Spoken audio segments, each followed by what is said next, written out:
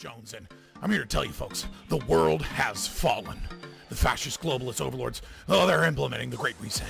You don't believe me? I've seen the tapes. Watch it, folks. Watch as these pot-bellied Zoomer goblins work with the Illuminati to pit us against each other. I promise I'd be a good boy.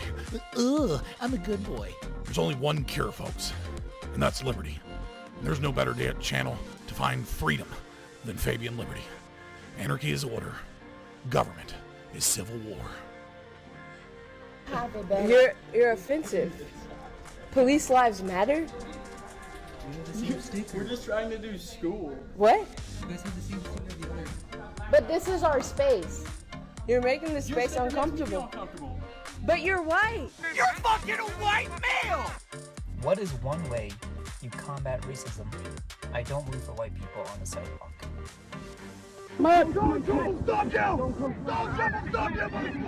They want your wallets, they want your guns, they want the wieners off your sons. Democrats. Oh, we should film that.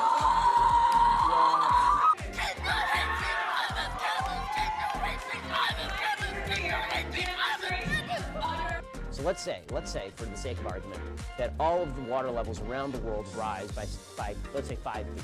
You think that people aren't going to just sell their homes and move? Just one small problem. Sell their houses to who, Ben? Fucking Aquaman!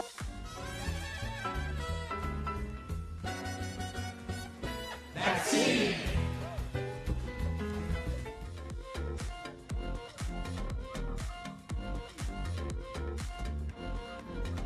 Children, they're spreading COVID throughout the population at higher numbers. And people are not entitled to turn themselves into deadly biological weapons by spraying disease-laden aerosols wherever they choose, randomly killing innocent people. This is not freedom, this is homicide, and willful ignorance is no excuse. What the fuck?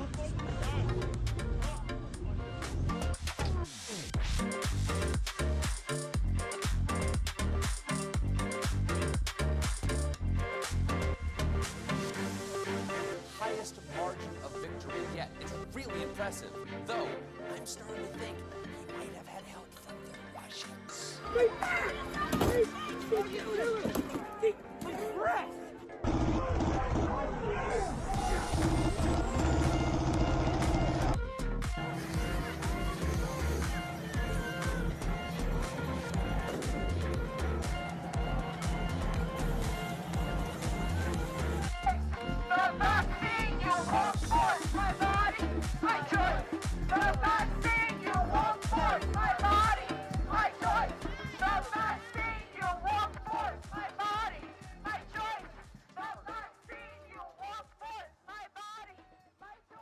Look at me, I'm a gay frog.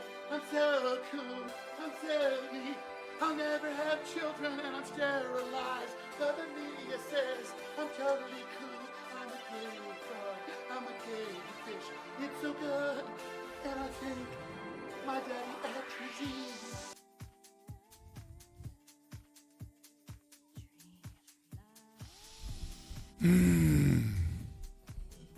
I am back, boys. I had a couple bad days with my disease. My joints were flamed up like crazy. So I took some time off. But I'm back.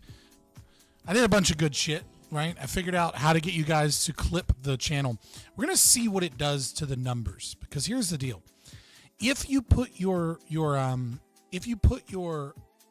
stream in the news and politics category on YouTube, they don't tell you this, but that specific category no one is allowed to make clips of. And then when you dig, and I mean dig deep to find out that it's the category, you'll discover that their rationale behind it is that there's a lot of copyrighted material in news and politics because people are reacting to copyrighted material. And so to protect the copyrighted material, they ban you from making clips so that people don't make clips of the copyrighted material that's being reacted to, and then just upload the copyrighted material. And I'm supposed to believe that, and that's fucking hilarious. I don't know who's dumb enough to believe that. But basically, if you guys, a lot of you guys have expressed that you want to help and support the channel, but that you either don't have the money to do so, or that like you ran out of money and you're like, dude, I'm so sorry, I can't give you more money. Which is like, dude, yeah, I need money, but I'm not begging any individual for money. And I certainly don't want you to put yourself out in any way for money, right? If you have a question, you want to make sure the question gets answered, do a super chat. I answer all super chats. If you just want to hang out and support the channel and get some like badges and some emotes, pay $4 and become a member. But if you want to help out the channel and you don't have money or you're low on money, Rudy, you didn't have to do that. Rudy, you're interrupting me, slyly begging for money, but acting like I'm not begging for money, okay? Okay, but I appreciate it. Thank you so much. But if you want to help out the money without, help out the money. Yes, help out the money. Help out the channel without spending money, right? Just join the Discord. The link is in the below. You'll see it in chat occasionally. Just join the Discord. And now that I've got it fixed where we're not in the news and politics section, you guys should be able to see on the video, either it's going to be a ... or if you're on mobile, you have to swipe, right? There'll be places where you can clip the channel. So if you see something hilarious or funny or something that you thought was really base or whatever, and you make a clip of it, then you can post it in stream clips in the Discord. And if you do that, it should be super, super, super easy for you to help boost the channel, because like all I have to do is like take those, and it's very easy for me to make shorts and then put those in the algorithm, and that helps the channel out. You don't have to give any money or anything. I mean, obviously you have to give your time, right? But if you want to support the channel and you don't want to give money, then you can do it that way, right? And like, and it's very simple and it's free. It takes a little bit of time or whatever, but you know, it just is what it is. So that option is available now. I got that fixed, figured that out. I got my virtual cam set up so that it actually works, so that if I go into Discord or whatever, I can actually still keep my background as opposed to only working on StreamYard. So you guys don't have to see an ugly green screen for parts of the show because I'm in Discord for whatever reason. But yeah, so that's some of the things I've been doing. Also, I've been, you know, I got all my laundry done and like actually organized my closet, because I have like I have a fairly big closet, but I also have toddlers that come over every other weekend. You like the ding? You like the notification? I appreciate it. Anson, I wasn't begging though. I wasn't really begging. I appreciate you hopping in on the meme, and I appreciate you guys and all the support you guys give. But yeah, no, tonight is interesting. Wednesday should be it's kind of a meme debate. I'm not a big fan of the topic, but Lactoid and I couldn't come up with anything good for Admiral Gibbs's championship. So basically we're debating the limits of gun control, right? Because he's a presumed libertarian, but he doesn't think Elon Musk should have nuclear weapons. And I do. I am a full-blown ANCAP. I believe private companies ought to have ought to have every weapon that the state has. That the state isn't special in its ability to have certain types of weaponry. And obviously, I don't want to give away too much, you know. But like, there will be a long debate about the state's abuses and what it looks like, and what rules and limits there are on those things as far as the non-aggression principle is concerned. Only I can be tacky. I appreciate you, Ticky Tack. I do. But yeah, I'm back. I got a few things fixed up on the stream. I figured out a few things. My closet's clean. I'm in better health. Dude, I had the most... Have you guys... I'm just curious. Have you guys ever had something so embarrassing happen to you that it actually becomes motivating? I'm going to tell you guys something that I probably should not tell another human. This is the type of thing you should keep to yourself, right? That as a man, you should not let other people know about this, right? You should just bury this deep down. But the cool thing about being a streamer, or the bad thing, is that like you guys are my therapy session, right? Like like I get to hop on this couch over here and go into detail about the fucked up things in my life, and then you all get to laugh at it, right? And then I get to know that it's all a joke, and then we all kind of come out doing great. $100 an hour, let's go. No, I don't make $100. I'm the best stream I've done on YouTube. I made like $250. That was like an 8-hour stream, and that's before YouTube takes its like 30% cut, and then the government takes their cut. So anyway, there you go. I was at the gym today. Okay, I'm when I say the gym, I mean that like. I'm probably going to buy a gym membership again. I had one before I moved. Like, oh God, that'd be dope. Make $70K an hour. That'd be amazing. So I was at the apartment complex's gym, and they have everything I need. I'm probably going to buy a gym membership again. I haven't messed with it because I can walk right there, and they've got free weights, and they've got cable machines, and they've got, treadmills and Stairmasters and like they've got benches, and it's like, do I really need that much more? Do I really need to spend money? But I don't like the culture. I like going to the gym culture. I like some jack swole dude that you think is going to be an asshole because you grew up on Hollywood, and then he comes up and he's like, hey man, straighten your back out a little bit here. And you're like, fucking thank you, jacked dude that knows what he's doing, right? Like gyms are just a positive fucking place. So I'm at, and this probably solidified this, to be honest, but so I'm at the gym. And the way my like apartment building gym is set up is like in the back are like the treadmills and the Stairmasters and shit. And then there are like cable machines in front. And then there are like, off to the side is like free weight section. So I'm doing cable machines, and I'm just doing back and buys, right? I'm doing a couple shoulder exercises. I'm going to do, work my biceps. I'm going to work my back. Right. So it's just back, shoulder, delt, bicep, right? I'll do chest and tries on another day, and then like Fridays is usually leg day. Okay, so I'm old. I have a disease. You know what I mean? Like I don't go hard at the gym, but I'm probably gonna go a little harder and get a little healthier. Hey, Silver Ogre, thank you. Or wait, did you buy one? Yeah, welcome to sheep, even though you're already a sheep. So I'm doing this, right?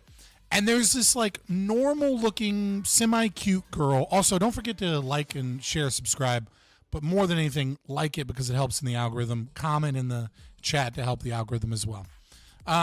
So I'm doing my thing, right?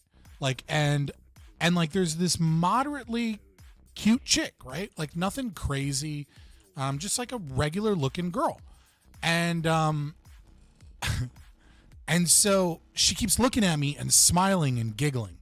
And then I'm like, I'm a 6'5" dude. I'm not the ugliest guy on the planet, but I'm also not like, your typical gym bro. I'm not in the greatest shape, but like, I'm assuming a little bit like, oh, maybe this girl's into me, but I'm focused on my workout. I'm listening to like an audiobook. Like I'm not really in that mindset, but it's still there. And I'm like, we'll see. Maybe I'll go ask her out or something. And this happens for a little while, and then her boyfriend walks in. And then I watch them kiss. I then watch them point at me, and then I watch them both laugh at me. Guys, I have never been so devastated in my life. Like, there's never been a moment in my life where I was like, oh no. Oh, and it's like, I'm not like I'm doing anything goofy. I know how to use the machines. I'm using the machines correctly. I'm doing like 2 sets of 12 and 1 set of 10, right? Like I'm not doing a pyramid one way or the other. Like I'm not doing anything crazy where like you should laugh at me because I'm doing something wrong, right? I'm just there doing a normal back and buys and like a little bit of shoulder exercises, most of which are on cable machines that you can't fuck up. And they're literally just like, oh, look at the fat boy. And I went from like being so up here, like, oh shit, somebody likes me because I'm tall. All right, guess I'm not doing too bad, to all the way down to like, hey little piggy, give us a squeal. And it was like, and I was like, if I had just a little bit less confidence, I would be devastated. But instead, I was just angry. I was like, fuck you. I'm going to show you. Time to get serious with my diet and exercise. I'm coming back in here jacked, you bitch. Like, how dare you do that to me? It was so rough, guys. Like, I haven't had like a genuine emotional damage moment in my life in a long time. And like that one hit me today. I was just like, Jesus Christ. Like, oh, man. I mean, I didn't think she was a love interest. I just saw that she kept looking at me and giggling and smiling. Squeal for me, Piggy, right? Oh, here we go.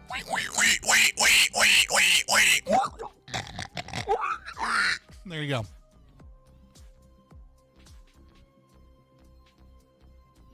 Right, but like I don't even think of myself as that fat, right? Like I'm fat. I'm not comically fat at the gym fat. Like I'm you know what I mean? Like I'm not, I mean like I could lose weight for sure. But like I'm not like, oh my God, look at this guy at the gym. He knows he doesn't belong here fat. I'm a fairly normal weight person. I mean, I'm not, when I go to the doctor, they don't go, you're in the obese category and you desperately need to lose weight. They're like, hey man, you're a little overweight. You're in the overweight category. Have you thought about, you know, doing some stuff? Because I don't want to put you on cholesterol medication in 20 years. You know what I mean? Like nobody's like, no, like I'm anyways. Was my zipper down? I was wearing shorts, sweat shorts and t-shirt that fits with an undershirt. I'm telling you, bro, it was just literally just like, look at him, he's fat. He was average height, wasn't he? The boyfriend? I mean, he was in pretty good shape, but yeah, he was like average height. He was a lot shorter than me. What does that have to do with anything?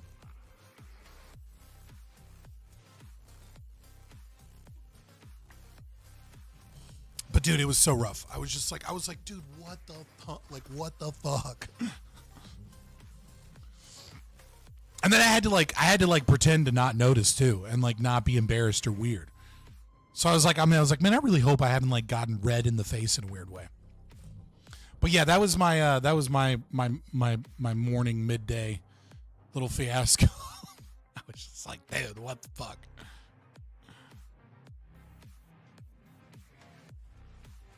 Dude, why is Peacecraft adding me in another server right before I go stream?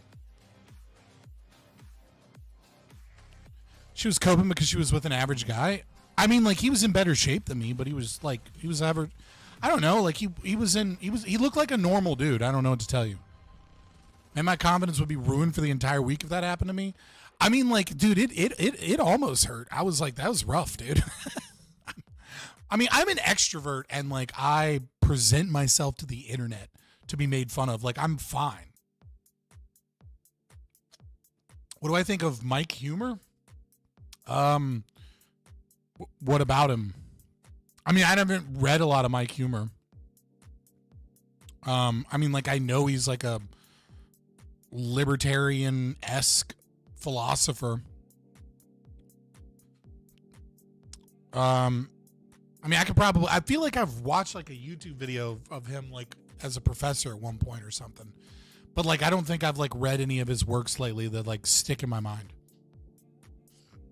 Should have challenged the guy to a lift-off. He probably would have beat me. I mean, it'd have been close though. But he definitely had like bigger muscles than me, but I'm also way bigger than him.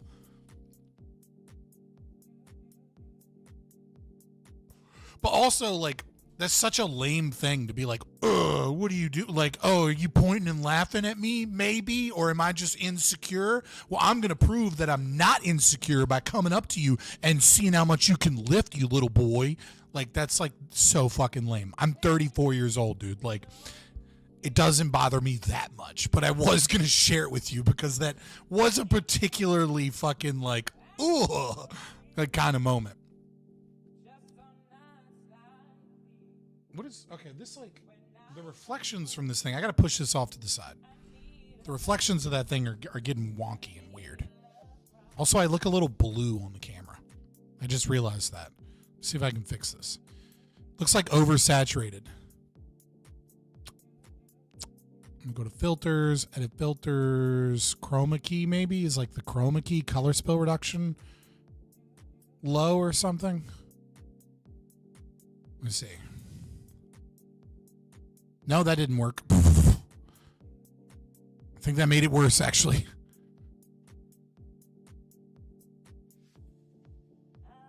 Why am I so fucking red right now?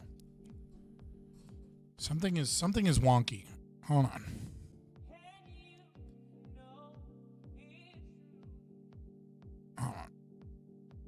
Did my fucking... I think my shit... Yeah, it reset. That's what happened. Saturation's way up. I was like, what is happening? And my color hue is like up.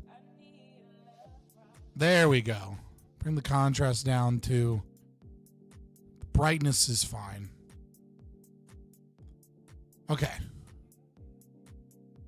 I mean, it still looks a little off, but it's fine. Like, this is workable. I can fix this later. I was setting up my, like, virtual camera and stuff, and so, like, I didn't realize that it'd, like, change my settings.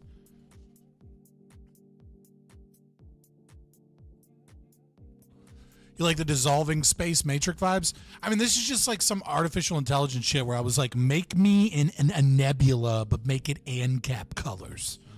And that's pretty much it. It's like Leonardo.ai, but like Leonardo.ai I use not because it's like better than any other service, but because it's like it's an aggregate of a bunch of other like AI image generation stuff. So it's just really easy to like click a type of AI from Leonardo.ai if I want one for like a thumbnail or something. You know what I mean? Like if I want like fucking Trump in a Hitler uniform, but without a swastika, so that it like passes YouTube, right? Like I can just type that in and I can be like, give me one like that's like photorealistic, you know? Or, you know, like I can use a different, like, or if I want something with like, you know, a trippy vibe, I can just use like Midjourney or something. Yeah, I look better, but the green screen doesn't look as good. So now I have to edit it again, I realize. Hold on. Might need to cut up the, oops, hold on. We might need to change the chroma key now that this has happened. Go to the chroma key and let's see, let me add some similarity. I have never remember which one works and which one doesn't. Okay, I need to come down just a little bit. All right, that's better. All right, there we go. That'll work. I just told you, yeah, clipping works now. I worked on it. So here's the thing. It's the news and politics category of fucking automatically disables clipping, and nobody tells you that. It's really fucking dumb that they don't explain that. They don't, like, honestly, like I had to use Grok to eventually tell me what the problem was. It wasn't like Grok AI was able to figure out what Google couldn't tell me about its own fucking service. No matter how many different ways I tried to search it, it was just like, this should work. It's fine. So long as you're not like copyright striked or anything. And then I'm like, I'm looking to see if I am. Then I'm like, is it like, am I censored in some way? Yeah. You know, clip my gym story. Yeah, I mean, clip my gym story if you want. I don't know that I can turn it into a YouTube short, but it might be funny. It was rough though. It was real emotional damage. What is clipping in this context? Clipping is if you're on your phone or if you're on the computer, if that's how you're watching YouTube, then you should see either ... three dots on the computer, or if you're on your phone, you can scroll to the left under like the title of the video and you'll see a little pair of scissors that says clip. And if there's something funny or something based or something that you like, you can just clip that while I'm live. So, and then you can then have a link to it, and then you can post the link in Discord and like Stream Clips or wherever. I don't give a fuck. But if you put it in Stream Clips and it's funny or good or based, I might turn it into a YouTube short, and that helps out the channel. And you don't have to pay any money to help me out in that regard. Because like I can put something in the algorithm that gets more views, that gets more subs, gets more people in here. I mean, if you really want to report me, I mean, I guess you can. I don't know that you should. I'd prefer that you don't. I like how you typed out the word report and we went from 21 viewers to 14. Like YouTube saw you say the word report and it immediately dropped 33% of all audience. It's weird how things like that align. I know that's not what happened, but like I get, as a streamer, you end up like looking at the concurrent viewers and you're like, what happened there? It's probably just ads kicked in for a bunch of people. Dude, have you guys seen Beardson? He's on Cozy TV, right? Where is he at? He has been cooking bitches. Where is he at? Dude, he has been cooking on Twitter recently. I feel like streamers, YouTubers alike have their dopamine so linked to their view count and stuff. It's scary to see. I mean, yeah, I mean, there is a certain bit to that. I try not to stress over it too much. But you kind of have to you have to pay attention to that metric. And that is a direct and instantaneous metric of your success or failure. But if you don't pay attention to that number at all, like if you don't pay attention to your view count at all, you're not going to be able to psychologically figure out like what is it that your audience wants and what is it that drives audience members away, right? It becomes even more, right? Like it's just kind of one of those things like, hey, what's up, Grid? We're just chilling. Just told an embarrassing fucking story that happened to me today. You'll have to check out the VOD or maybe Anson will fucking make the link and we'll check it out there. But like, yeah, like as a Twitch streamer or YouTube streamer or whatever, like you kind of have to pay attention to your concurrent viewers because like it's just a really big signal to like what's going on. Now it's a lot easier to pay attention to post stream on Twitch, right?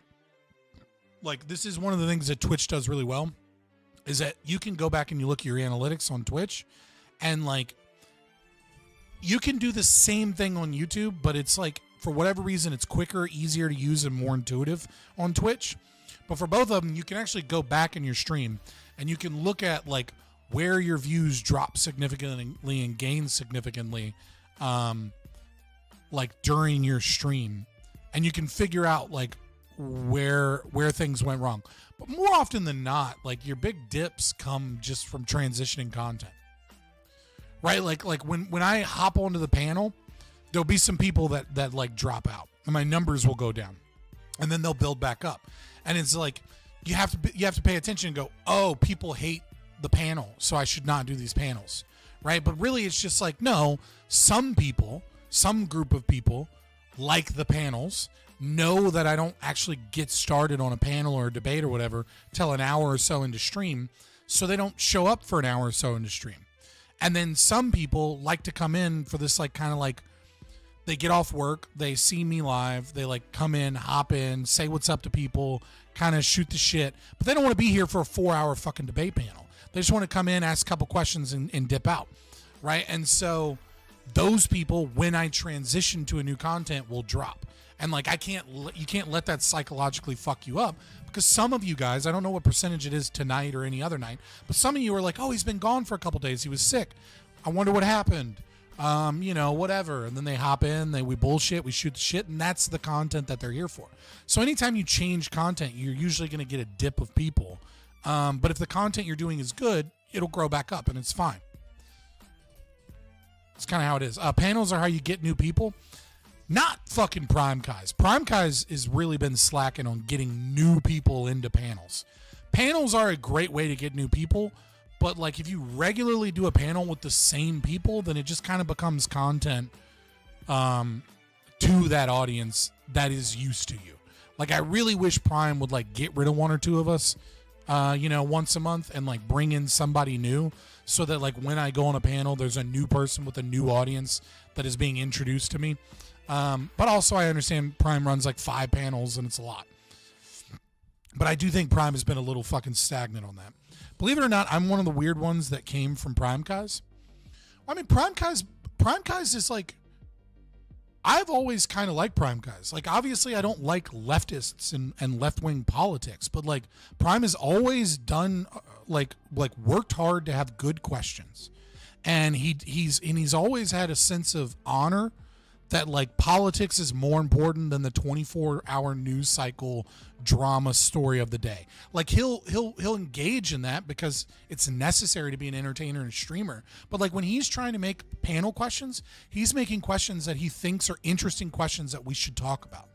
And like when I have one-on-one conversations with me, he's always respectful of me and he's always intellectually curious. Now I think he's wrong on a bunch of shit, right? But like Prime is one of the few people in the space that I have respect for as a person, like that he respects me in the way that he engages with me and things of that nature. You know what I mean? Like I could say like there are a lot of people that I don't respect and I'm not shy about it, right? Like when Not So Erudite came up, I was like, that's a fake bitch. Like she's fake. Everybody that has ever worked with her is either too dumb to see it or, you know, or can't figure, you know, or is lying. Like she's fake. Like she plays nice and she backstabs people and she fucking does sneaky little shit while smiling to you to your face and trying to use like this mommy energy, right? That's just like one example of I don't mean to pick on Not So Erudite specifically, but I'm just bringing it up because it was brought up on like the panel last time and he was like, I don't know, she's been good to me. And I'm like, nah, fuck that bitch. Like I'm not shy about people that I don't like. I like Prime, you know, and Prime has given me an opportunity to spread libertarianism to a lot of people. And apparently Shrek Eyes might have been one of those people, and I'm all for it. Prime's debate prompts are horrid. You need to help him. In what way? I think they're good.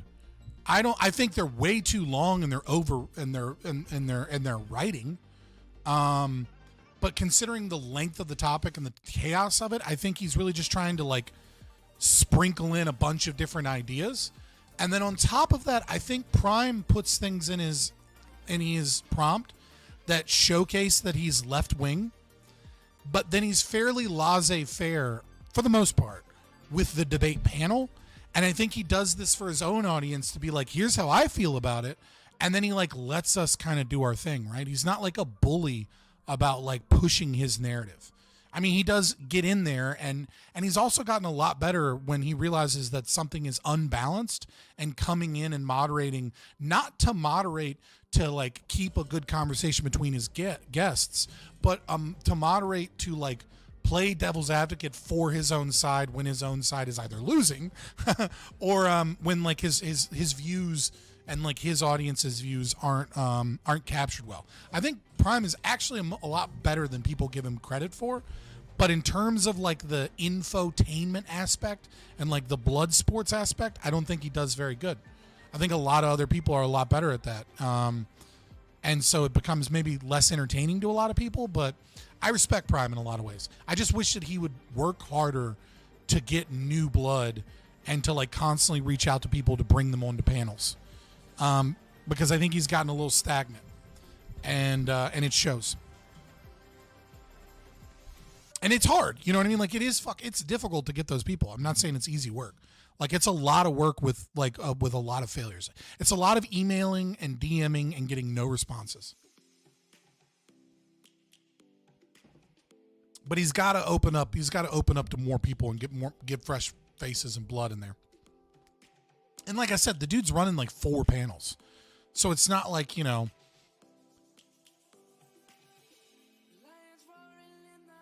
Before or after 9:45 p. Oh, let me look. Man, I have no fucking clue.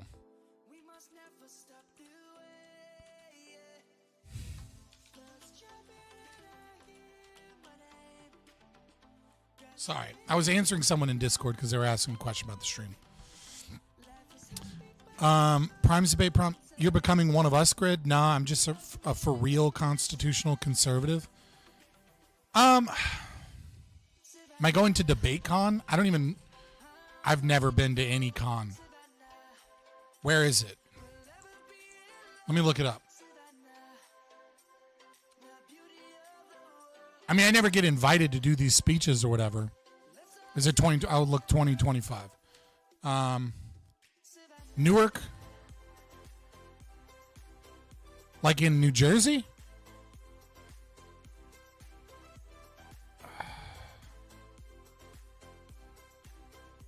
I don't know, man. I mean, maybe I should go and network. Hold on, let me look up how long of a drive that is. I might ride the metro. Oh, hold on, my dad texted me. I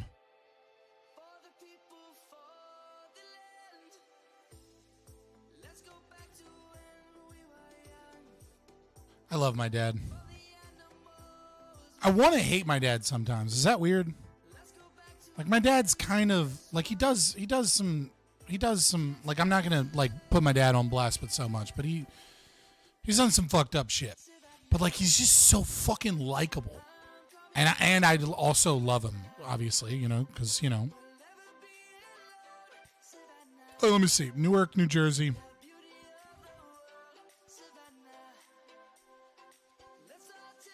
Whatever.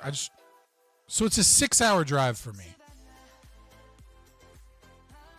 I'll look into it, and if there's some people there or an event there that like is worth it, maybe I'll go. If I can do like a road trip with Mark or something. But like, I don't know, man. That's a lot.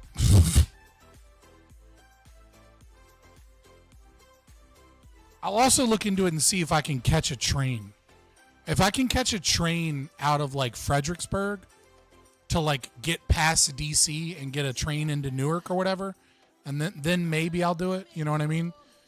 If I can get a cheap train.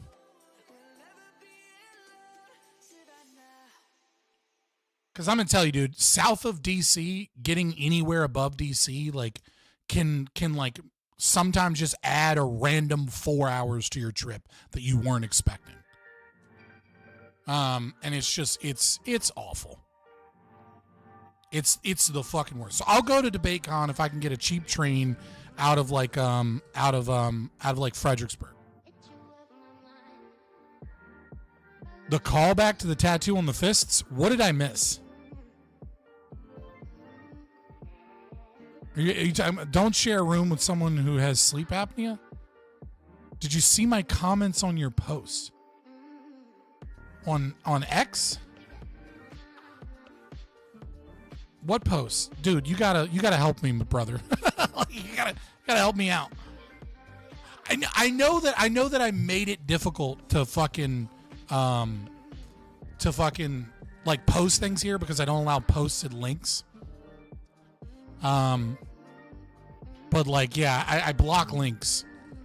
But I'm just so terrified of people putting like, you know, like 2 girls 1 cup or like some crate, you know, or like fucking the lemon party or something like random, like baiting people with like really bad links in chat and trolling.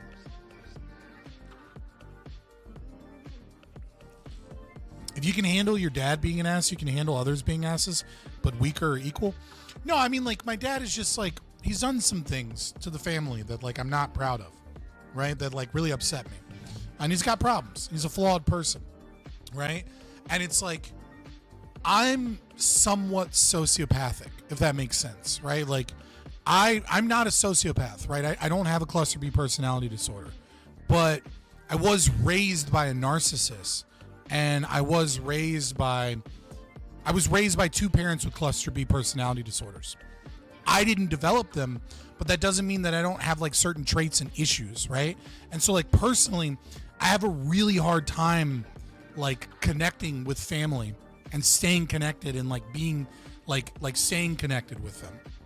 And like it's very easy for me to rationalize. My green screen just started artifacting like fucking crazy. What happened here? Thank you, Mark, for pointing that out. My lights didn't change. What the fuck?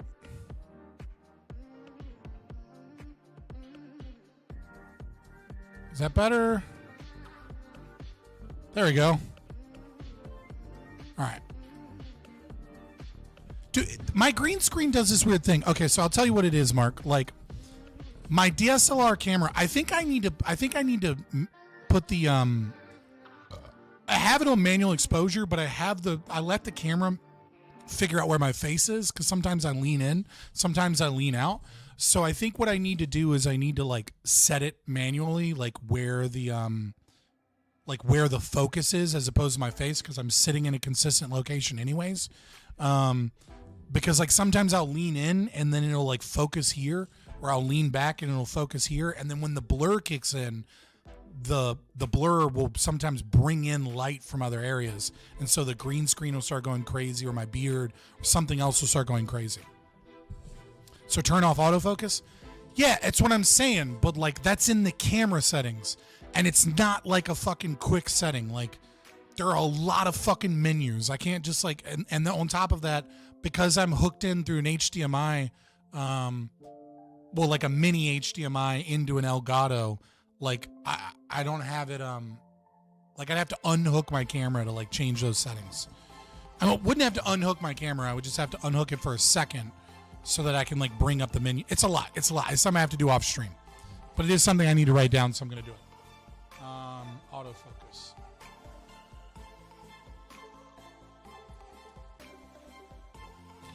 Yoshi's been making a strong defense of anime lolly. I've been following that. Okay, Yoshi, what's your fucking... Dude, I don't know, man. Cluster B is code for colorful personality. No, cluster B personality disorder would be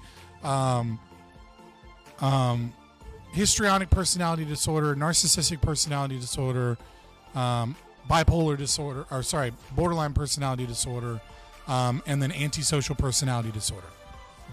And they're called cluster B because nobody really has like, it's like nobody perfectly fits into one. They're like kind of in one, and they tend to have traits of the others. But I was raised by two parents with cluster B personality disorders. Now my mother, she no longer traits as BPD. It's ASPD, but yeah. And everybody forgets histrionic personality disorder, mostly because people don't even see those people as problems because they're just like sex addicts and shit. But they are a problem. Don't get me wrong. They're just as bad as the others. Just society doesn't really care about them that much because they're not manipulative in the same way. But anyways, but I have some of those traits. So like when I have family that like fuck me over or like something, like I'm just like super like unemotional and reactive. And so I guess what I meant is like when I was talking about my dad is that like it's weird to me almost because like my dad has done things that like normally I would have just like cut him off. But like I genuinely love him to the point where I don't. And I'm like, it's like my saving grace that I'm not crazy is that I like still forgive and love my dad. This went weird. I didn't mean for it to go down this rabbit hole. But in case you guys are new and you don't know much about me, despite the fact that I talk about libertarianism, Austrian economic theories, political strategy, political philosophy, sometimes delving into things like objectivism, I went to school to be a counselor. Like my background is in psychology and sociology. So every now and then I dip into that area, even though that doesn't tend to be the theme of my content. I'm 90% sure a parent has ASPD and I still like him somehow. It's definitely weird. Do you really think your parent has ASPD, or are they just like, do they just have problems, right? Because this is like a weird thing, right? Where there's a giant barrier between narcissistic and narcissistic personality disorder, right? And like we as a culture have engaged so much therapy talk that like, especially girls, but like, like the younger generation and shit, they're like, oh, my ex-boyfriend was a narcissist. And it's like, no, he had some narcissistic tendencies. That's not the same thing as a narcissist, right? So like your ex-boyfriend, honey, who like, manipulated and lied to you. Okay, that doesn't make him a narcissist. That means he's narcissistic. He was manipulative. He was lying. He gaslit you. Okay, my stepfather put on a ski mask and mugged my mother because he wanted to move into a new neighborhood and wanted to torture her with fear of the crime in the neighborhood so that she could then come home and see him as her hero. And that's not the only time he's done that. he did it when he keyed her car and the police reports couldn't figure out what happened. I'm pretty sure he broke into her window and rummaged through her underwear drawers so that she thought perverts were in the neighborhood and that they were stalking her and that he was her protector. Okay, my narcissist stepfather would go and gaslight my mother into beating me and physically abusing me so that I would then go to him to get him to stop her from beating me, and then he would be able to convince my mother that like without him she would be crazy and she would beat her child, and then he would convince me that he was my savior that stopped my crazy mom from beating me. Like, there's a large difference between narcissistic and narcissistic personality disorder.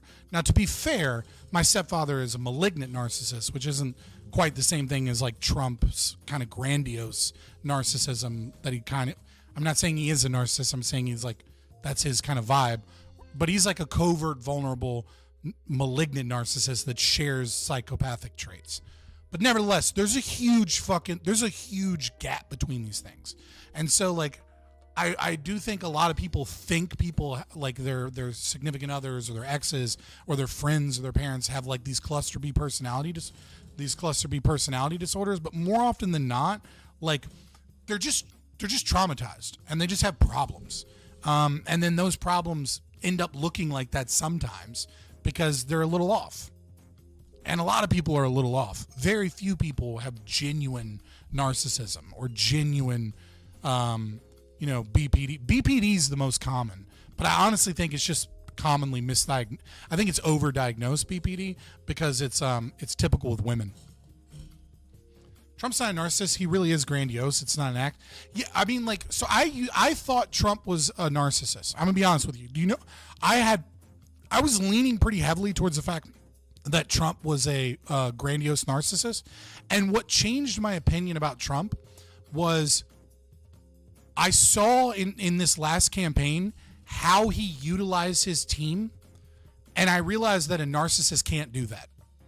Right? So, like, for example, he recognized that, like, Vivek Ramaswamy was younger and was more keyed in on social media, and that he let him go and work his campaign with Charlie Kirk on college campuses.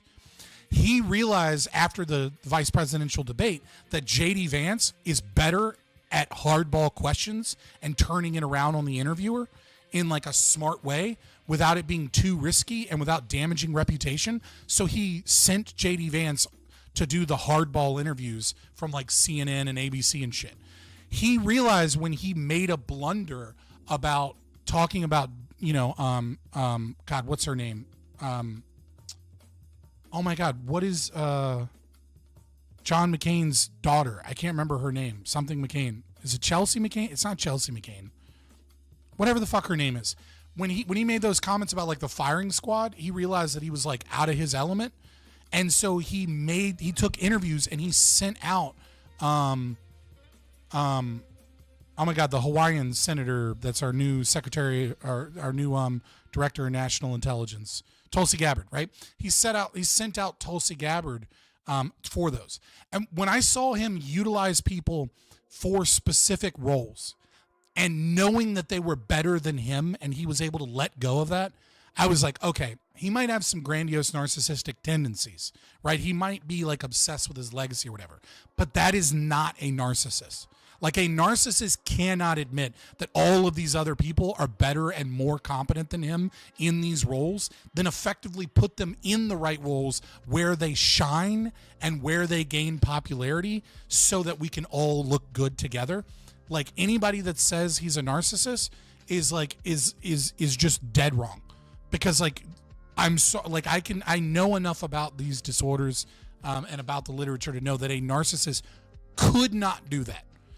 Like, a narcissist can utilize people as tools, but he can't utilize them as tools in a way that makes them look good, and in a way that like showcases their own competence in that area. I'm not wrong. I know more than you. Well, it seems like you've only said two things, which is deport based on race, and then I'm not wrong, I know more than you. Like, you know what I mean? Like, deportations based on race are fucking stupid.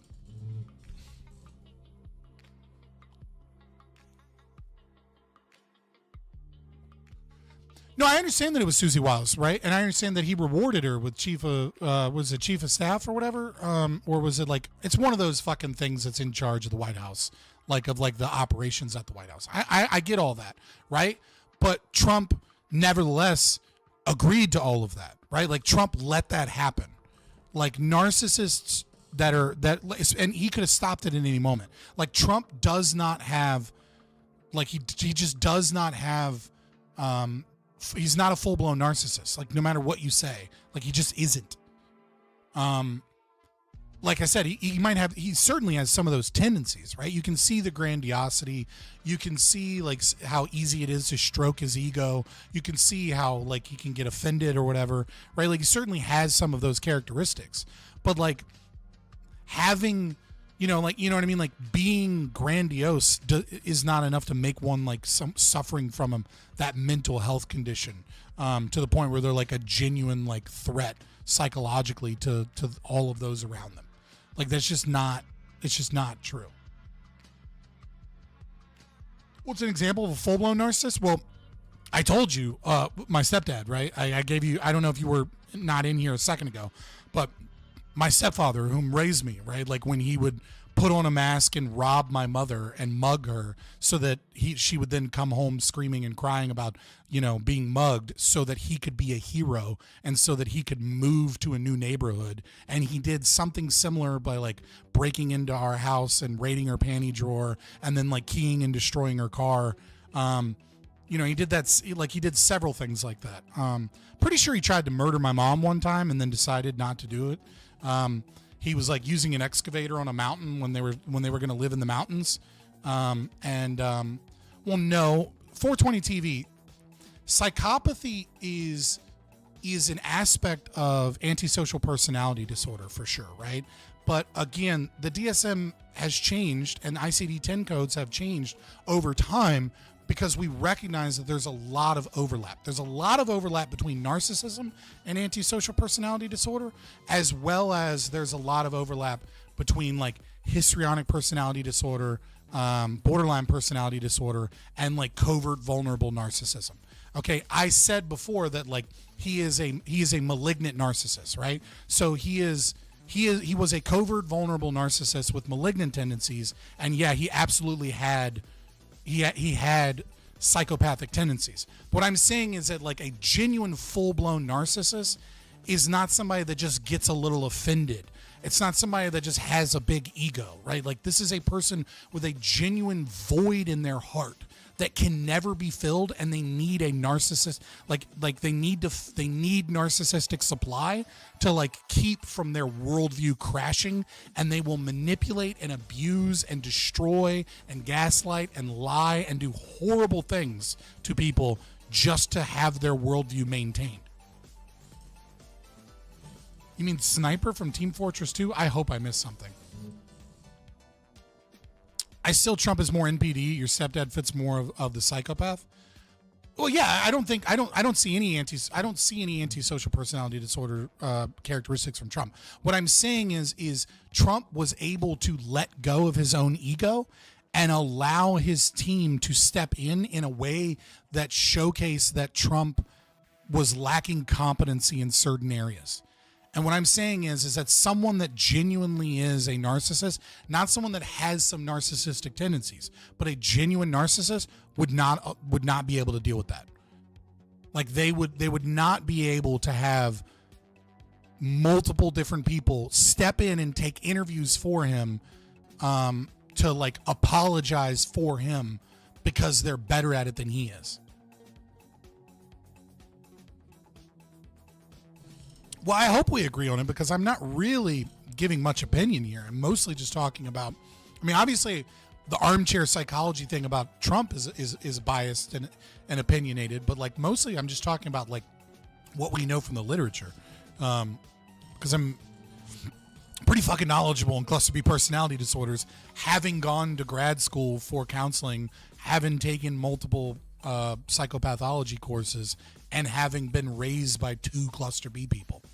Because there's an unholy alliance between narcissists and BPD people. Like, narcissists end up marrying people with BPD all the fucking time. Because they're super easy to manipulate.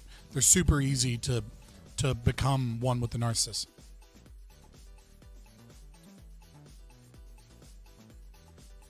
Yeah, I didn't know that. Most people don't understand cluster A and cluster B. I mean, like, I don't know enough about cluster A, right? Like, cluster A is like, I mean, like, I know it. Like, we can talk about cluster A, but like, I don't see the connections as well. Like, I don't really, you know what I mean? Like, I get it.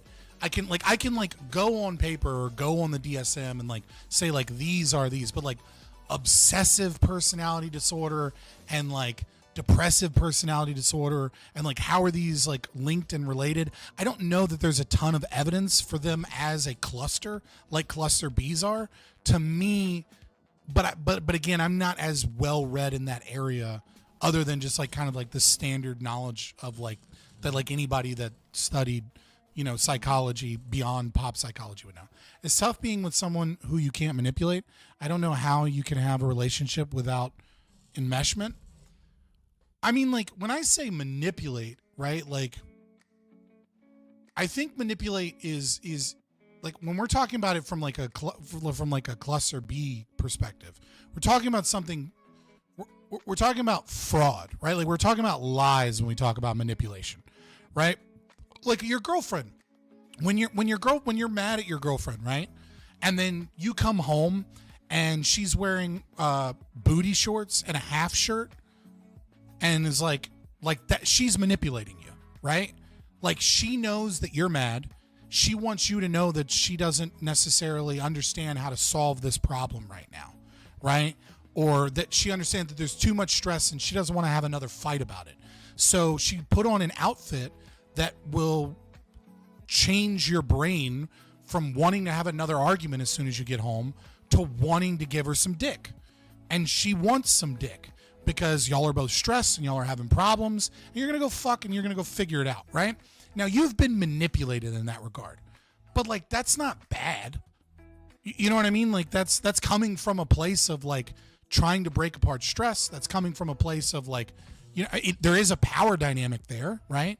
There is a like, maybe your boundaries were crossed and you know what I mean? And she's not mature enough to have a discussion about where those boundaries should be and should not be, whatever, right? But like, that's not really a bad form of manipulation, especially if after that you guys are able to have a rational conversation and you're able to like kind of realize like, oh, like, yeah, I was kind of too upset about this. I understand where you're coming from. Men can have difficulty empathizing, but post-nut clarity kicks in. A lot of their anger goes away, and now they're in a better position to have a conversation. And the woman is in a better position because she feels loved and respected, and she's reminded that deep down after it all, like, no matter how mad you are, like, you still love her, you want her, and you want to be one with her, right? All of this shit is good.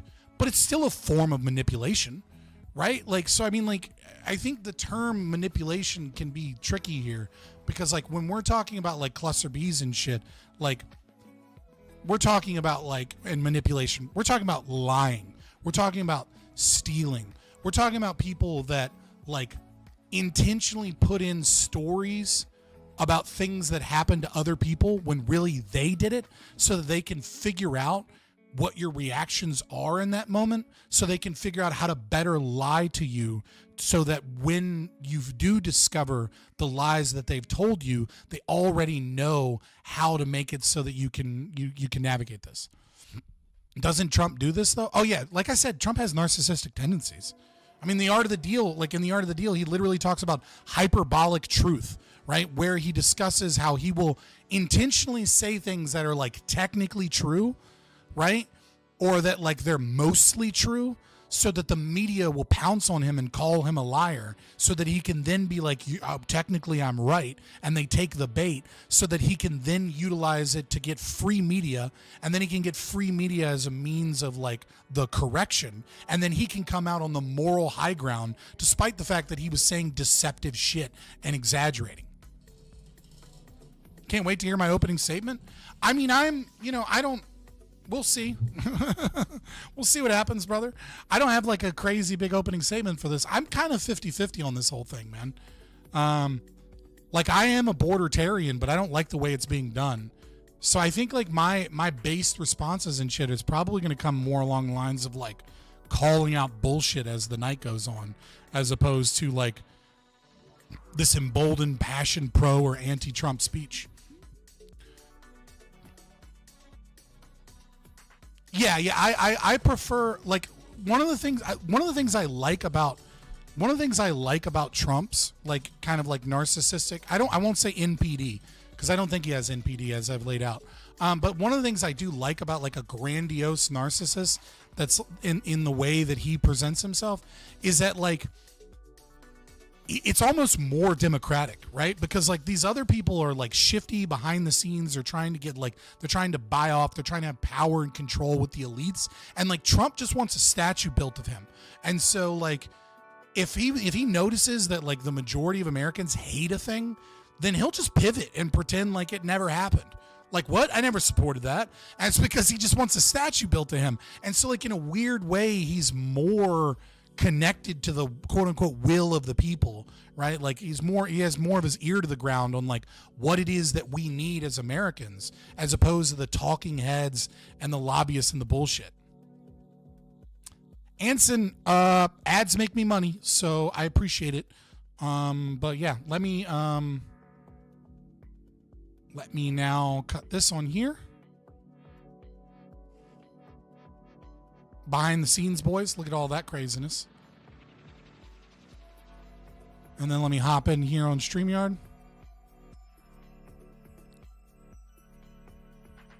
I gotta make sure that Brave browser doesn't... God damn it, it has access to my microphone again. Hold on. I gotta go in my sound settings.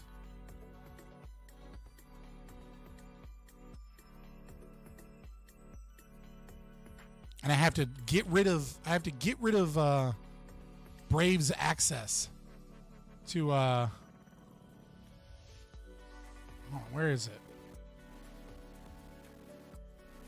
Here we go. Where is it? I got to get rid of... Hold on. Ah, here we go. See what it's already doing this shit. See this? Like, it's something about StreamYards when it uses my microphone. See this? It automatically starts lowering my microphone. Like StreamYards does this. Nothing else does this. But it's only StreamYards that does this shit. Even when I'm muted in the program. So I have to find a fucking now, where is it? I have to find where it is that I is it here? No, that's not where it is. There's somewhere in here. I forgot where it is so that I can cut off permissions. I gotta Google it. Actually, hold on. Let me move that in case there's like some weird shit.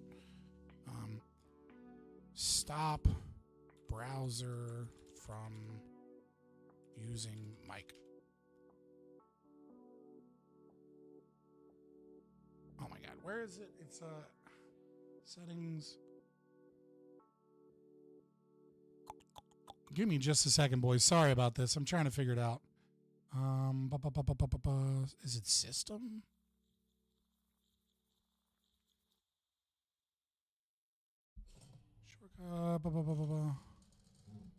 Actually, let me just do Brave, because like Google wants to give me fucking Google Chrome, and it's a Chromium.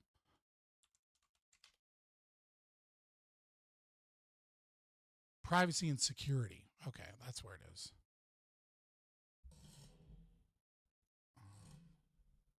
Site settings.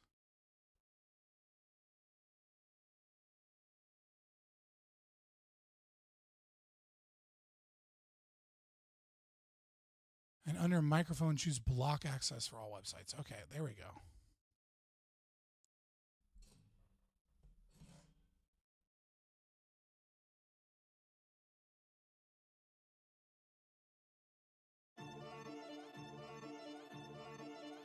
All right, there we go. Hold on, let's see if that fixed it. That should work. Testing, testing. No, bitch. Where is it at? Oh my God. There's like a way to do it just like in Windows. There's you like the tiny Scott? I appreciate it. No, there's a way to do it in Windows. Give me just a second. I got to figure it out.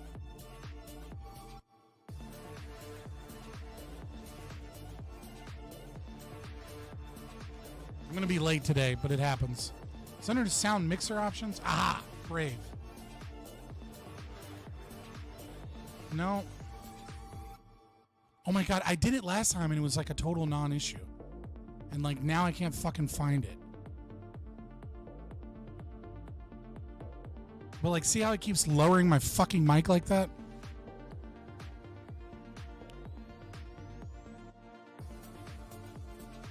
Oh my God. I'm about to ask Grok.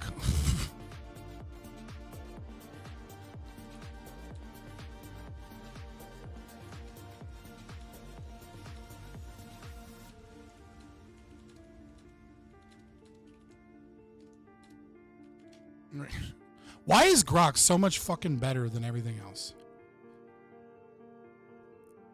Like, than like Google constantly. Okay, hold on.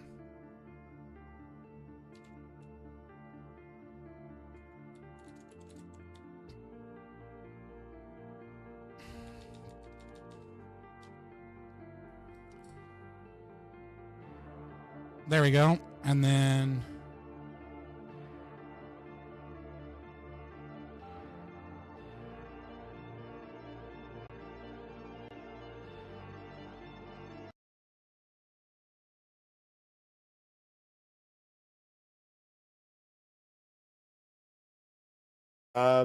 Hey, Scott, came at the right time. Thanks for being here. We can't hear you. Okay, yeah, anyway. Yeah, so, what do I think about it? I think it's funny. I think it's kind of hilarious. I think that, I love these companies losing all of this money, because, they have like been reckless with their investments, and their investments have been like particularly exploitative. Like the way AI like works in terms of like extracting resources to make it happen. They have been they've cared very little about like the destruction they've done. And so like them. Test 1 2. There we go.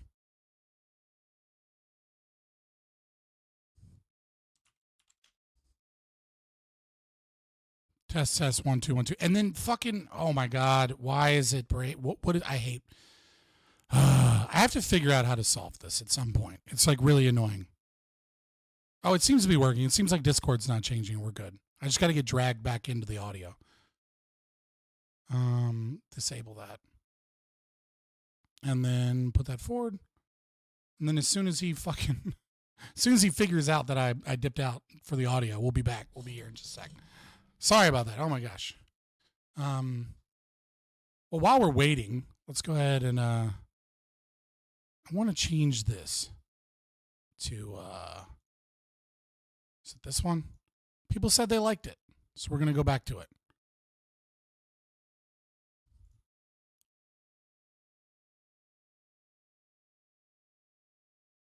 Okay, he still hasn't figured out that I'm missing.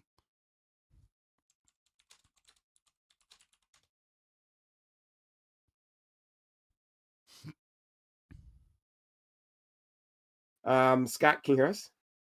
Yeah, can you hear me now? Yeah, we can hear you. All right, cool. StreamYards fucks my microphone every single time. It's the only program I have that like, no matter what settings I use, it will like lower my microphone like volume constantly. Yeah. Oh, okay. So I have to Gotcha, like gotcha. cut off its permission to do that, and then it ends up fucking everything. Sorry about that. No worries, friend. That's just I was discrimination, explaining don't. DeepSeek to our friend Lactwood, who's missed the boat on this one. But anyway, so where was I? Yes, so they had less impressive hardware. Now this was done because Biden was expecting, well, this will hobble the Chinese in their advancement, right? Like it takes an incredible amount, like for these other models, it's like 16,000 of like the best, like the top of the line NVIDIA GPUs that they're using to run the AI models.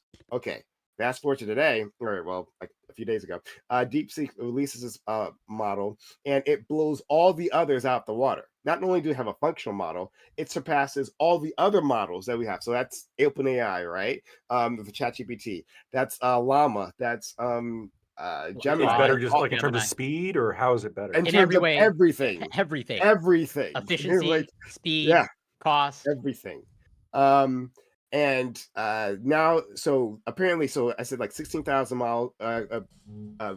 cores for their model, 2,000 of an older generation core for their model, right? For Talking about CUDA cores? Like, what are we talking about? For GPUs, I'm talking about DeepSeek. You know what the Yeah, you said cores. I'm assuming you're like CUDA cores on like on the cars. Sorry, or something? I meant GPUs. Sorry.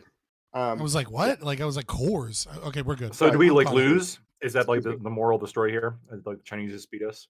Yeah, China's just For now, in the race. right? Yeah, and furthermore, DeepSeek is offering, because like it's like apparently less power intensive or whatever, and like to run their model, right? It's like a tenth of the price from OpenAI or all the others, right? So it's much cheaper, and now you have a massive exodus happening from those other companies to this one. DeepSeek apparently is like the top downloaded app on the stores now already. Yeah, number one, because everyone's moving over like, okay, well, this is the lowest price, and then I'll just go with this.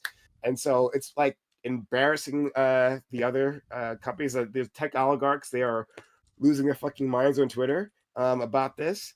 Yeah, I kind of love it. So Yeah. Apparently, it's open source. Yeah. Open source. Yeah. Mm-hmm. Yep, You can use it right now. Well, You pretty much have access to the latest model of ChatGPT, but the Chinese version.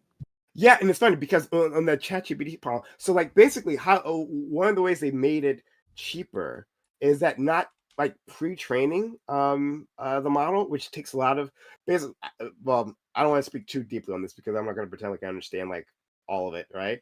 But there's like a training phase, and I think that's when you're uploading all our YouTube videos to the model. I think that's that part. But they skipped that part. They didn't do the training phase, and they've done some sort of inference phase. I don't know exactly, but like anyway, they skipped what was thought to be a crucial step, right, and a high barrier of entry. So they like figured out a way past that to have a model that's superior on all ends. So assuming all this is true, right? Assuming there's no real shenanigans, which some people say, there's one tech CEO says that like maybe they do actually have more of the NVIDIA new high-end chips, and they broke the embargo that Biden put in place, and they don't want to say that. Yeah, they can't talk about it.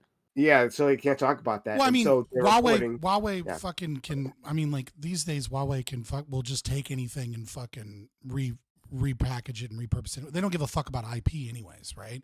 So I mean, like, I mean, it's not that crazy to think it does. It only takes China a couple months if they desire to, reverse engineer something, especially because there's like a revolving door between people in Intel, AMD, and NVIDIA in Taiwan, going from company to company, right? And so, yeah, they have a lot of NDAs, but China doesn't give a fuck about those. So, like, it's not that difficult to get certain engineers from, let's say, Intel or in Taiwan. Obviously not the ones that are in, like, Israel or the ones that are in Germany, but the ones that are in development and research and development in like, you can grab an old AMD employee, right, that is working on their project and have 90% of the work figured out. And as soon as something comes to market before the embargo, you already kind of know how everything works and rebuild it and repackage it yourself anyways. Wouldn't put it past the Chinese to do that. So I agree with you mostly. In this case, I'm a bit I think they did something skeptical more of that sophisticated than that. because Get the into- fabrication process of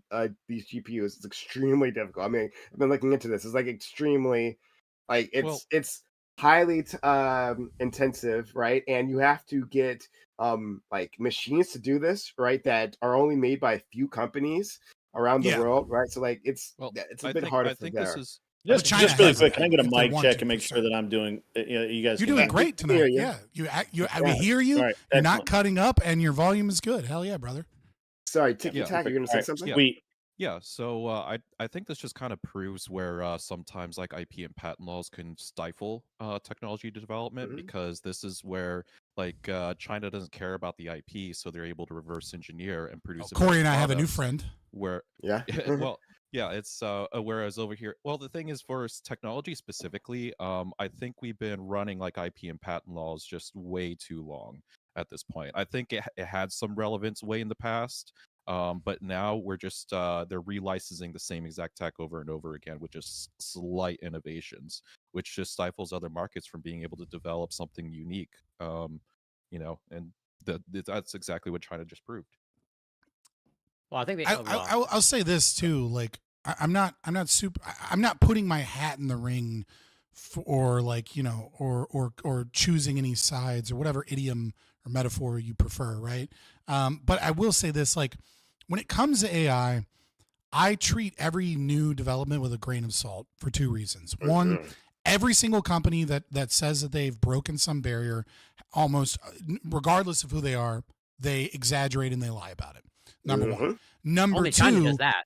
Number two, right? Well, no, Microsoft did it with Open Office, right? Like ChatGPT did it with ChatGPT 4.5.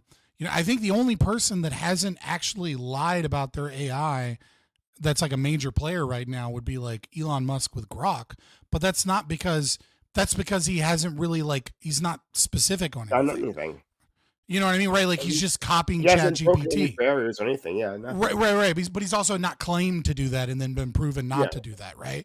But I mean, it's not necessarily a compliment. It's just really like that hasn't happened with them yet, right? It's descriptive. But I'll say this as well. Look, we are entering a new world where the speed at which innovation is going to occur in AI, in terms of how long it takes before we have these major announcements, some of which are true and exaggerated, and some of which are false, some of which are straight true. Those are going to be compacted, right? Like it's not going to be 2 more years. Like when Sora happened, people were like, holy shit, video has changed. Right. But it's like, but I mean, or when when Unreal Engine 5.2 came out and showcased their ability to use facial recognition and very quickly develop AI models that are better than many AAA games, that year, where artists spent 6 years developing facial quirks and things, and they could do it in 30 seconds and get a level of parity that's close enough. I think we're going to start seeing those things come closer and closer and closer. And so when we're like, holy shit, China won, it's like we have to also remember that like some American company is going to copy that, or some British or some other company that's in the game is going to copy let them that. copy it. And it's source. Right. And I mean, like, I just mean like in But they general, have to do it right? as good, right? They have to do it better than them. That's the issue. Right. But that's like, the thing. Like, right now, they like, can't even look at- copy. We can't even copy TikTok or beat TikTok. How are we? Yes, we can. That's not true. There's no technology that is there that like we can't copy. And that's about markets and brand loyalty and things like that. It's not the same thing. It's totally separate. Like, so for example, when I do AI images for like thumbnails and shit, I use Leonardo.ai. Why do I use Leonardo.ai? Not because it's good, but because it just lets me pick whatever fucking AI generation thing I want to use based off the style I want. And so it's like the reason I do that is because Every now and then there's a Mid-Journey comes out with something, and Mid-Journey's the top dog, and then there's a different one, and then there's a different one, and then there's like, who is, like, honestly, amalgamation software for AI for image generation is better than any one company for image generation, because a new company comes out with a new breakthrough every few months, and like there's no point in paying for one over the other. So where I see the market is going to be going on this is that I think what's primarily failing is the LLMs that are kind of general LLMs. And what we're going to start seeing True. is markets that are going to be very unique to producing art, producing animation, producing Photoshop, producing websites. Like they're each going to have their unique AI that's going to be trained for that model. And I think that's going to spread out to multiple businesses and is going to make a better market. Whereas these LLMs in general are going to probably tank. Yeah, I would say one caveat, which is that what we're going, like, I agree with you that those are going to be developed, and that's probably like the next stage. I think that's a very minor step, and the minor step is creating different LLMs with certain expertise, and then utilizing LLMs that link these together for complicated processes, right? Like that's a very small step that'll happen very quickly. And then what we need to figure out is like, will there be a user interface AI that's connected with 20 different specified or 100 different specified programs that says like, hey, write me a code for this. And then it has one that's specified for that type of software. It has one that's specified for figuring out what it is that you actually want, right? Et cetera, et cetera. So they're actually doing this currently. Yeah, I mean, ChatGPT was doing that like a year ago. Yeah. Yeah, and it's primarily effective in like international corporations that have like they have a marketing department, advertising, utility management, all that kind of stuff.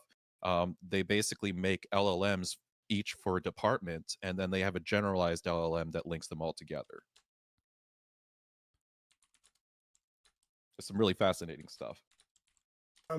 Yeah, and just to finish it up for lag to it, the big thing is that today, and maybe you've already seen this now, the stock prices of like across the board for technology companies is just like in a massive dip. I think Facebook is the only one who made it out alive because maybe they're using open source model or something. Something was different about Facebook is what I've heard. But in terms of what? I'm not exactly sure. I'm told that I was. I'm. Can you back up and state that again? Because I missed something. No, Facebook's the only one that's not hurt stock price wise. Because whatever they're doing, something different. Yeah. Yeah, they're not going down. Yeah. Well, it's because Facebook has been the number one purveyor of data. That's why they're not hurt. That's what they're doing. That's different. Because when another company does well in AI, Facebook and Instagram and Meta don't sync as much because a lot of those other companies are dependent upon them for data. Well, we're going to be Facebook is also using open source models, like was it Llama? I think Llama. Yeah, I think Llama. Meta's. Right. So I think that might have something to do with it, but I'm not exactly sure what. So I don't want to speculate. But yeah. Well, I'll throw a disclaimer. Don't trust any of my financial advice. But if you want to invest into stocks, don't invest into the software side of things. Invest into the companies that are building data centers for the AI, because it doesn't matter if the software comes or goes, because the software companies are leasing from the data centers. So it's whatever AI becomes successful, it's going to use the same data center where a lot of them failed. And that's where to make the money right now. Well, you can trust this financial advice, and that is whenever a war starts, find out what company makes fucking glow sticks and invest in that, because the amount of fucking glow sticks that get used in war are fucking out of this world. That's a great idea. Sure, well, for night driving, so for night driving, like 88 Mike, yeah, 88 Mikes is the truck drivers in war. So when they do night driving, they have these machines that sit on the side of their truck that shoot out every time they take a right or a left turn. They shoot out like 15 glow sticks so that the caravan can follow them, because a lot of times you'll go through a town and it's dark and you don't know when an ambush is coming. And so like the worst fucking possible thing you can do is stop or get separated. And it only takes one dumbass to accidentally turn right when they should have turned left. And so like every truck in every convoy that does every night driving in a war zone, from most modern militaries, is like every single time they take a left or a right turn, they're shooting out 5 to 20 glow sticks. So it's like 200 glow sticks get shot out every like couple of turns in every convoy when they're doing route clearance and patrol. So like, yeah. And then maybe a few hundred in a tent with a big boombox. And So your Starbucks straw doesn't fucking matter is all I'm saying. I mean, on Fabian's note here, I'll tell you another company you can invest in anytime there's a war in the Mideast or in Africa is Toyota. They buy used. They don't buy. They're not buying new Still Toyotas. That shit's right? from the 80s and it's still running. No, not from the line. 80s. Still helps the bottom line 2010, 2010, 2015, maybe It may an as well be 08, the 80s, dude. That was maybe so an long 08 ago. or an 05. Well, the way the Arabs soup them up, like you can drive on two wheels on one side. It's a whole thing. So like you got to take that into consideration as well. I watched those videos of like the sand They're dunes. diesel probably. Yeah, soup them up. They're lucky they're in areas with no laws, because if the rednecks ever found out they could soup them up and not have to worry about the U.S. government coming in. Well, that's what you have you'd to see do when you some can't wild drink, shit. right? I mean, you're not having fun any other way. So No, hold on. That's wrong. First of all, fun, first of all, no good car No, invention they has can ever go to the occurred Taliban without and buy copious little amounts of boys to drinking. rape. Okay. Have you ever met a mechanic that wasn't wasted? You can do working that on a right car? here. You don't gotta I go don't all want the to way work on there. my car. I don't want the sober mechanic. That's for sure. Okay, this is taking a turn. Your road is better, Back to Fabian. AI, I think the Support, fact that support local. Support the fact American. that, the announcement came like right on the heels of Stargate being announced. I also think that is like Oh yeah, that's a good icing point. on the cake. I forgot about that. Yeah. Stargate. Holy shit. So if you missed Stargate, Lactoid or anyone else, right? That was the whole announcement. You're talking about the $500 billion investment between $1 OpenAI billion and the investment fucking into AI. and like for the dude, conservatives were so mad about that because they were like, hold on, the mRNA. Well, explain because to the Lactoid. mRNA Explain to technology. Lactoid so he knows.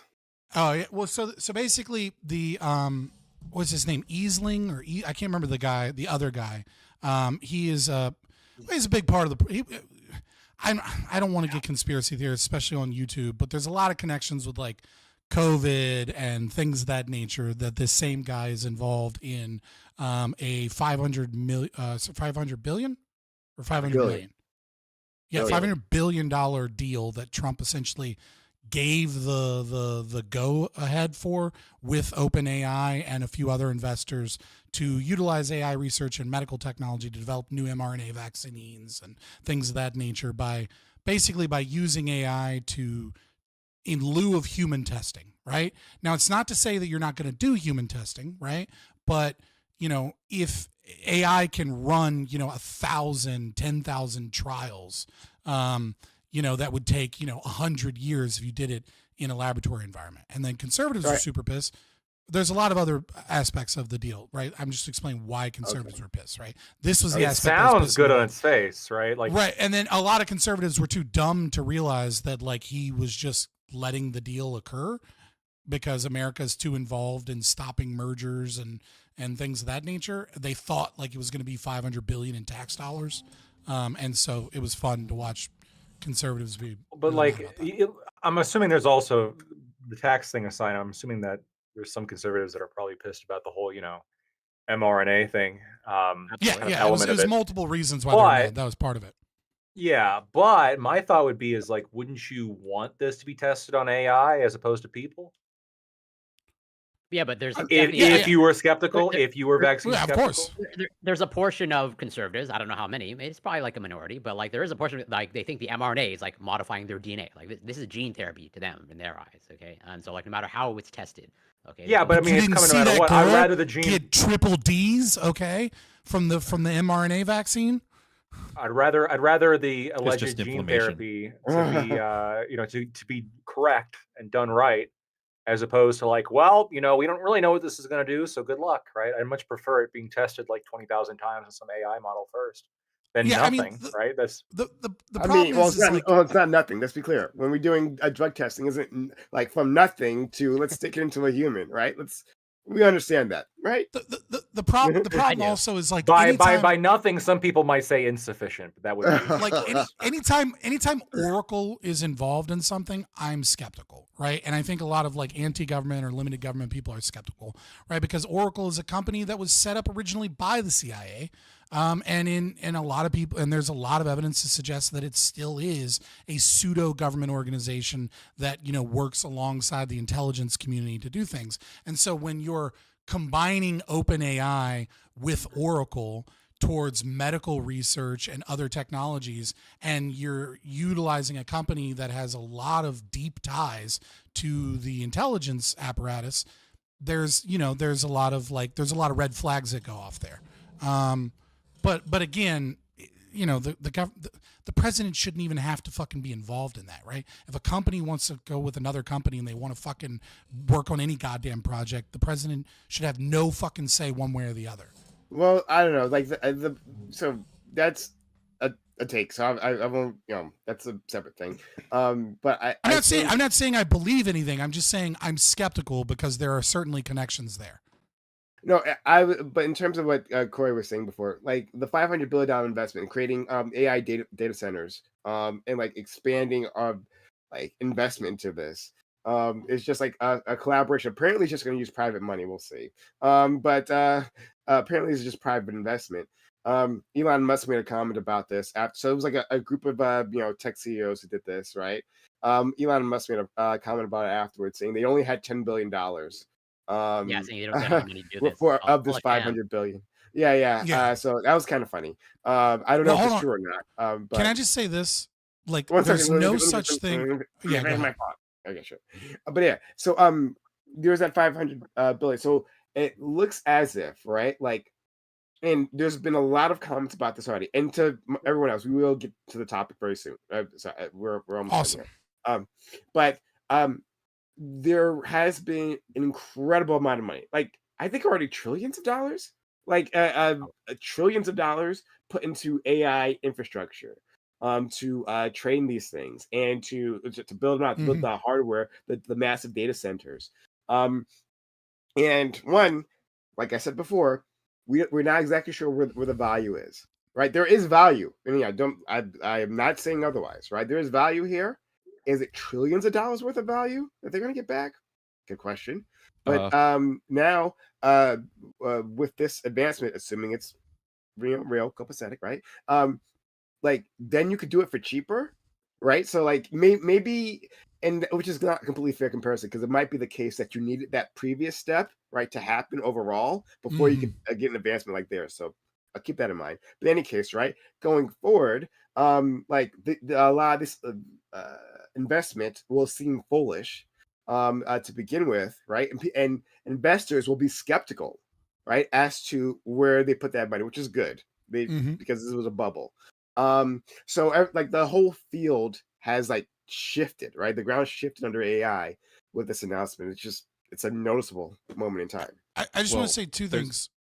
This very short thing first is that like there's no such thing as large investments that are attached to cyber infrastructure that is purely private.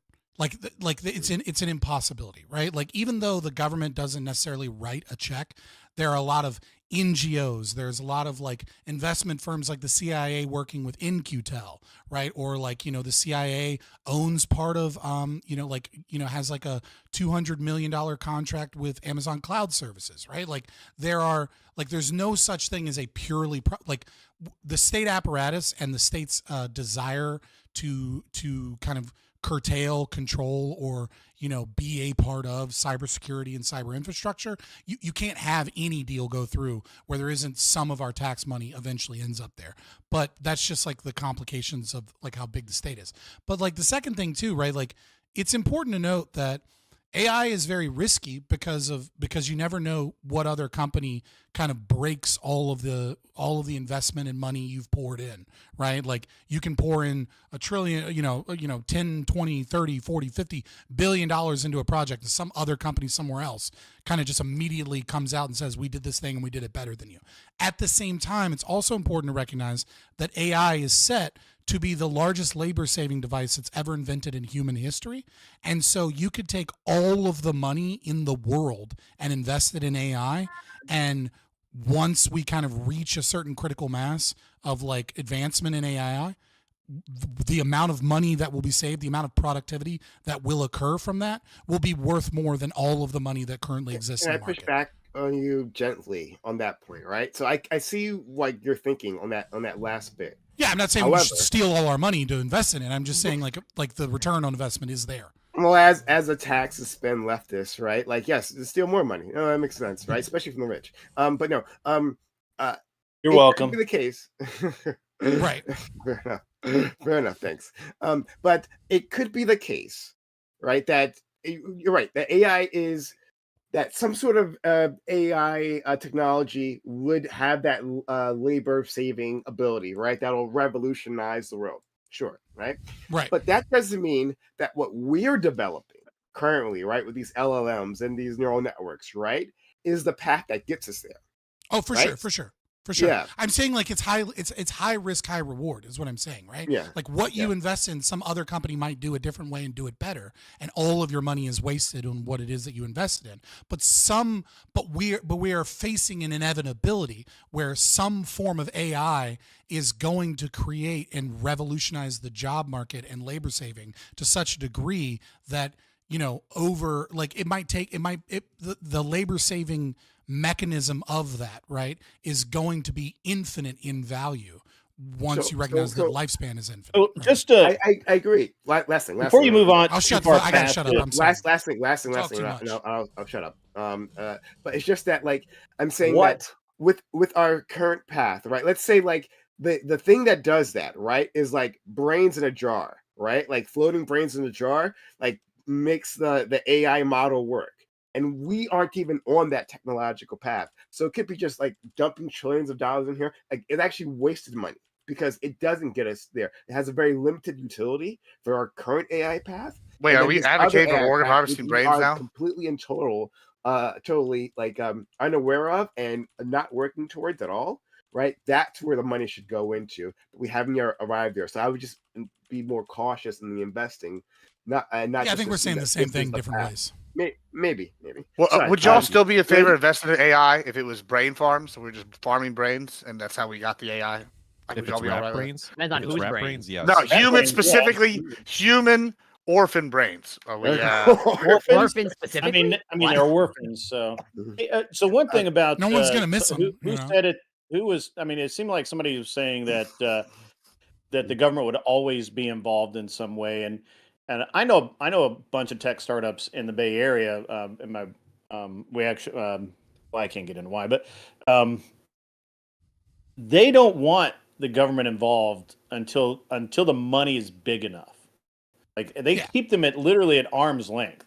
Everybody's like, oh well, the CIA is involved. Well, yeah, sure, they give them money, but they're not. They don't let those people in the door unless they absolutely have to, and then they show them this much. Like the idea that the government is somehow manipulating this is honestly, it's kind of asinine, because those people don't. First of all, they don't like the government, and second, they really only want their money, and they only want the money until they can make more money in the private sector.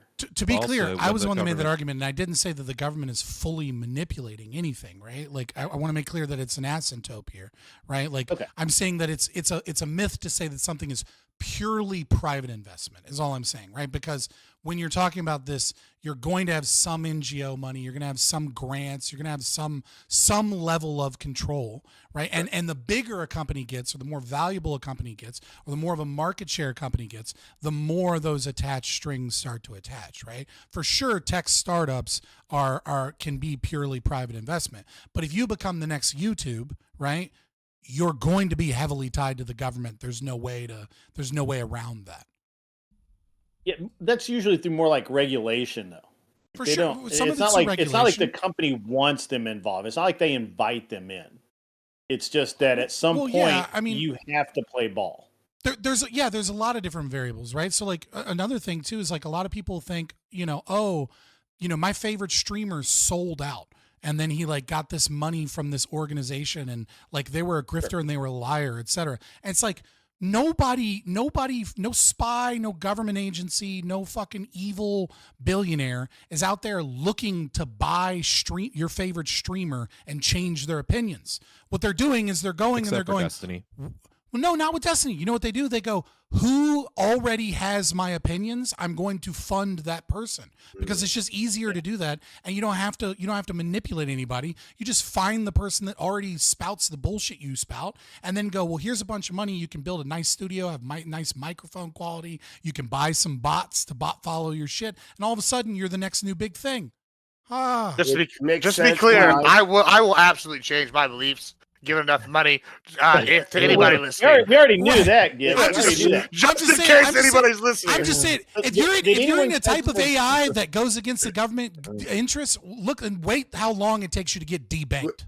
Okay, It makes sense. Not by fucking Ben long. Shapiro, Did anyone Ben catch the Shapiro- was it Brianna? Ben Shapiro, maybe not Ben Shapiro, but Dave Rubin and what's his face with the cap, Tim Pool. They got funded by the Russians, right? Like, makes sense that happened.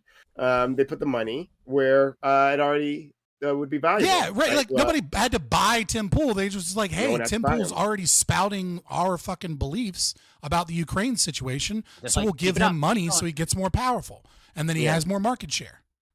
So, sorry. Do you have anything else to say on this grid? And then Lactoid wanted to say Catch something. speaking of Destiny, did anybody catch the Brianna Wu and I cannot remember the other dude's name interview? Kind of interview, sort of. They were Connor, it's the discussing person Admiral Gibbs hates. Counterpoints. Yeah. Fraud points. Yeah, so of course they were sweeping for him. Of course, like they were totally sweeping, but it was it's really really bad, hilarious but that I mean, she you know. actually took credit. She actually took credit for introducing Destiny to all the politicians and everyone that he had met. And I just want to say, I'm not surprised. Brown was a big part that of fucking snake oil Gamergate, salesman right? I'll never is going to be forgive that bitch. Yeah, I'm not. Listen, He is listen, Gamergate. Grit. I don't know why anybody here would be surprised that a snake oil salesman would sweep for other lowlifes that he's associated with. Lowlifes hang out with lowlifes. It's really that simple. It is. No, it really is. I just couldn't believe the amount of sweeping and Prime at just the same sitting time sweating taking right now. credit. But I'm fine. Like, it I'm was not sweating. great. No, fuck that. I counted Brianna Wu only once. Horrible individual. Horrible Yeah. individual. Horrible. Yeah. Big Zionist bill. That honestly, she from a was, leftist garbage. saying someone is horrible makes me She's really Zionist, wonder that's how all it is. bad they can be. Yeah, She's no, a Zionist. hold on. She's pro-Israel, super pro-Israel. Like, Yeah, super pro. Well, she's a shill. She's not a Zionist. She's just a shill. But That sounds like beyond somebody else I know. Maybe that's that another show would be on a panel with her. I mean, discussing he's this debate. definitely approaching. Oh man, If you just said you changed your opinions for a dollar amount. I should, but now the question is, here's the thing. But at least he admits it. At least Gibbs admits he's down. Literally He's marketing yourself as a shell. Hold on, Corey. Here's the thing. He though. admits he's pay for play. Here's the thing. I am pay for play. I'll admit that. Here's the problem. It's the big thing. You have to give me enough money for it to offset my other interests. So like, I won't be shilling for how the most 500. people operate. The whole. You see, you say that, but Connor over here is shilling for $500 and some ramen packets, and so like, I'm just saying, that's not going to be me, bro. Like, you know. You'll know when I start shilling because it'll be right above me. This will be Snapcam, and it'll be sponsored by Kellogg's or whoever. Whoever he's chilling for. Sponsored by the CIA. Coming to you live, Admiral Gibbs. It'll be the Admiral Gibbs at the CIA studio. Her lots of Brianna Wu's other opinions also don't align with mine. Not just Israel. she's pro-Israel neoliberal. That's all you need to know. That's what she's become. She's just annoying, man. Yeah, not a fan. She's also just annoying. Her Not a friend voice of the leftist alone like myself. actually made me really want to like just turn it off. Well, go The only ahead reason and, that I was even and interested Be enjoy her careful. wonderfulness.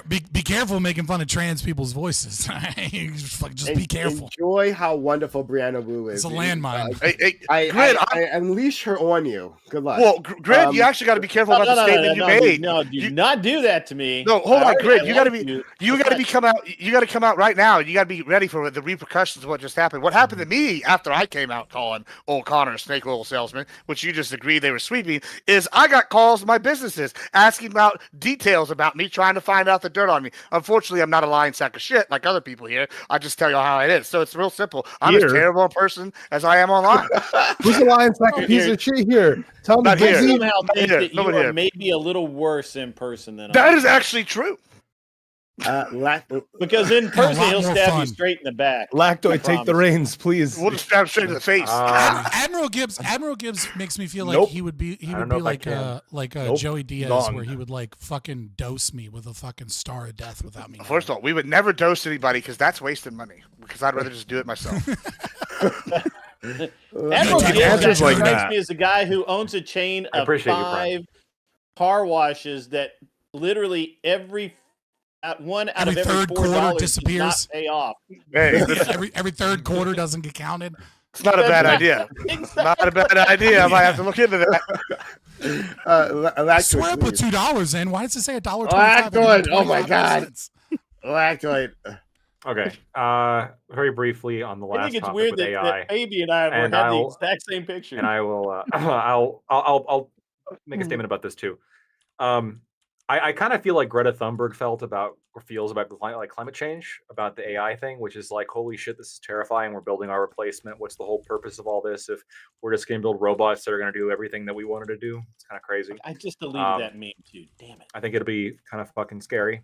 And but I mean, it's moving at a breakneck pace, and it's not going to stop no matter how much I dislike it, or if we want to be Luddites about it. Some other countries going to just develop it faster, and I think we see that now.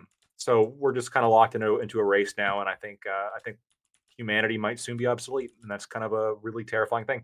It's one of the few, probably the only topic actually, where like it actually caused me so much anxiety. This was like a year ago that I woke like I couldn't go to sleep. Like that was this topic specifically, like humanity getting replaced, because I think the writing's on the wall.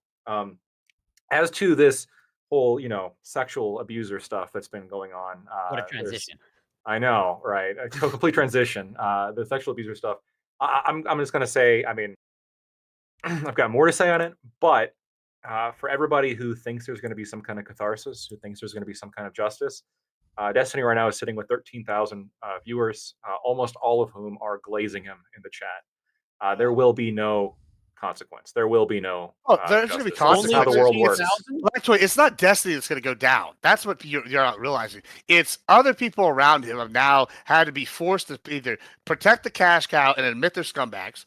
Which, okay, cool. I actually am okay with those people. Admit you're a scumbag. There'll be no penalty for them. Like, that's fine. But you get called Jillian Maxwell and your career's done because no woman is going to work with you no more. When your whole thing is I preach femininity. Like that's like. I don't know, not good. Some people are getting canceled for this. It's not going to be Destiny. Yeah, Destiny is literally too big. I can't to believe fail, how but that hard doesn't they're mean that going other after people- President Sunday. Lactoid, I Dude, think President Sunday Sunday's some of your concerns. Dude, he's such a piece of shit. He's an easy fucking target. So you can alleviate some of my concerns. Go ahead. So what I think with AI is never really going to become smart enough to really take over, because I guarantee if we had some sort of like Terminator situation where they were coming in to exterminate all humans, you could put on a cap with dog ears on it and go woof woof, and it'll probably think you're a dog. The example that I'll bring up is so the military ended up making a sentry gun with image recognition and machine learning on it.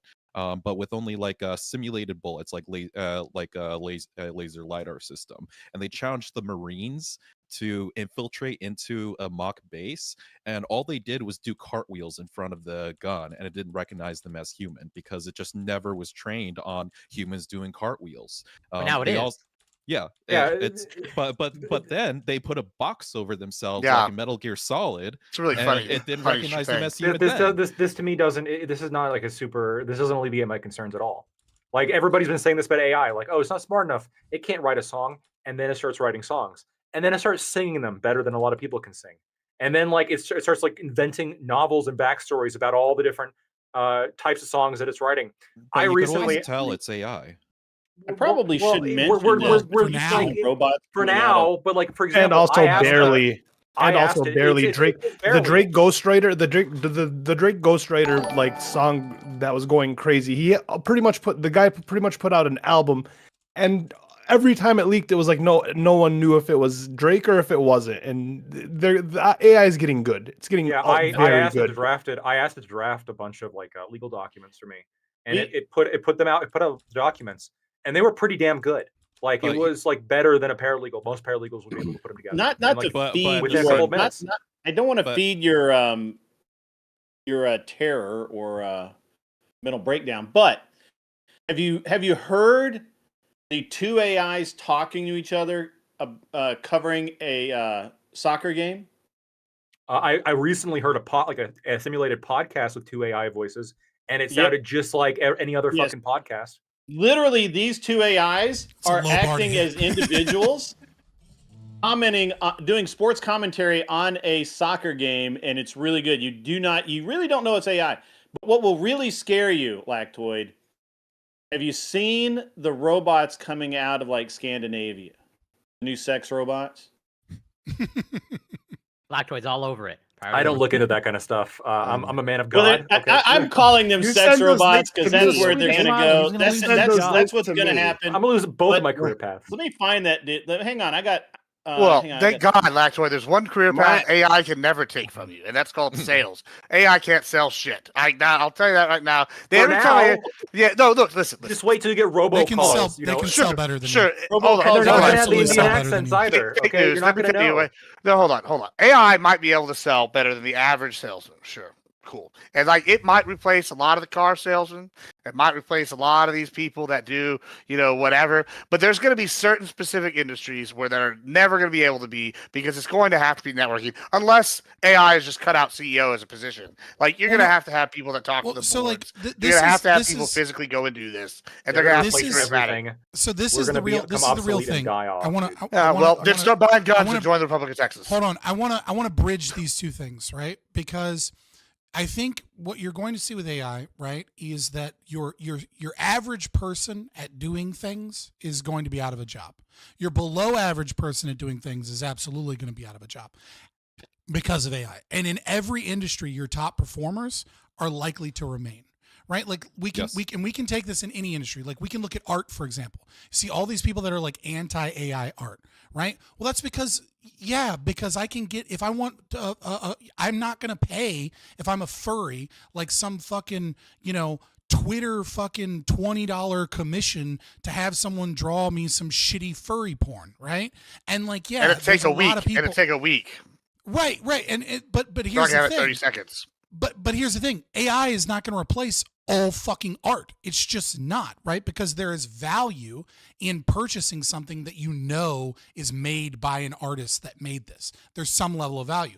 But at the same time, there's no there are plenty of people that just want something cool to put on their wall in their living room. Right? These people buy tapestries of like Mandelas that are made in China that there's like 2 billion of them made, right? And there's no reason that an AI can't make that and be like, hey, I want a poster board of fucking Goku going Super Saiyan that fits this specific size Yeah, but and looks those dope, tapestries right? are like an insignificant part of the overall market, right? You're Well, right. That's what I'm There's saying. going to be But what some I'm saying is traces. Every market is going to be like that. Sales, Yes, for there's gonna be- example, right? Right. Like Admiral Gibbs, you're correct in that. Like, if I want to make a $10 million sale for like some software solution or something in like a corporate environment, you're going to want handshakes. You're going to want humans. You're not going to use AI. But if I'm selling knickknacks from Temu, a fucking AI will do that better than any human on the planet Earth because the AI can put out 70 million fucking like little fucking cold call things, right? And sell 1 million or sell, 1,000. Whereas a human being is literally just limited in their capacity to call. This is the problem that you're going to run into, Fabian, and this is kind of where I'm at right with this, right? And I get it's scary. Like there are absolutely millions of jobs worldwide. I'm not scared. I'm excited. Every person that loses their job to AI is a reason that we as humanity should celebrate. Sure. Okay, that's fair. I can see that argument. But here's kind of how I'm looking at it. I'm not so much worried. Yeah, the That's easy, Etsy people, Lactoid. they're going to be taken out. You know, you're going to have like the high end custom sellers, like like all right, I'll give you an example. My exotic leather customs company, right? That probably would be hurt by AI quite a bit, right? Because okay, it's going to be able to hear. All you have to do is set up an AI, train it to sew, and then boom, now you're like basically going to be able to do whatever, and then you just have to get a license. The issue is like, are you? Unless we're talking about full-on AI companies where they like start to finish, where they're producing things like via I don't know Skynet style, where they're making new Terminators, but they're making all products. I see that there's a few critical steps that we're like not even remotely close to. Like, there's not going to be able to start making new Fords tomorrow. I mean, they'll probably be able to do that sooner than I don't know your Tic Tacs, like your like or little knickknacks or whatever. I don't know. I just don't see like everything Yes. being this way. I think everything is going to be able to be replaced. I think that the only like human labor that's going to remain at some point is just going to be the kind of like products that people value just by knowing that it was made by a person and not actually any kind of improved function of the material. What's that? itself. Soylent Green? Like, I mean, that's gonna be the only thing left. Like, I No, mean, no. I think you're talk going to about find this with 99% of bookstores. 99% of humans are going to be redundant, and that's like a pretty like yes, sure. I'm not saying get in the way of No. progress, but I'm saying that's Yes kind of a and no. terrifying, Yes kind of a and no, terrifying right? result. So, Lactoid, I agree with you to a certain extent, right? But like we talked about this with bookstores, right? When Amazon came out, it destroyed a lot of bookstores that were like these giant corporate bookstores. And yet, you're now seeing an increase in small bookstores. And it's like, well, why is there an increase in small bookstores when it's even more expensive to enter this market in price comparison to someone that just purchases from Amazon? And the reason is because there's a value not even just in hand making the book, right? There's a value in going to a bookstore, listening to some fucking hipster nerd dude or girl that reads like fucking 7 books a week and being like, hey, this is the kind of book I'm looking for. Like, what do you think is like an unearthed gem that nobody's talking about that like that I should check out? And then they're like, oh, you ought to check out this author, etc. Now, yeah, AI will be able to even do that. AI will be able to do essentially everything, right? But when AI does something and replaces a job and that person is out of a job, right? There's 2 things a company can do.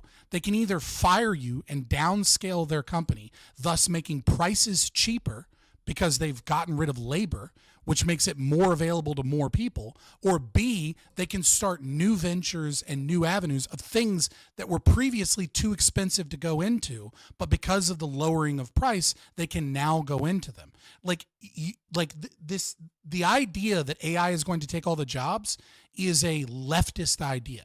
And the reason it's a leftist idea is because it's a belief that there's a fixed pie of wealth, that wealth cannot be created.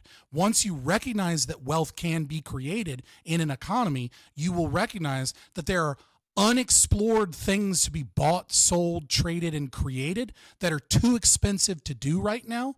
But when prices are lowered by labor-saving devices, will be available. And that's to be clear, that's I'm the beauty of not that. saying, just to be clear, I'm not saying Just that like saying. every like a pie. I disagree that it's leftist. Gibbs, you I'm with not me? asserting that. Hold on, real quick. I'm not asserting that wealth is like one pot, like a big pie. Okay, I understand that wealth can be created. What I'm trying to say is that future human labor is only going to become valuable, basically relying on the value that we give it, knowing that it was made by people. Because there's going to be AI, unlike the difference between books and bookstores, which may there might be a certain element, like particular location element there, certain aesthetic element, etc. An AI, sufficiently advanced AI, will be able to do everything and anything Yeah, that there's you or going I to could be do. like There will the be market, just nothing like they can't do. Yeah, like just like the market has shifted from manual labor into intellectual labor, we're going to see a market shift from purely intellectual labor into a market that is predominantly dominated by psychic profit of like this was handmade or it was a human that did this, right? But it's not going to like destroy us to where we're all fucking like living in pods unless we let the fucking government fucking regulate, control, and sell I'm this not idea saying, that we need to do. I'm not even saying we're going to live in pods. I don't even know if we're necessary. I doubt. I don't think we're actually going to even experience a overall decline of living standards. We probably would see the opposite. The concern I have is like more philosophical. It's like the idea of like, okay, so let's assume that these grand ideas of like humanity, we begin to lose track of that over time as people get more and more settled into the idea of having a robot do everything for you, like Wall-E, basically, right? And then it gets to the point where we're basically these cows that are being kept alive by this life support that's going out and exploring the stars and everything. And then eventually, because we're not, look at the birth fertility rate, we're all going to die off anyway. Oh my God! God! And then if aliens come visit us, There's a lot of ifs in that. Yeah. And then aliens are going to come visit Earth like 2 million years from now, and they're not going to find any humans. They're just going to find the relics of our invention, like living beyond us. It's going to suck. Please, I can't. It's not a dystopia; it's a utopia. Why should we care about that future? It gives you anxiety, doesn't it, Brian? No, it doesn't. It's literally the exact opposite. There's no people, no humans. Catholics are right. Lactoid. Literally the exact opposite is what it's doing. Get rid of birth control. Because I can't stand these like often in space detached from reality talks about AI that we constantly have, right? Like you can just like at some point every conversation lands on Hitler. At some point every conversation about AI lands on Terminators, right? Or like the extinction of humanity. I'm not talking about all Terminators. We have are fucking LLMs, right? That like take on human created that's not all we have. Grid said we got sex bots, and then like Grid just said there's sex that, right? bots. We don't. I posted in the chat. We don't yet have anything close to that. I'm ready for the sex bot. Let's breathe. Let's not hyperventilate about this. Let's just understand where we're at, which is nowhere near this. Like this conversation. I give us 5 years. I'll tangle with the hypothetical. Thank you, Lactoid. Lactoid gave us 5 years. I appreciate it. 5 years, and then we're all gone. So this is why we need private citizens of that's why I like discussing when it was just like the business of it all. Like, okay, hey, we have a big technology disruptor right now, and we're just trying to figure out where it fits into our society, and like how much resources is a fair amount for it to use. This way simpler. This way simpler, Prime guys. This way simpler. Lactoid, do you have a savings account? Yes. Why? We only have 5 years. Why do you have a savings account? It doesn't matter. Why plan for a future that we're all going to be controlled? I got to sell everything. Motorcycle number 2. Why have investments? I can afford more than 2 at that point. Right? Why not just do heroin and drive your motorcycle? You've only got 5 selling years. it right now. You're right. You don't believe it. That's what I'm saying. Like you have a legitimate fear of a problem coming in the future and how we're going to solve it. But the fantastical kind of idea that you're presenting, you yourself don't believe, and your actions prove it. Because if you genuinely believed it, you wouldn't have a fucking savings account. Hold on. Wait. That's not true. That you are convinced is doomed. That's not true, because one of the things I've thought about is while my labor still has any kind of value, I have to make money now and invest it in companies that own the AI, because then once they are doing all the work, then I can't. The only way I'm going to raise my wealth is through them anyway. So right now there's a race to invest as much as possible into AI. And so you can have some piece of control. Is that what you're doing, or are you just invested in the general stock? Once I feel the tipping point happening, I'll sell everything and buy nothing but AI. Yeah, sure. I mean, I'll say this. That's not the route I would take if I was you, Lactoid. I would start investing in weapons, because that's what you should start at hold. You stockpile as many weapons, and then no matter what happens, you can either pull the communist thing and seize the means of production from the AI, or you can defend yourself from the evil Terminator. No, I'm not going to be able to find either. All right, boys, like the stream. We've got 30 people watching currently, only 17 likes. All right, you don't got to give me money. I love money. I appreciate money.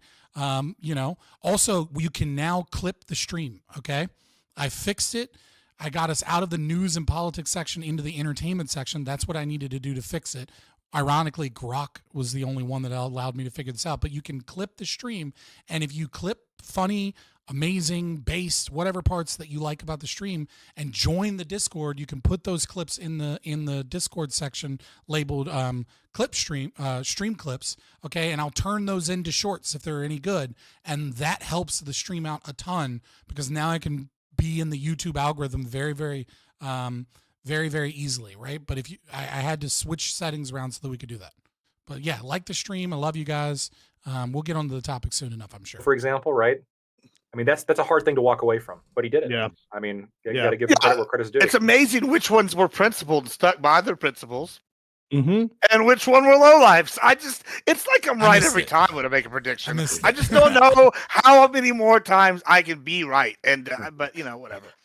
Props to you, Prime. bitching at my Your stream. loyalty is I like that. That's good. Absolutely. I have no loyalty to What her, are the so I, chances of my the federal opinion For the could just record, go off. because I know this time will come eventually, just so you can go back and just play it right now. Admiral Gibbs is totally to fault. He's to blame for whatever it is that happened that involved Admiral Gibbs. Absolutely, absolutely, absolutely. Gibbs, you may always be right, but it's always your fault. So Hey, this Okay. All right. So I don't know what it is yet, but So if Destiny loses the federal case that's going to be brought against him, will he flee the country? No. No, I don't think so. No. He'll He'll just pay pay. whatever. It's not going to be that much. Yeah, he'll pay. He's got more than enough money. He'll pay whatever it is. Nothing's He's really not going to happen lose to that him, much. which is why like I kind of don't want to shut the conversation down because it's like he should just be shamed at the very least out of existence. But He'll make more nothing's money. going to really happen to him. The orbiter's pulling back though is big, right? I mean, Erudite suspended bridges, or Cisco ended OmniLiberal Studios, Loner Box basically shut off. Like you have like a lot of close people. Yeah, you got a lot of people. Well, I mean, but why is that, right? I don't think it's because Hassan was saying some mean things. I think this has to do something. My speculative. I think it probably has something to do with this. All right, allegedly. And so I think there's a couple of things going on here, which is like, first of all, you got to give credit. It's hard to walk away from that much money. It is. It is. Listen, like, Pisco gets Gibbs my wouldn't credit. do it, right? Gibbs has been Pisco talking gets about how my he wouldn't do it. Connor can't do it for apparently. Brianna can't do it. Erudite can't do it. You don't leave the country when you have impending lawsuits. Yeah. Okay. What you do. We'll see how long is the that suspension lasts. What you do is you tell everybody that you're going to be seeking legal action and that you need help with legal cases because your house was raided because people outed you for you make more selling money off it. HRT to minors and having a bunch of children that were getting sexually groomed in your Discord, as a trans icon, and then you get you get a GoFundMe and get $100K, and then you just kind of disappear to London. That's when you leave the country, right? And now you have plausible deniability on the fact that you never planned on spending any of that money on a legal case whatsoever. And I may or may not be talking about Keffels. Oh, I thought they were okay. What did you couldn't keep up with that? Well, oh no, I didn't know about the Keffels thing. I thought it was. Oh, you're really not online at Didn't all. that cancellation already outside of on these panels. Cancellation already happened though, right? After she got 6 figures in donations that she didn't give back and bought a new place. But that's out in them. London. That's different. Okay, that's that community over there. That's different, right? We're talking about somebody who's like relatively, I think, big in this space, right? I mean, I used to do a lot of fucking trans discussions and content. Do you guys want to do the topic? Yes. Let's do the Let's topic. jump into it. Let's go. You're the moderator, dude. You're just like at any point you can just be like, "Shut up, we're doing the topic," and then okay. To be fair, Scott, it's a little. Yeah, that's always worked so well. Here, Shut up, everyone will comply. They always listen to you, Prime. Right now, we're doing the thing right now. Prime, just start the topic. God, I remember the last time you got muted, you literally were holding. Lactoid, shut up. We're starting the topic. That wasn't for moderation. That was because he was being a bitch. All right.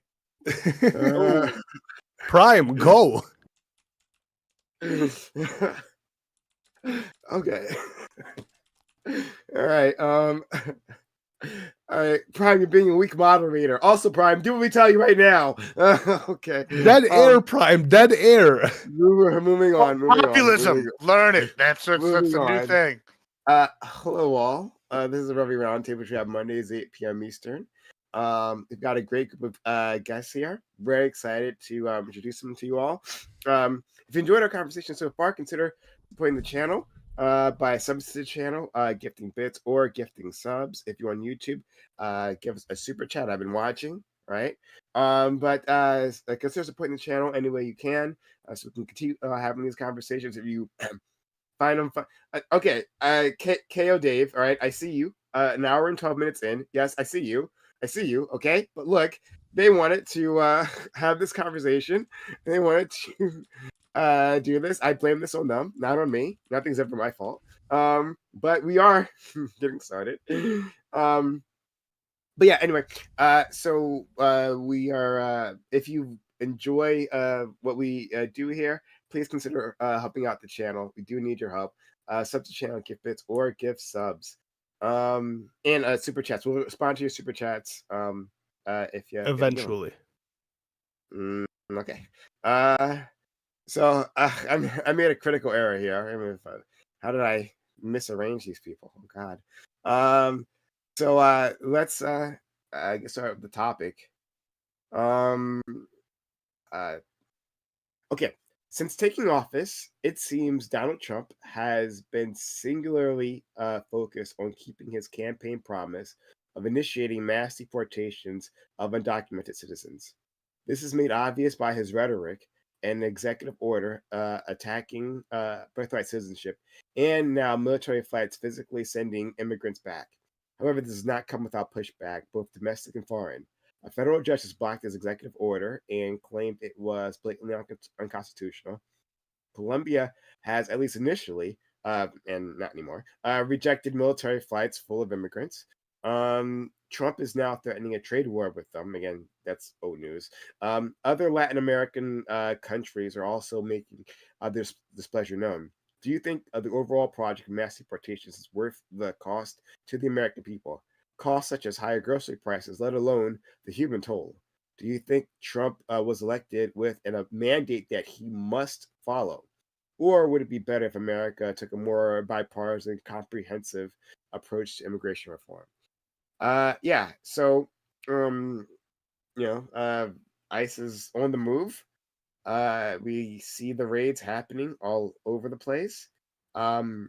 It's interesting what the character of those raids are. We'll discuss that. I guess I won't lean too much into that right now, but so people are trying to figure out on what side they are, how they feel about what they're seeing. Maybe some of it might be overblown, but we'll get into that. What's the other thing I was going to say? Oh yeah, for Latin America, for Colombia, Colombia ended up accepting the flights, right? Capitulating. So, capitulating, sure, capitulating completely. To Trump's demands, and now they will be taking those flights. So that's, but there is some sort of international tension, and we don't know how that all shake out. There probably will be some sort of international cost, but we'll see what that looks like. But anyway, yeah, I just wanted to have like a big old comprehensive discussion on that. See where you guys land. So you can do intros for this, but also you can talk about yourself, opening statements. Yeah, both. Yeah, so I'm Lactoid. You can find me on Lactoid TV on Twitch, Twitter, and YouTube. I think that I'm going to bifurcate this. I'm going to talk about the executive order on the Constitution second, but then when it comes to the Colombia flights, I don't think a country should be able to deny us deporting somebody to them on principle, right? If they're a citizen of that country, and the United States has decided for a good reason, let's just say for good reason, let's assume they're violent criminals, which is what was said. I don't know if that's true. Let's just assume it is for the purposes of the argument. The idea of the country for which they have citizenship saying no, they're not welcome here. I mean, then the question arises: where are you supposed to send them? Right? They are a citizen of that country. A country should not be able to deny deportation to their own country of their own citizens. I think that's wild.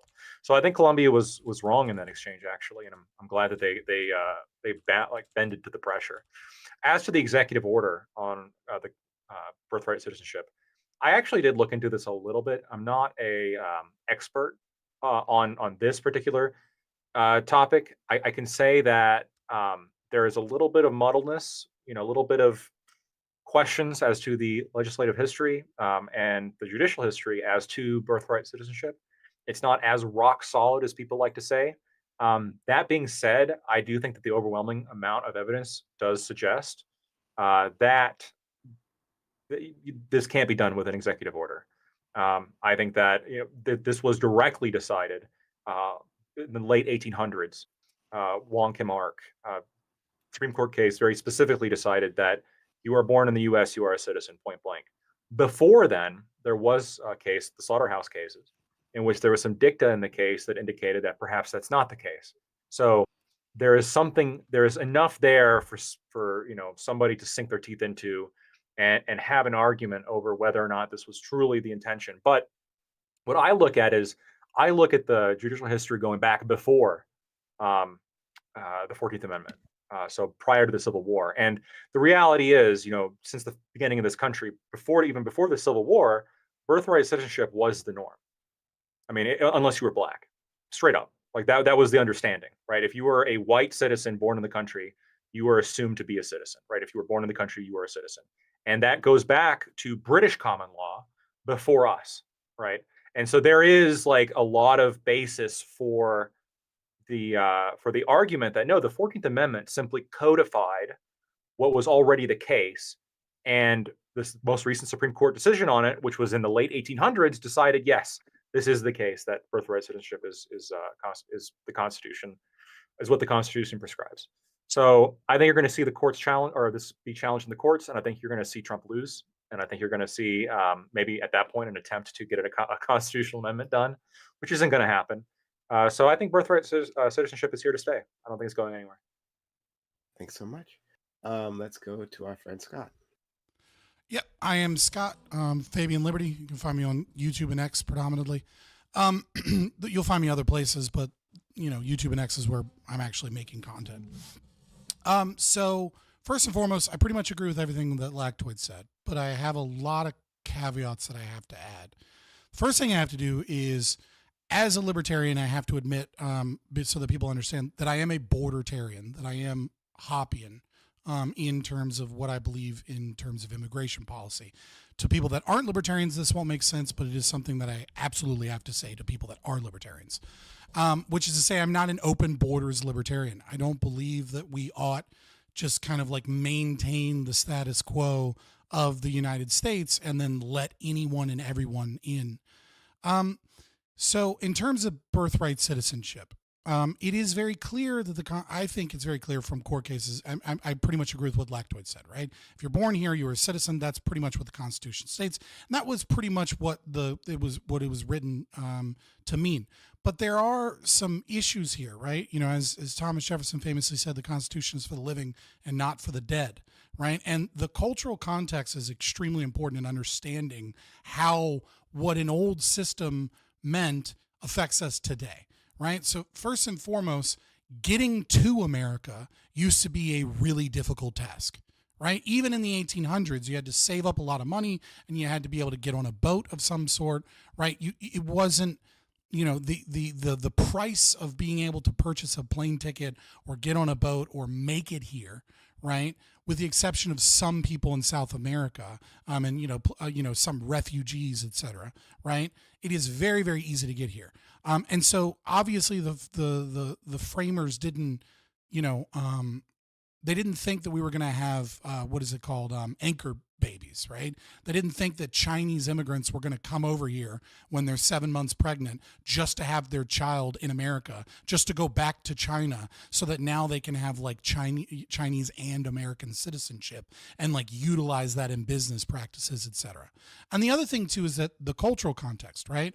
When the Irish came over here, yeah, if you have a baby over here, that baby is an American citizen. But you also grew up in a country where if you try to get a job, there was a sign in the window that said Nina, no Irish need apply, right? There was harsh discrimination that forced people that came over here to assimilate. And, we talk all the time about like those waves of immigrants during like the Know Nothing Party, et cetera, that were coming from Ireland or from other places. And a majority of those immigrants went back to their home country because it was difficult to establish themselves here, right? That is not the case in America today, where the culture is obsessed with tolerance, where the United States government is giving people homes, giving people, access to a driver's license, giving people resources to settle here. And so there's an imbalance between the context of where birthright citizenship came from and where we are today, where it is incredibly easy to immigrate here, get all of the resources that you need to become to be here, very quickly become a citizen, via your own children that you birth, and then very quickly get on welfare and things of that nature from your children, right? Because obviously you're not a citizen, so you can't get a welfare. But the moment you have a child, you can get food stamps, you can get temporary assistance for needy families. There's a billion different programs that you can utilize because of your child. So all of those things are there. Now, in terms of, do I agree with Trump's immigration policy and like what is going to be the economic impact? I think that Trump is between a rock and a hard place, because if he tries to deport 30 million plus, or let's say 20 million plus illegal immigrants, he is going to destroy the economy, right? Like, you cannot take that many people out of the labor market and not have a massive impact on the economy. He is going to radicalize millions of Americans against conservatism in the Republican Party, against populism, etc., because they're living in an apartment building when ICE comes in and starts arresting grandmas, right? That's going to become a common experience for a lot of people. But if he doesn't do that, well, all of these people kind of already have a pathway to citizenship. And they're all, overwhelming majority of them are from communist, left-leaning South American countries that, for generations are going to vote for the very policies that destroyed South America. And so he's kind of fucked no matter what he does in this. And so it seems like he's just going with his campaign promises. What we need is real reform, not bipartisan reform. We need real reform, which is we need to radically change the immigration process in this country. We need to make every single solitary form of immigration just like H-1B visas, which is you do not get to come to this country unless you are invited to this country. Someone needs to invite you here. And then what we need to do is every single person that is invited, if the taxes that they pay at their job are less than the average or the median tax payer in America, whomever invited them needs to pay the difference. If someone comes over here and they are a net burden tax-wise, then when they immigrate over here, whoever signed them and said, you can come to this country, right? Like a husband that brings his wife from Yemen, or, a nonprofit organization, or a fucking, a corporation that wanted an employee. If they're making less than the average citizen and they're paying less in taxes, whoever invited them needs to pay that. And if that person does any form of property damage or needs to be deported, whoever invited them needs to pay for that too. That is the immigration system that we have, because ultimately goods can cross borders and only if they are invited, but people have been crossing borders when no one has invited them. And the Civil Rights Act and the anti-discrimination laws and the government funneling in money and to give these immigrants places to live is a form of aggression and forced integration in American communities. And it has destroyed places like Springfield, Ohio. Okay. Oh, wow. Oh, boy. I'm sorry that was so long, but as a libertarian that is a hopper, I have to Scott, I have to explain go. it. Scott. It would destroy me if I didn't. Scott. It wasn't long. Are you sorry? Are you actually sorry? Well, I'm a little bit sorry but it had to be done in this regard. If you bring up immigration as a bordertarian, I have to be careful. All right. You're sorry every week. Let's go to Corey, please. Might have a new record from Gibbs's 10-minute written out speech. Who knows? Oh, yeah. First of all, mine was 11 minutes. 11 minutes. I'm going to go back and rewind the tape and do the time and see how the match up. But I'll try. Did you want to go, Grid? No. I was making fun of Gibbs. I'm sorry. No, that's always we always have time for that part. Making fun of Gibbs. That makes sense. Thanks. I'll try to. Well, I will keep it brief to get to the open. So I will defer to Lactoid's expertise in his analysis of the birthright citizenship. Way more qualified to talk about it than I am. But based off of my very cursory reading, his analysis seems correct for what it's worth. Probably not that much. And when it comes to let's say immigration, what is happening and occurring. So I also agree with the Lactoid's analysis in terms of if they're being deported, the country should accept them. But then to answer the prompt, do I think the way this deportation is occurring is it actually worth the cost? I don't know. I'd like to see that analysis. I don't know what the cost is to have military planes fly 100 people to whatever Colombia, I guess in this case. That seems like a loss to me, but I don't know. I don't know what the actual numbers. But that seems like a poor allocation of resources. which conservatives seem to be highly fixated on that. Is this how does this fly under the Department of Government Efficiency? I want to see the analysis of the numbers of using a military plane to just fly out a few dozen Colombians. And then overall, when it comes to the mandate of Trump, let's say that he has to follow or not, like I do overall agree with Scott's analysis in terms of stuck in between a rock and a hard place. Of like, if the United States wants to be hostile to immigrants, I would say go for it. I think that puts probably China in a much better place, where I think the United States needs an educated population. I think there's a reason why, even though I'm not a fan of Elon, there's a reason why he's so heavily in favor of H-1B visas. I think he knows that he can't run his companies without a highly educated people, and a significant portion are probably coming from not the United States. And so it's like, be hostile to immigrants, see how it plays out. Do a trade war with the rest of the world, see how that plays out. I think that puts China in prime position. I'll leave that for now. Thanks so much, friend. Let's go to Grid. All right. As usual, I think there's like 4 debate prompts in this one, so I'll just kind of try and roll through as quick as I can. First, the first thing also, by the way, if you're undocumented, you're not a citizen. I'm sorry. That's the. Did I put undocumented citizen? I meant undocumented immigrant. I apologize if I did that. I actually didn't mean to. All right. Citizen it's just somewhere. It's a small Just not thing, but words American. matter. Yeah. They might be citizens somewhere else. Yeah, I meant immigrant. So the executive order attacking birthright citizenship, I don't know that it attacked it so much as he was attempting to clarify his position on it, as he can do in an EO. And obviously the block has been removed from that, from the Supreme Court, or it wasn't the Supreme Court, it was the district court that challenged it. So that's, I don't really know where to go with that. I don't really care, except I agree with Scott. Anchor babies are a very real thing that should not be a thing, and we should not accept that. And I understand that people think that what we're actually having happen is, these poor lasses that get knocked up across the Mexican border, stumble, wearily across the fields and collapse on American soil and happily have their baby. That's not what happens, although I like the romanticism. What we do have is a lot of people coming here, absorbing our resources, sucking on our government teat, and they need to go the fuck away. Military flights, physically sending immigrants back, absolutely. Why not? As far as the cost of that, look, my tax dollars are going to get spent one way or the other.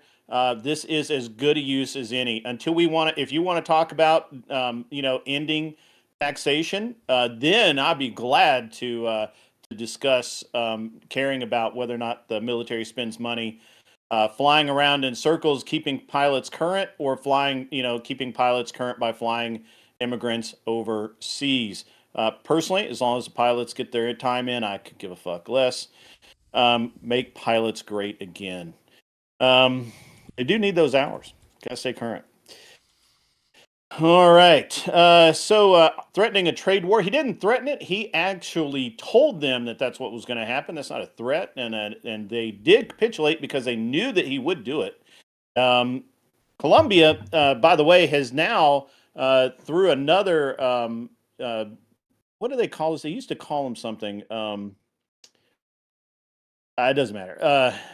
Another one of these little countries, cabals. They're trying to come together, bring all these Latin American countries together to discuss what to do about Trump's policies, economic policies towards them. They're going to lose.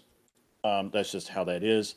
And honestly, they deserve to. Most countries have tariffs against the United States, and it's time that we play just like everybody else. It's very interesting that Americans hate the idea of placing a tariff on another country's goods, but we are more than happy that Japan and everyone else seems to have tariffs against us. That seems pretty fucked up as an American. Anyway, other Latin American countries are also making their displeasure known. Yeah, we just addressed that. The overall project, the mass deportation is worth the cost. Absolutely. Higher grocery prices. No, I don't think that's a thing. Trump isn't deporting the migrant workers of the Midwest, and I don't know about you guys. I've driven through the Midwest. I've seen the migrant training facility there, where they train these folks to go out and harvest lettuce or whatever it is that they do. Um, he's not going after those people. He's going after people in the inner city selling drugs and being bad people, and he needs to. He needs to get those fuckers out of here. We don't need them. We don't want them. We've got enough bad people of our own. We don't need to import any, or let them walk across the border. So we can deport them, and that's what needs to happen. And maybe, just maybe, Minnesota will not be known as Somalia light. And let's see what else we got here. Human toll. I don't know what you mean there. Was he elected with a mandate? Absolutely, absolutely, he was. American people spoke loudly. They're sick of this. They're sick of hotels in New York being taken over with 9 million illegal immigrants coming in and ruining the city. You can't even walk through Manhattan. There's shit on the streets. This is the dumbest thing I've ever even heard of. Why would there be any possible pushback against getting rid of those people? How is that even possible? This is the dumbest thing I've ever heard. I really look forward to engaging on this because, by golly, the insanity tonight is off the charts. And with that, I yield my time and take it away, Ticky Tack. Hold on. Yeah. So I will. We'll have plenty to speak to when we get to Egrid later on. I mean, holy shit. Or holy Manhattan streets apparently. Let's Tiki Tack. Thank you for being here. You're brand new to the space. So could you introduce yourself to us? Let us know about you. And then jump into the topic. Where we can find so you. of course. So I'm Tiki Tech. Generally I hijack other people's streams just to be a character. So you can find me over at Grid One Motorsports. That's probably the best place to find me right now. Otherwise, you could find me in the Crucible circles. I am a centrist generally. It's my positions flow everywhere. Not necessarily a fence sitter, but I have some pretty good reasoning behind a lot of things. So to get into this topic of the debate, to start out with, I believe that the birthright citizenship, overall, the executive order is unconstitutional. But the thing is that we also need to consider what the intention of the law actually was, or what the intention of the 14th Amendment. This was originally intended for slaves, for birthright citizens to black babies, just as equal rights to white babies. This wasn't really entailing the issues with immigrations that we have right now. So maybe this is the wrong target to go against the 14th Amendment, but there's some other policies that Trump could look into, like the Remain in Mexico policy that he implemented in his past term that got eliminated during the Biden administration. That is something that he could definitely put back in because it wasn't ruled unconstitutional. It's just the Supreme Court ruled that Biden can veto the policy. So it just means Trump could definitely put it back in. Next, we might be able to look at the Immigration Act and put amendments into the Immigration Act, similar to what Bush did in 1990 to raise the limit of immigration. Because right now, what we're dealing with are asylum seekers. And the asylum seekers, there is no limit. Maybe we should consider putting a limit on asylum seekers. Maybe we should reenact the Remain in Mexico, where it doesn't flood into our economy and we can work out the paperwork thoroughly. And when it comes to deportation, we're not talking about necessarily illegal immigrants, even though I'm sure they're the ones that fall into. The target right now are the asylum seekers, which they all been registering on their phones to seek asylum. So we have a pretty good means of being able to track who's coming in and out. So I think that would be a great way to ship a lot of these people out. When it comes to the effects on the economy, I don't think asylum seekers affect the economy too much. I think it's the illegal immigrants that already have like natural born citizens of family here in the United States that influences the economy. And if I wanted to be sleazy, I could make the claim that, well, when immigration was down during Trump's administration, prices were down. Whereas during Biden's administration, where we had the flood of immigration, prices went up.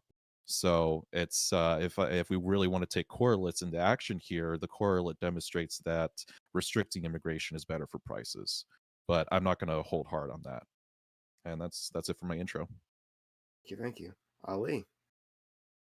Hey, what's up? I go by Sociologic, 2 L's. You can find me on all things on the internet. All the apps you can find them yourself. So, I don't know. Mass deportations, bad. I'm not a big fan of ICE. I don't think it's a good look. To Lactoid's point, yeah, you're gonna just turn. Or I forget if it was Lactoid or Fabian, but you're just gonna turn. It's gonna put a bad taste in people's mouths, right? It's after a few wins, right? Trump, this may be a win, like in terms for like Republicans, but on the other side, on the people that were wavering, maybe the people that you were getting on over, the people that were leaving the left, this just isn't a good look. The solution really is these people are here. We can naturalize them. We can make them citizens. They can work and they can make money and pay taxes and do the whole spiel. They can then join the process. But we won't do that because unfortunately, and sorry guys, but it's like white Americans are just terrified of the ethnic Americans coming in, because if you watch the ethnic American groups, if you leave them alone and let them do their own thing, they tend to succeed and do pretty well. They tend to outpace the white Americans, and then it's afraid. It's fear. Listen, it's fine. Let the hyphenated Americans in. Let us play. If we're playing the same game and we're winning, just do better. And we could just go from there. Thank you. Thank you so much. I'm sure that won't be a discussion later on. I'm sure everyone will react to that calmly.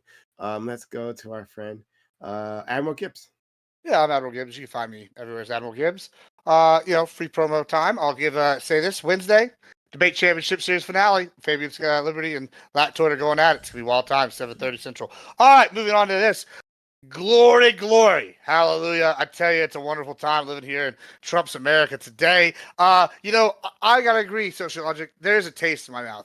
It's a taste of victory. There's a taste that Colombia is feeling today, and that's the taste of America's huge swinging dick, popping them in the back of the throat. That's what they're tasting. It's goddamn wonderful that we have a president that's sitting here willing to use the American power that we have to project that power into the world to get shit done. They capitulated. Everything they bitched about, done. They got rid of it. They said, we're going to get tariffs. He said, we'll tariff you back. They said, oh, here's my butthole. That's what they did. It was real simple, real easy. He did it. Guess what? Panama, I'm looking at you. Y'all been taxing the shit out of us when it comes to every ton. The average American ship as it goes through the Panama Canal, which over 70% of our shipping does go through the Panama Canal. They're 70% of the shipping that they have is American shipping. They're charging at $55,000 a ton on average. That is the highest amount they can charge. They are straight fucking us. Guess what? Took us 5 days to conquer you the first time. It's going to take us less time the second time. That's what they need to know.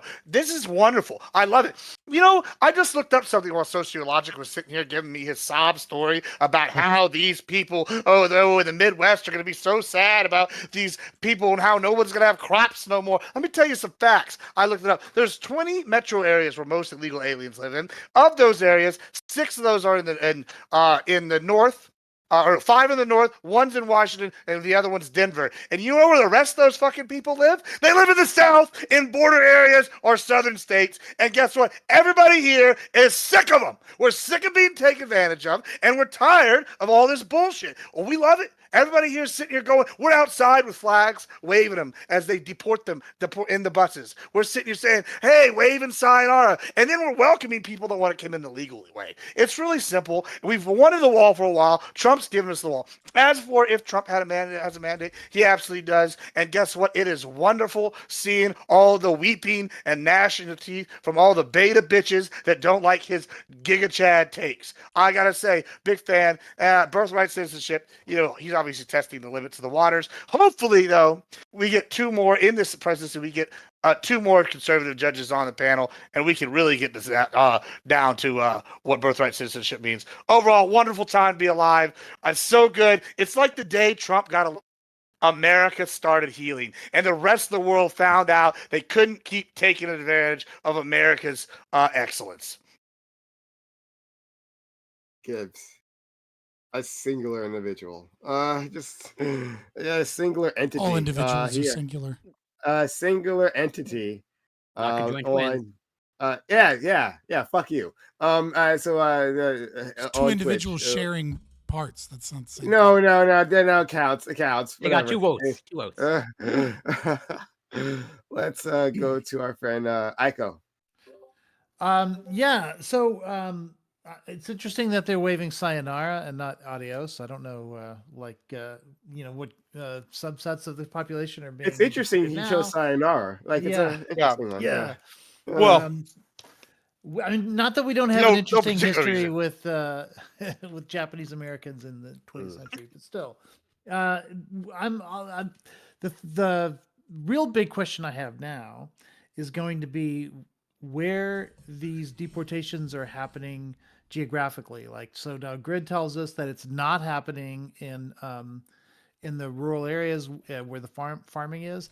That's what I know what's going to happen. Are we going to recognize are we going to continue with prioritization as Grid says, or are we going to do what Trump promised, which was to end prioritization? Those you guys who don't know, prioritization is simply that we look at groups of illegal immigrants and we say these are the ones that we're going to focus on, and it's usually the violent criminals, which means that people who aren't violent tend to get bumped down to the bottom of the list because there's a lot of people to get through before you get to those other groups. But if you end prioritization, then by definition, you arrest and deport fewer violent criminals because you're having to spread your efforts across the entire population. If we're talking about 30 million people, we're talking about a very large bandwidth of people. And bandwidth is really what we have to be looking at here, because I think bandwidth works in both directions. Number one, we can't deport everybody everywhere all at once. We have to prioritize. But if what Grid is saying is correct, and then we are prioritizing, in which case we won't be changing our policy. We'll find out soon enough whether or not that's the case. But also we have to have prioritization in terms of who we let in, right? Like there are some countries, if you're going to look at a country that in recent years has allowed a lot of immigration especially with regards to refugees, it's going to be Germany. They brought in over 1 million Syrian refugees. But now that Syria has won its freedom, they're talking about sending them back, at least half of them. And so, and even before that happened, once they hit that million cap, the number started going down. And I would argue that it's reasonable to look at your immigration from a bandwidth perspective. How many can you absorb over a certain amount of time before you sort of hit your limits? I don't think the United States is anywhere near the equivalent of 1 million Syrian refugees in Germany. So, I would argue that that drastic of a change in immigration policy probably isn't warranted, but we can get into that in the back and forth. Okay. Open to. I just want to clarify something. Grid 1, if I heard you correctly, I think Yo. you said that there are 9 million illegal immigrants in New York. Did I hear that No, right? there's far more than that. Where are you getting this number from? I like some sort of. Oh, did you not pay attention to? Wow, it's really interesting that that conservatives seem to be the only one that actually pay attention to the press. Do you not understand that they've literally taken over hotels? Do you understand what the word source means? Huh? Source. Do you know where? I'm asking where you get that number from. Didn't even take us 30 seconds past. Stand by. I will pull it. I will pull it right back up. I had it earlier. It's interesting that only leftists are the ones who listen. You mean to the New York words that City people or say. New York State? No, because what I happens, will actually John- provide a source, unlike most people. No. What happens though? This is the problem that you're about to run into, Grid. I'm going to tell you now is that All we're right. going to start arguing over which source is good and which tit on a cow makes the milk. I'm just telling you, that's what's about to start happening. All right, I'll make a prediction. Like, okay, it's not going to be a good enough source for Corey. That's my prediction. It might be, but I'm reasonably sure I could be wrong. Right. So right now they're in a bunch of what used to be formerly luxury motels, 14,000 hotel rooms. So that's cool. You're working up to 9 million, That they're so we're short. cramming a That they're lot. We're short. cramming They're many currently millions. looking in- for 14,000 hotel rooms that they're short. I actually looked up the wrong thing here. I looked up the hotels because I wanted to know the name of the hotels earlier. I'm sorry. I Bro, got the the wrong population of New York City is It's like what is 11 it? million if you include all the boroughs. Yeah, it's 19 million. You're saying 9 of that is No, they bust in something like 9 million. Stand by. I'll get it. 9 million is a lot of. That's a big number. That would. I'm stupid, right? I just can't understand numbers. That takes up the population of 28 million in New York. Listen, I don't know how many City. illegals there are nationwide, but I hope it's 9 million in New York. And I hope that No. But Gibbs. That's Corey's point of asking for a source because that number was insane. I get the point. It's just the problem with this. Anybody want to back up Grid here? Oh, I'm going to. No. Gibbs is going to change the subject. Gibbs is going to change the subject. This is the problem, sociological. Even if he gave the wrong Brother, number, 9 million. No. The problem is 9 million. You asked if someone's going to back him up. I'll back him up here. It's real simple. And this is why this source thing isn't as big a deal as you want to make it. Because I can give a source and be like, oh, it cost me $6,000 to fix something on my ranch, right? And then, it cost me whatever. And then don't be like, well, the average sort thing, according to source 639 of this code 17 means whatever. And then you're gonna go, well, since this one That's source exactly how I don't have a matter. crazy claim. That's how I sound. I appreciate that. Hold on, guys. I love the energy. But I'm fresh out of crystals, so let's take it down a notch. Some other crystals. According to New York NYC.gov, if 3.1 million new illegal immigrants, there was a total. They've processed through over 9 million, and we don't know where they all went. And they have a problem right now because they don't have enough room in the shelters for the immigrants that continuously arrive on buses daily into New York City. New York City actually has a law. You probably don't know this, but New York City actually has a law that says if you show up in New York City and you have no money, the city, has to provide you with a home and food for 30 days. You know who did know that? Greg Abbott, when we shipped them up there. As long as they're had doing to do that. it. Eric Adams is that, pushing to remove that, by the way, I'm not because disputing that. it's bankrupting New York. So what does this government website say? Can you? What was that they have over 3.1 million new illegal immigrants. I don't know when this was new. This was, I think. Hang on. Did you put that into the chat so that we can take a look at that? Yeah. The problem is we act like since he sees a big number, it's not a real problem. It's not a real issue. 9 million is not a real number. Okay, 9 million is not a real number. Sure, but is 3 million a real number? Hold on, one second. Wait, just the for New thing is, York? I'm curious about, right, is because New York also has LAX, right? So I'm curious if maybe part of this number is just how many people come in passing through there. or something. Yeah, and then LAX is in Los Angeles, by the way. Stores, LaGuardia. JFK. JFK. Whatever. Stores Prime. Yeah, the wrong.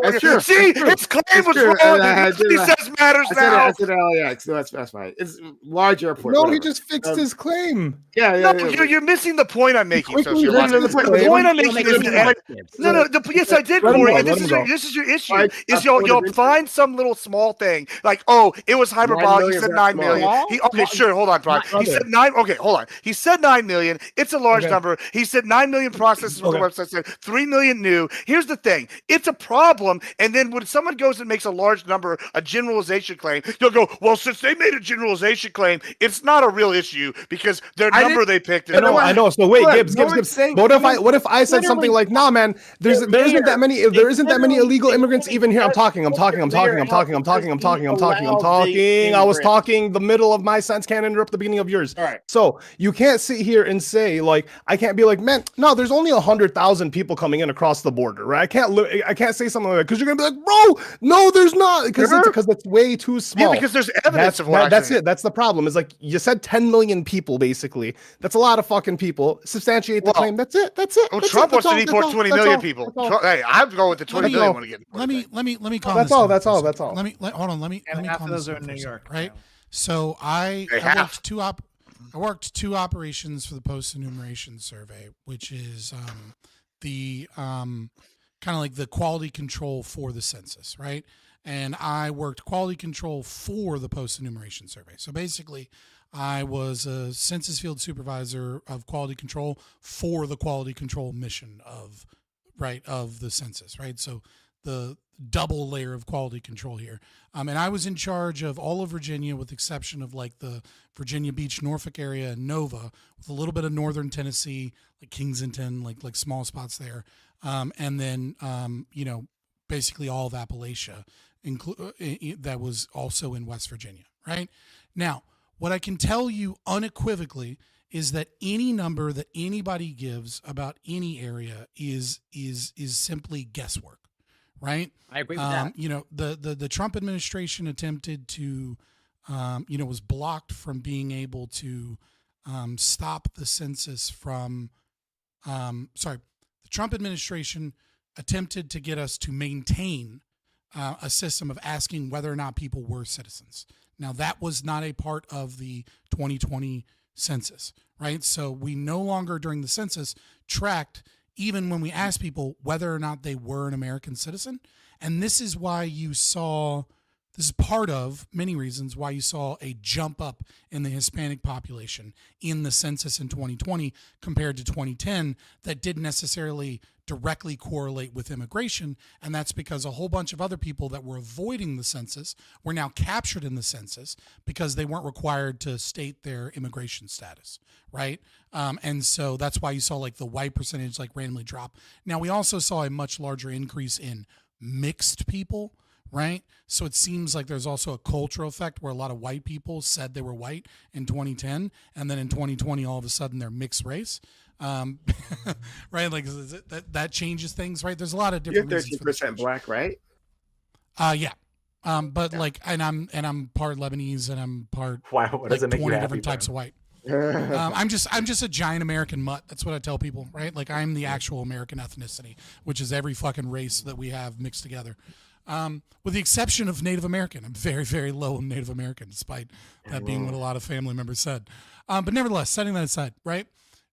We don't know the numbers, right? But is there anybody here that is of the opinion that we have not had a large wave of immigration and that there are legitimate concerns, whether or not you think deportation is the answer is not what I'm asking, but that there are legitimate concerns on the strain of our economy, our welfare systems, our resources for housing. Even if you think all of those things are good, is there anybody here that doesn't believe that we've had a massive wave of immigration in the last decade that is significantly changing our country, and one either for the better or worse, doesn't matter, but it's changing things, and that it is a big policy position? If anybody doesn't believe that, let's set numbers aside, right? And just say, fuck what the specific numbers are, because we all recognize that there's been a big wave and that this has to be tackled in some way or another, whatever your position is. Is there anybody that disagrees with that? No, I can agree with that. But I do want to actually, again, I have some respect for truth, okay? And just to Yeah. 9 million is a crazy number. And then when he looked it up, Yeah. it's processed because New York is a large port of entry. And most of those people aren't directly in New York, right? Just like Texas has 14 points of entry out of like the 22 or 27 on the entire southern border. New York has always been a massive port of entry. It's 9 million is like a decade long how many people they've tracked in terms of processing. Most of those are not literally in the city. So like, yeah, the 9 million number made it seem like we have he's saying 32, that by there the are way, 9 million in there. 32 ports of entry in Texas, just for the record. Well, so hold on. The ones I'm referencing are like quote unquote major points of entry, but there are a lot of Just other wanna- minor ones. just since we're Right. sourcing, But that's a Pew Research. Texas has. Y'all need that. How about this? Texas has a majority of all of the ports of entry on the southern border. That's why it's such That's a big true. deal to Texas. But Texas also sort of shut down their border. But does everybody agree with me? Does everybody, before we go, before Yeah, we yeah, move yeah, on, does yeah, everyone we agree? agree. Yeah, we All right, agree. well, then Yeah. fuck the specific numbers or arguing about it. Corey, I Yeah. understand why you brought it up, but like, let's get to the meat and potatoes. Yeah. I was but actually yeah, more making a point of the massive hotels full of. But to be clear, right?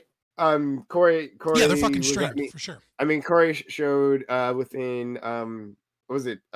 Your source? It was 11 million people, 11 million undocumented people total. That's in total United States. Okay, And so according to Prince, Tiki Tac shared a Pew Research poll that says there's 8.3 million undocumented immigrants as of 2022. in 2022. Yeah. So let's just All right. Also, I just kind of want to source on like the piles of shit in Manhattan that you have to wade through.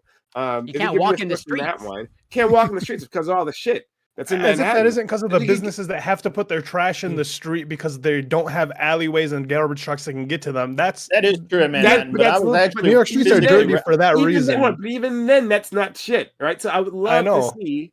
I would love to see a source on There the are shit. there the are piles 12 of million shit. rats. There are 12 million rats in in New York. So fair enough. Fair enough. Hey, just for a city that does do that, I went to NOLA, and there's always a lot of human shit there. Just saying. Okay. So You all took right, photos. we will we can move past this point. Let's go to our friend Lactoid. There's something else I want to do here. I forget what it was. Yeah, I got some All meat right, and potatoes. Just as a point of reference, I have an apartment in Jersey City, and I'm in Manhattan quite a bit, and there's literally shit on the street. That apartment? There's not shit on the streets. All right, I think so there I are shit on the got streets some in potatoes. every I'm in New I York got some meat. pretty frequently. I got some meat and I got some potatoes. We can leave aside the shit on the street. We all hate the hobos. I Shit on think the it's street. perfectly fine, perfectly reasonable that Especially Grid has seen somebody shitting on the street in a major metropolitan area. I would assume this to be true. I'm sure this happens. See In in terms of Richmond, the but estimates there's not of even a lot of illegals, immigrants here. yeah, You I'm can sure. walk, Yeah, but but you can walk through the streets without getting. I don't know his particular Well, no, area. no, no, no. I've also seen someone shooting maybe heroin his up in the street. No, no, You no, mean it's let's not filled with seen that. people. No, I'm not going to let it go. The hyperbole is the issue. And the more you push The it, hyperbole the more is I'm the going to push issue. back because I'm not going to let it go. Because I bet it was you not denying him No, his hold lived on, experience hold on, time? hold on. I'm going to get this point out. It's going to happen. I appreciate bet it. it was Excuse not me. one. Excuse me. I'm going to get this point out, and you're going to fucking listen to it. So no, I'm not going to let this go. It's actually quite important, right? Because then you are implying that these immigrants are somehow dirty, right? And somehow have some sort of public health problem, and they're shitting in the streets, and like citizens are just trying to make their way to their jobs. They're citizens, but like all the gunk of all the poop. Right, Gotta wear rubber shoes. Gotta wear rubber shoes in Manhattan. Hold on. Manhattan. Gotta wear rain boots. We do have an issue though with that. Hold on. I didn't think I was done talking. Did you think I was done talking? Good. All right, good. I'm glad you're still. It was. All right, back to it. Excuse me. Thank you. Yeah. So like. Going through the streets, there's such a danger. This is like the classic example of like what we do to immigrants, like what people have done to immigrants, like from time immemorial, right? We're saying they're bringing crime and the disease, and the filth, right? Yeah, so it's bullshit, right? And so now that's why I'm pushing back against it. So no, I'm not going to accept. I'm sure it's morally somewhere, good. Yes, I'm sure to exaggerate somewhere. the dirtiness Like, of excuse immigrants. me, hold on. I didn't think I was done talking. Thank you. That it's just okay to say that immigrants are this massive public health issue and that they don't know how to fucking use toilets. All right. Well, they weren't vaccinated against COVID on the southern border. Let me build a bridge with you here. I want to build a bridge with you, Prime. Someone somewhere has shat in the streets. Well, no, we know who's shitting on the streets, Prime. It's not the immigrants. It's the hobos that Trump wants to round up and put in camps. Sure, and get rid of okay. I'm just saying. So the we're hobos done are a with problem. that. Thank you. It is a Lactoid. Okay. So It's the hobos. I'll refrain from memeing on this anymore. I've got a meat and potatoes question, I guess, for you guys.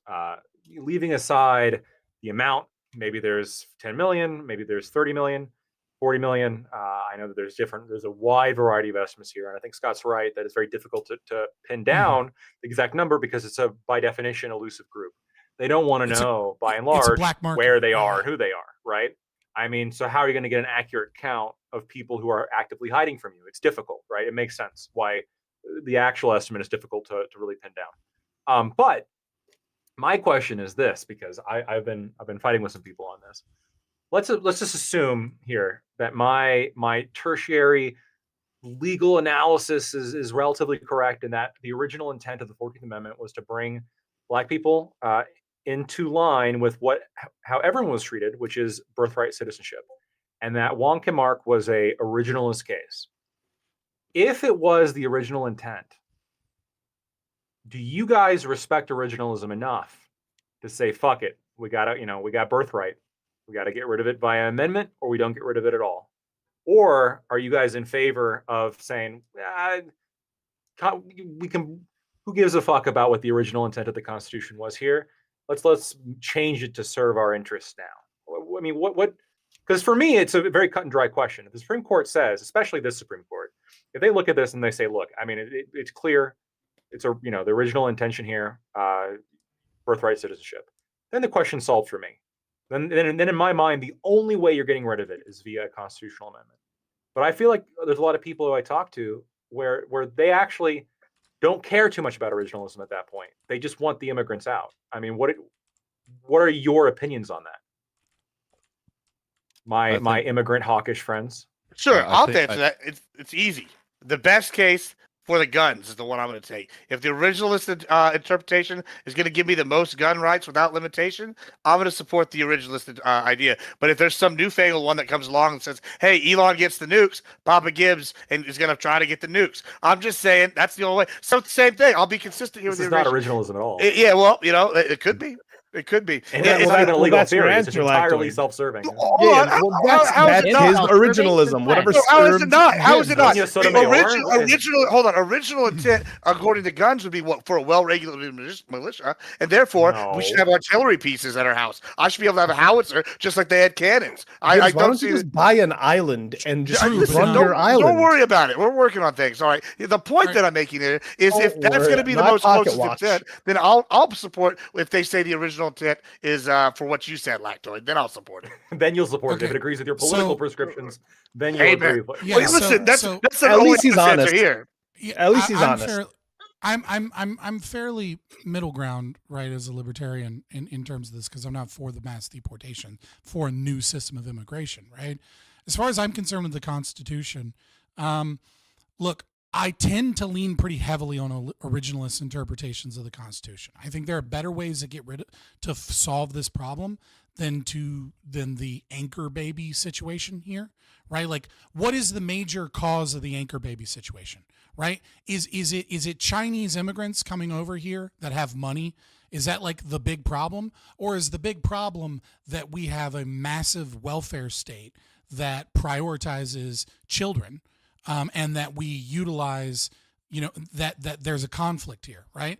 And the appropriate answer here is to not change the Constitution, but to focus on the welfare state that incentivizes this, right? To basically say, like, look, we're going to change these welfare stipulations to where if your parents are both immigrants and you come over here and then all of a sudden you want to get all of these welfare programs through your children, we're going to cut that off, right? If you can't take care of your children, then maybe you need to be deported to a place where you can take care of them, or maybe the state needs to step in because you're neglecting your children. What we don't need to be doing is having in waves and waves of immigrants that are utilizing the welfare system because of this. That's where the real crux of the problem is. It's not that we're like worried that these kids that are born here when they're 19 aren't Americanized, right? Because most of these kids that grow up in American public schools and become American, second generation immigrants, they're fairly American. Now, obviously the third generation is where people tend to be fully assimilated, but most of these people that are born in American,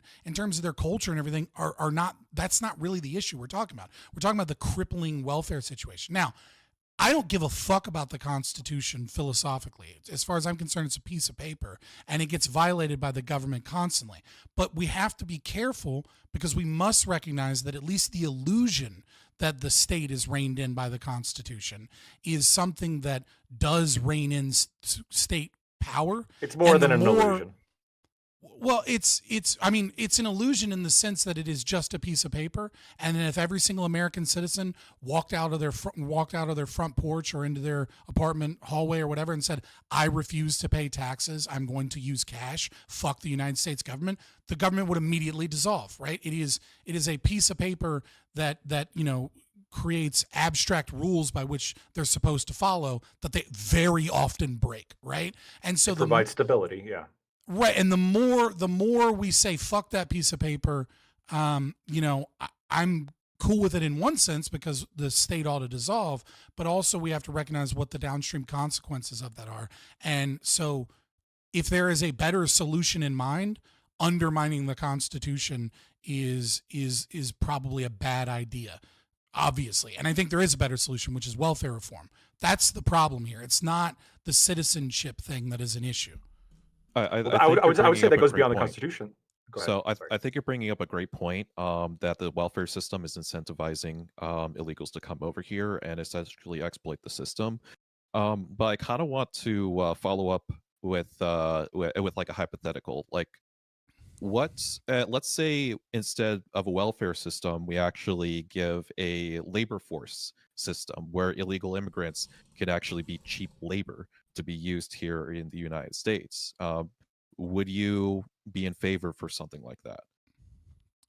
I'm not sure what the full policy means in there. My big issue here, like my gut reaction to your question is like, what is meaningful labor and how can the state ever even fucking determine that, right? Which is why I'm for like an invitee system where, right, like where anybody should be able to invite someone for cheap labor, but if they're going to utilize our resources, and they're going to utilize our roads, our schools, our libraries, our public bathrooms, all of these other things that we pay taxes for, right? Then they ought not be a net negative, or they ought not be a tax burden, right? So if you're going to invite someone and that person is a net negative in terms of taxation, I want whomever invited them to split that difference, right? Like, I don't have an issue with like Elon Musk hiring fucking, Indians, right, that make 80K. But other Americans are like, but I'm an engineer and I would have made 100K and it's 20K less. Yeah, I don't care. Fuck off, right? But I do kind of have an issue as well. Right, but I do kind of have an issue with like Disneyland bringing in like people for a season that are making minimum wage using an H-1B system, right? And like they're utilizing all these resources that the middle class and the wealthy are paying for, and they become an additional burden on the people in Florida and the taxpayers in Florida, and by virtue of that, on Americans in general, right? Like that's kind of the situation here. Now, obviously, I would just dissolve the state, dissolve all welfare, and we wouldn't have this fucking problem. But I'm talking about like what can we do realistically that could transition us to a more private property focused, more liberty focused thing? Because like the people that were essentially invited here. Fabian, go ahead, I'll shut up. I'm sorry. So when you're talking about the reforming welfare, I like that. I like that a lot. I like that line of thinking. But I do believe that is one of the largest reasons that many come to this country. What is that? What do you think that looks like? Because to me, we've tried so many times to reform the welfare system and failed fucking miserably every single time. Literally, there are I'd forget which studies and all of that it were, but I remember reading not terribly long ago, maybe a year ago, 2 years ago, about how someone that had served in the military forces could not get the same benefits that someone that literally just walked across the border from wherever got, right? Like all the same cash benefits, health care, all of that our veterans were not receiving these benefits, and yet illegal immigrants were. I think, and so that's what does the reform look like in your head? I think How's Friedman, that their fault, I though? think Friedman and Andrew Yang hit the nail on the head, right? Which is negative tax or universal basic income, right? Like what we really need to do is I think Andrew Yang, when you actually listen to what his position was actually very good. The freedom dividend, which is just UBI, right? You could choose to utilize the welfare system or you could choose the freedom dividend, but you couldn't have both, right? And so if we're going to have wealth redistribution in this country, right? Like obviously I would get rid of all of it, but I think the best way to fix, like if you want welfare reform, you have to simplify welfare programs.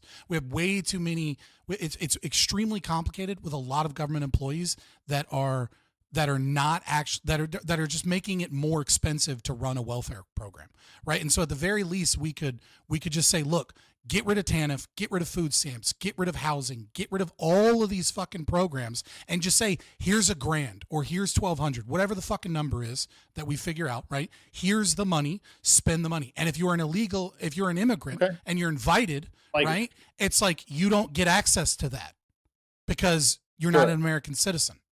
Yeah, we could do that. Well, what about if we became, instead of being interventionist, we became isolationist. We kept all of our tax dollars at home in America, and we allowed other countries to flourish absent our interference. And maybe people wouldn't even want to come here because their countries would be so great. Yeah, I mean, there's a lot of solutions there, right? You know what I mean? Unfortunately, Yeah, I'm you know, the just saying. I American- mean, why is I- it like, that why is it that Yeah. we are why- we're the end because destination? since the for some Eisenhower reason? because since the Eisenhower doctrine, the fiat currency of the U.S. dollar, in part, has been highly invested in the Middle East, and as of right now, Sure, the with it IMF being has the been just reserve a currency. terrible thing. But Well, I just mean Grid, why is the U.S. dollar isolation is so the really reserve huge? currency for trading oil, right? And, No, and, hold on, and if we can become fully isolationist, I understand. we I face get all it, that money and coming the back. IMF is a horrible thing. I agree with you. We topple entire economies with the IMF. And I agree with you. I want to know what it would look like. How do we make that happen? Because I would Grid, rather why do you people want just that not to want to happen? come here. I'm individuating our immigration policy, but as an anarchist, obviously, I want us to be more in isolationist. And I think hold that's on, I'm I'm gonna just ask. individuating one policy at a time. You know. So Grid, you can go Gibbs, but I think Tiki Tak wants to go afterwards. Yeah, I'll be I think quick. Tiki Grid, Tak actually wanted I to just go want to know, before, Grid, why you're like advocating for like this isolationism approach, right? Because I get on the surface the appeal where people are like, hey, you know, I want to be isolationist. The America's been in too many wars lately, yada yada. But I think a lot of people, or at least where I come from, are not so sick of us being the power. They're more sick of us being the policeman and taking all the pitfalls, not getting Exactly. any gains. And Exactly. No, hold you on, just defined it. hold on. As opposed to what you're proposing, which is isolationism, where we get out and let these other people flourish. That's not what I want. I want us to use our power to like get shit done, like with Panama, like with Colombia, that's just happened, possibly Greenland. These are not I isolation think you're states. misunderstanding. I think you're misunderstanding. Okay, because it sounds like you. So I don't want to be the world police. I have seen no reason to subsidize other countries' economies so they don't have to have a standing army. If they want to have a standing army, let them pay for their standing army. We don't need to subsidize. We do not need to be their defense. We do not need to ensure trade routes other than the ones we choose to use. We do all of these things in the name of the world good. However, it bites us in the balls every single fucking time we do it. And at some point, we need to just say, you know what, my balls are sore. I can't take it anymore. Get this yappy little dog off of me.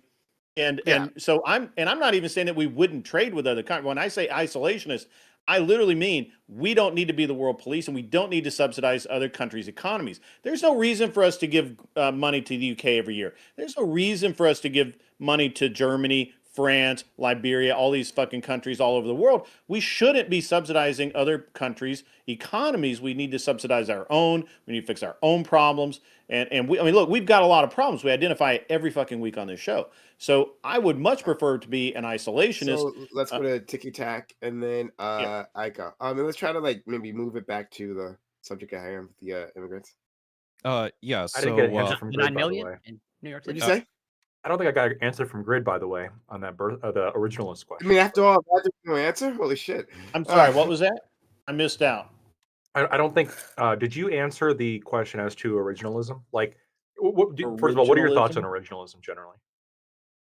I didn't. I may not. I may have been a little distracted. And he made the originalist argument that Trump is going against an originalist interpretation by getting rid of birthright citizenship. And he asked all of us on the panel our views on that. And I answered, and Admiral Gibbs answered, but you seem to be hawkish as well, and you didn't chime in. Yeah, well, I just think that he clarified his position on it, which he can do via EO.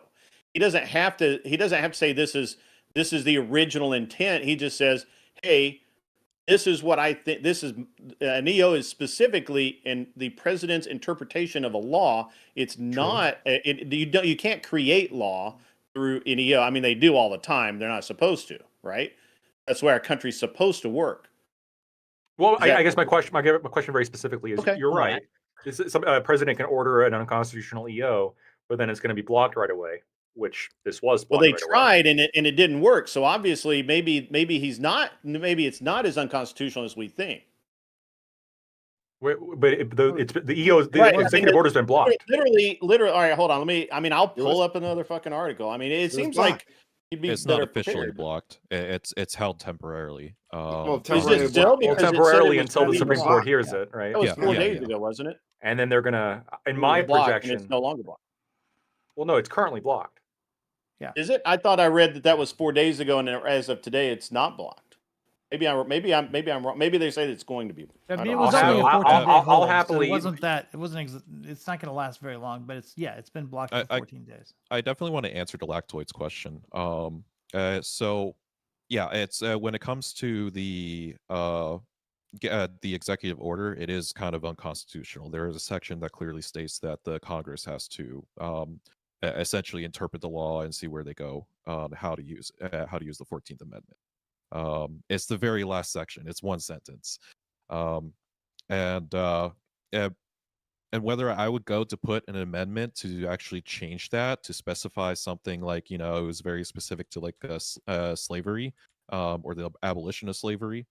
Um, Honestly, my opinion changed after I heard Scott's kind of diagnosis, which is like, why would we need to amend the law if we just remove the incentive that people are using to come over here? Then we wouldn't need to worry about the 14th Amendment.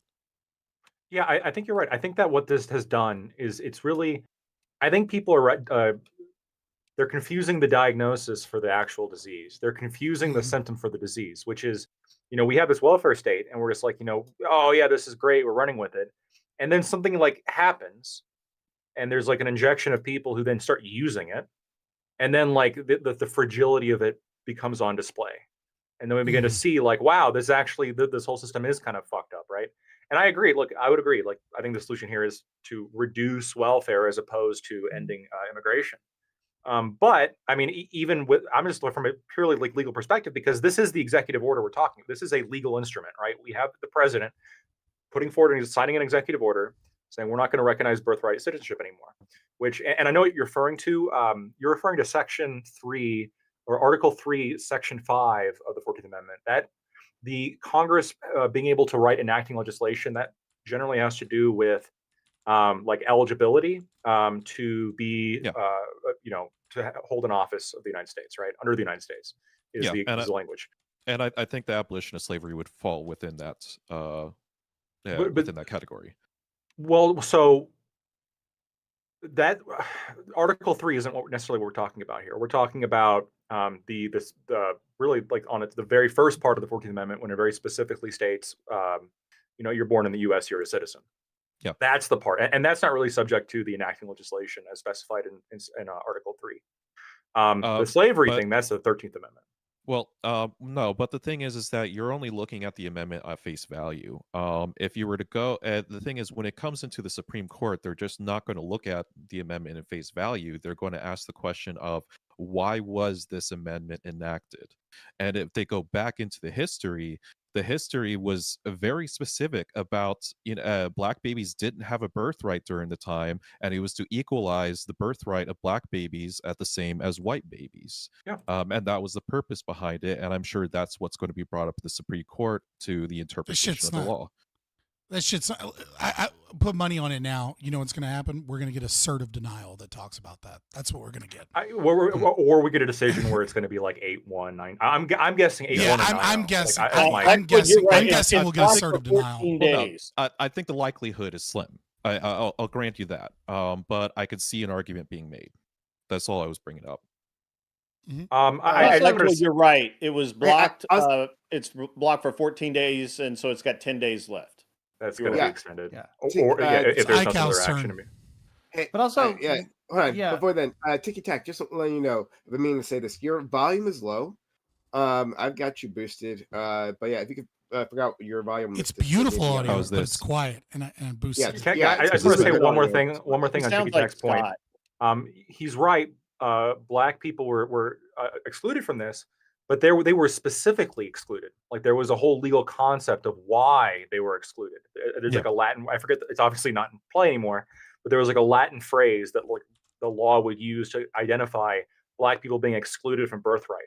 Everyone else had birthright, right? It was just black people. And so the concept is the 14th Amendment was like, okay, we're going to bring black people in with everybody else now that we all have birthright now. All of us share in the birthright. We all got it.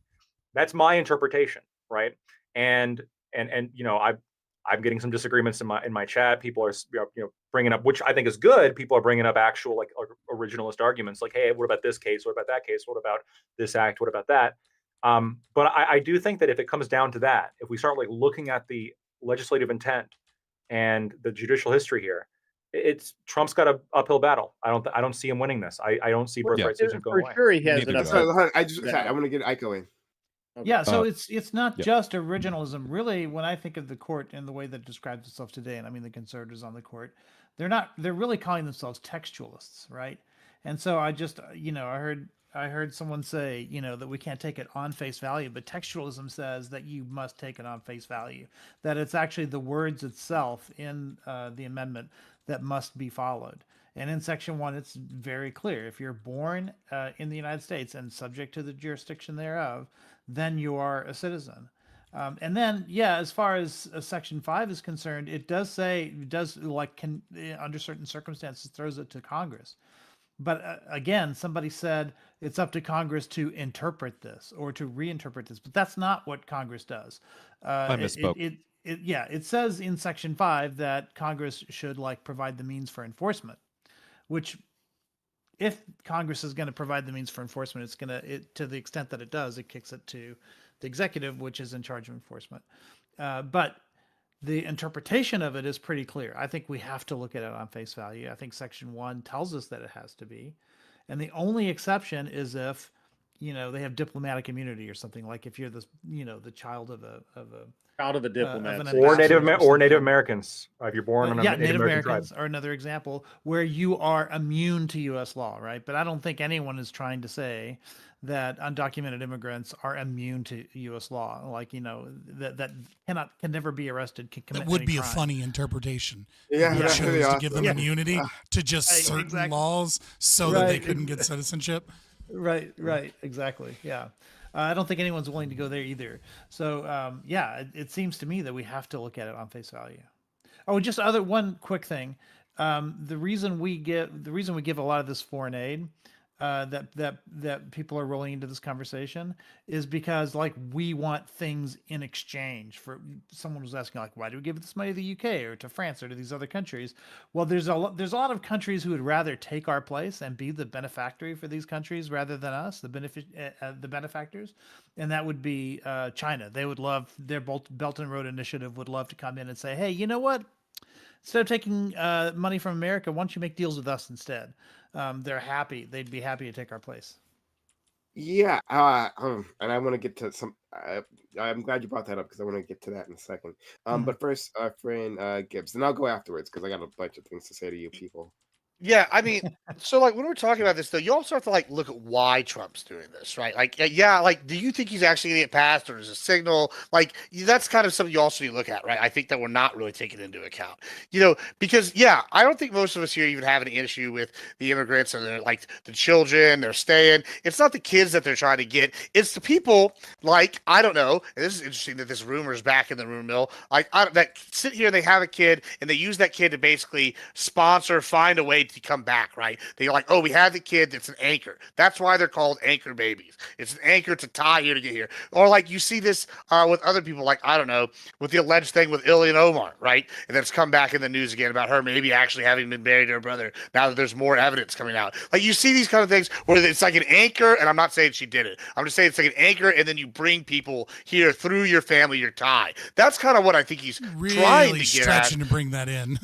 Yeah, it's relevant. I'm not saying she did it. I'm just bringing it up real quick. Well, hey, but that's a conservative argument. They use her as an example. I'm a conservative. It's in the newsfeed. Now, do I think she actually married her brother? Who the fuck gives a shit? I don't care. But because I don't really care. I like immigrants if they come here. It's very Roman. It's just which is the American tradition. Yeah, my thing is though that's the real issue he's attacking. Right, Trump's ran on immigration. He said, "Hey, we're going to deport 20 million people." What's his name? Tom Herman, is that the guy? I just watched a speech where, there you, Homan. Thank you. He just gave a speech where, actually, to Aiko's point earlier, is going to use prioritization, starting with the bad people. Now, whether Trump has co-signed all this, or he's just sitting down in the weeds with you, but at least according to the guy running the program, he is going to use prioritization. I think that he's speaking to his masses here when he's doing this. He's showing, I've listened. This is what you've asked for. We're going to try to get some change done. And then, it's the start of a conversation. He probably knew this was going to get blocked. And then now we're going to take it to the court. We'll see what the court says. And then we can structure a law based off what happens after that. I think that's the strategy. that he's Well, not Yeah, yet. I mean, Now, whether I'm I right or wrong is stated a whole this. different Since Gibbs loves to brag about his predictions, right? Because he's thing. often Yeah, right. more bragging. Right. I would like to say that on this show, long before Trump was elected, I said that this is almost certainly what Trump would do, right? That he would target gangs, he would target criminals, and that he would go hardcore on those. But that I don't see him feasibly. I don't think he has the political power, despite being president, despite being the head of the executive, to actually go around and round up every undocumented or illegal immigrant in this country. So what is he going to do? He's going to go after gang areas, right? Chicago. Why did he start in Chicago? Well, he started in Chicago probably because they're like the Tren de Agua is such a problem in Chicago, and they're taking over. Like, people love to talk about like the Colorado reports of them taking over apartment buildings, but where they have really gained power and taken over areas is areas where a lot of traditionally black gangs in Chicago have held power. And we are now in a position where there have been meetings between a lot of different competitive gangs in Chicago to have ceasefires and truces because of the problem of Tren de Agua, right? And they feel like this is an interloper in their community, right? The black gangs in Chicago, despite being horrible for the people of Chicago, despite being horrible for the black community, they don't view themselves that way. They view themselves they have a false sense of honor and a false sense of like protecting their community. And Tren de Agua doesn't give a fuck. And if you snitch on them, they don't like do a drive-by. They chop you up into little parts and mail it to your mother and let your mother know that she's next, right? Like, Venezuelan gangs are not the same fucking thing as American gangs. It's an entirely different situation, right? And so like I think it's important to note that, yeah, like that was my prediction. And that's what I'm saying is that like he's going to go after these. He's going to do this bullshit executive order that I think all of his fucking lawyers probably told him isn't actually going to fly, right? And then he gets to tell the public and tell the media and tell his voters, look, I tried. Like, I tried to fix this. I tried to do this. I did what I could, right? I wrote the fucking executive order, but the court stopped me. And that's why we need more conservatives on the bench. He's going to utilize this in I don't want to accuse Trump of doing 5D chess or anything, because I think this is just normal fucking chess, right? You come in with this mandate, Part of the deal. hit him hard, get rid of the gangs, get rid of the problem areas, right? And then all of a sudden, when he wants to do something that he's always supported, which is Dreamers, he's going to go to the fucking Democrats. He's going to fucking say, hey, look, I want a Dreamers bill. And one of two things is going to happen. Either A, the Democrats are going to have fucking Trump derangement syndrome to such a degree that they refuse to work with him on this. And he's going to use that on the lead up to the 2026 election. He's going to be like, I fucking deported the gang members and I tried to give a pathway to citizenship to people, but these Democrats don't give a fuck about you. It's only the conservatives that want to keep your community safe. He tried Get rid that of in the bad 2017, apples. right? And the Democrats Yeah. gave him that deal, and then the Trump supporters burned their MAGA hats. So Right, he's it learned might his not be lesson, the Democrats which that is have TDS do on the this, it might be EO, his own right? people. Do mass deportations of criminals, etc. He's gaining favor with his base so that he can come forward with the presumed compromise, and the Democrats then put the field in the Democrats' court. They can either work with him, and then they give Trump one of the greatest victories, like a permanent Dreamers Act, and making sure that every one of these gets a I don't pathway to think his base citizenship. will accept that. I think they'll burn their hats again, like they did last time. I think you might be right, but my prediction is that this is his goal, is The- to the- go hold on. hard in this way to get the compromise, because then the Democrats can either fight him on it, and then they look like complete hypocrites because they're fighting the very things they support. But hold on, Yeah, I'm one of the they people did. that burned the hats. Like, I was not a fan of like a lot of that shit. Like, I was with them on this, right? However, the difference would be is I think that Fabian's kind of alluded to this is we're also in a different situation now. Like, Texas has secured its border, thank God, despite the meddling of Biden, right? We've gotten in there, we've done this. There's a border wall being built. If Trump's actually shows we're deporting X millions of people, like however, whether it's 1 million, 20 million, I don't know. And he's actually doing whatever. He's sending them out. And then he goes, okay, we want to make a way for citizenship for people that are like the dreamers. We want to make migrant visas easier. Like, I think there would be a large portion of those people that, like, I would be swayed. Like, I don't know why all of them wouldn't, but like there would be it would be a lot less people burning their hats than before. Okay. So I guess multiple things here. That's my prediction. All right, I was right on the first one. Let's see what happens. Yeah, but on that, just quickly, and I'm not. This is not against you. It's just that like a lot of people on the left are saying the same thing. That like this promises he was making in terms of like getting rid of 11 million undocumented immigrants. We're like, yeah, you're not actually be able to do that. But that was what he was running on. He said like, oh, this is a lie. I mean, I think he's going to try because maybe he's going to. It's going to be a great, human toll for people who don't deserve this level of brutality. But like he's not actually going to fulfill that campaign promise. But here we are. He's great and he's with making the a flair. great showing of it at the start, at the very least. I mean, like, I don't. It's just a prediction. I'm not a Yeah. seer. Again, You know what I mean? That's what it seems to be. That's what it looks like. It seems like he's going so hard so that he can come in and be like, look how based I am. But you notice he's not doing an EO to pull a bunch of money to fund ICE from some other program. If he was genuinely serious about about mass deportations of everyone in the US, he would have already written an executive order that would have diverted funds from the Department of Defense towards ICE via calling it, because he's already called it a national emergency, the southern border. He would have labeled it a national emergency of some kind, and then he would have diverted funds so that he could have massive fucking ICE raids. But he's not, and the question is why? Okay, sure. So then beyond that, there's a whole list of things I want to respond to. People come to America for all kinds of reasons. Like, it seems weird you guys are like focused in on the welfare system. Like, oh, that's the big draw. Like, what? Because nobody cares about the people that come here for other reasons. No. That's not how that was framed. I mean, Nick Fuentes how many people are coming in here for the welfare system? That's not how that was framed. You guys are saying, yeah, the narrative you paint is that everyone comes in here for that. Yeah, and you were saying you don't have to have a more comprehensive immigration reform if we get rid of the big draw that is welfare. That's what you guys were just saying. I want to make sure we're not speaking past each other. Well, yeah. What do you think when you say welfare? The welfare free living. You get the state pays for you to live here. Welfare system, like the government subsidies and like the money for nothing. Like would you consider the hotels welfare that we're giving to immigrants? For sure. Sure. Okay. Yeah, sure. and then the food that we're feeding them, and the employees that we're paying in order to get them citizenship through the asylum process. Like, this is would you constitute all this I as guess welfare? if you want to expand the definition, fine, whatever. But anyway, that still doesn't validate any of my point. But no, it's alluding to that our argument is that we're trying to fight against the net negative of dumping money towards something that's just not working, and we're trying to turn it into a net positive. Something that's just not working. Well, yeah, it's asylum seekers coming in and not providing a labor force to this country. Hold on, it's not just asylum seekers. Let's just get that clear. That's not limited to that right now, as if the narrative isn't being painted for every immigrant that comes in here. No, it's because there's a problem when you narrow it down to that. Because we act like that the undocumented problem along the border is just, it's just mass asylum seekers. That's not it. There are coyotes bringing people across, tearing up people's land, and what percentage of people is that?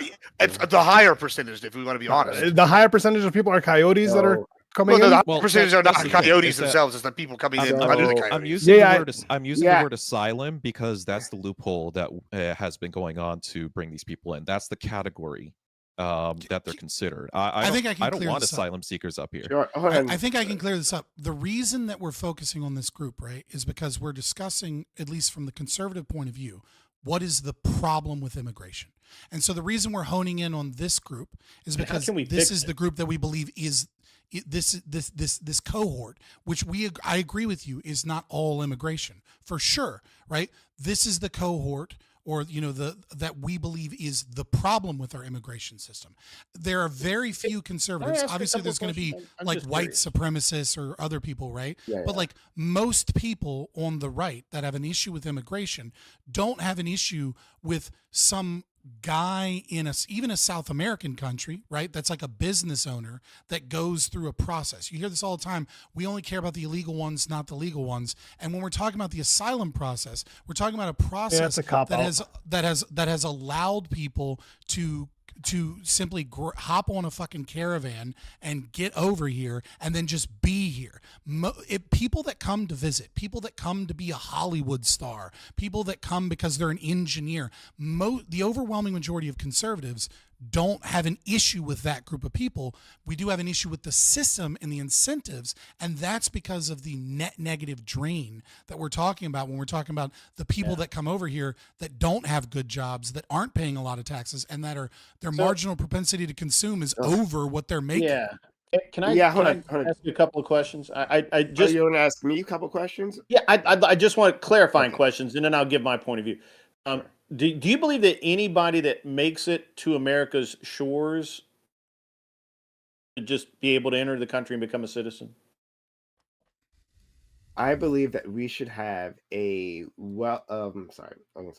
immigration system that's massively expanded. I'm going to answer your question directly. Don't worry. That's massively expanded to allow more legal migration, documented legal migration. In lieu of that, right? If we're not going to do that, then yes, when people come to our shores looking for work, looking for safety, looking for anything, actually, yeah, I want to let them in. I want to be able to process them, to then document them, and allow them to be. Is there a number that's too high? 9 million. Not, No, is there a number per year, let's say, that like there's too many? Yes. Theoretically there could be. We are so far away from that I'm not concerned about it. So theoretically, yes, you could. So how many times more than what we currently have, which is stressing I have us? no idea. I have no idea. So this is all really nebulous. So hold on. No, it's fine. It's fine. You said that there is a number. Good. Let's finish with good. Yeah, sure. All right. So that's all very nebulous. That's okay. My wife is an immigrant. My wife is Chinese. Before we got married, she was already doing her citizenship. So I know he's a rich white man. She didn't need me for anything. Yeah, we all have Asian wives. That's right. And so I'm actually pretty familiar with the process and what happens. And like I know people that have come here on a visa that have had the visa retracted and then stayed until they could get it reinstated, or they had to leave. My wife's aunt and uncle actually were deported because even though they were Canadian citizens, when they came here to become an American citizen, they messed up some paperwork and ended up having to go back to China for 3 years before they could reapply. So I honestly, I think that anyone that comes over here without going through the existing process deserves to be deported. You deserve it. You've earned a deportation, because while it's hard, it is relatively fair, as much as any government thing is fair. It's not relatively as fair. much as any government thing is fair, right? Like, no, it's not fair. Like you're just saying, we could simplify. We could simplify that process by quite a well, lot. hold on. Prime, no, bro. Right. I can't.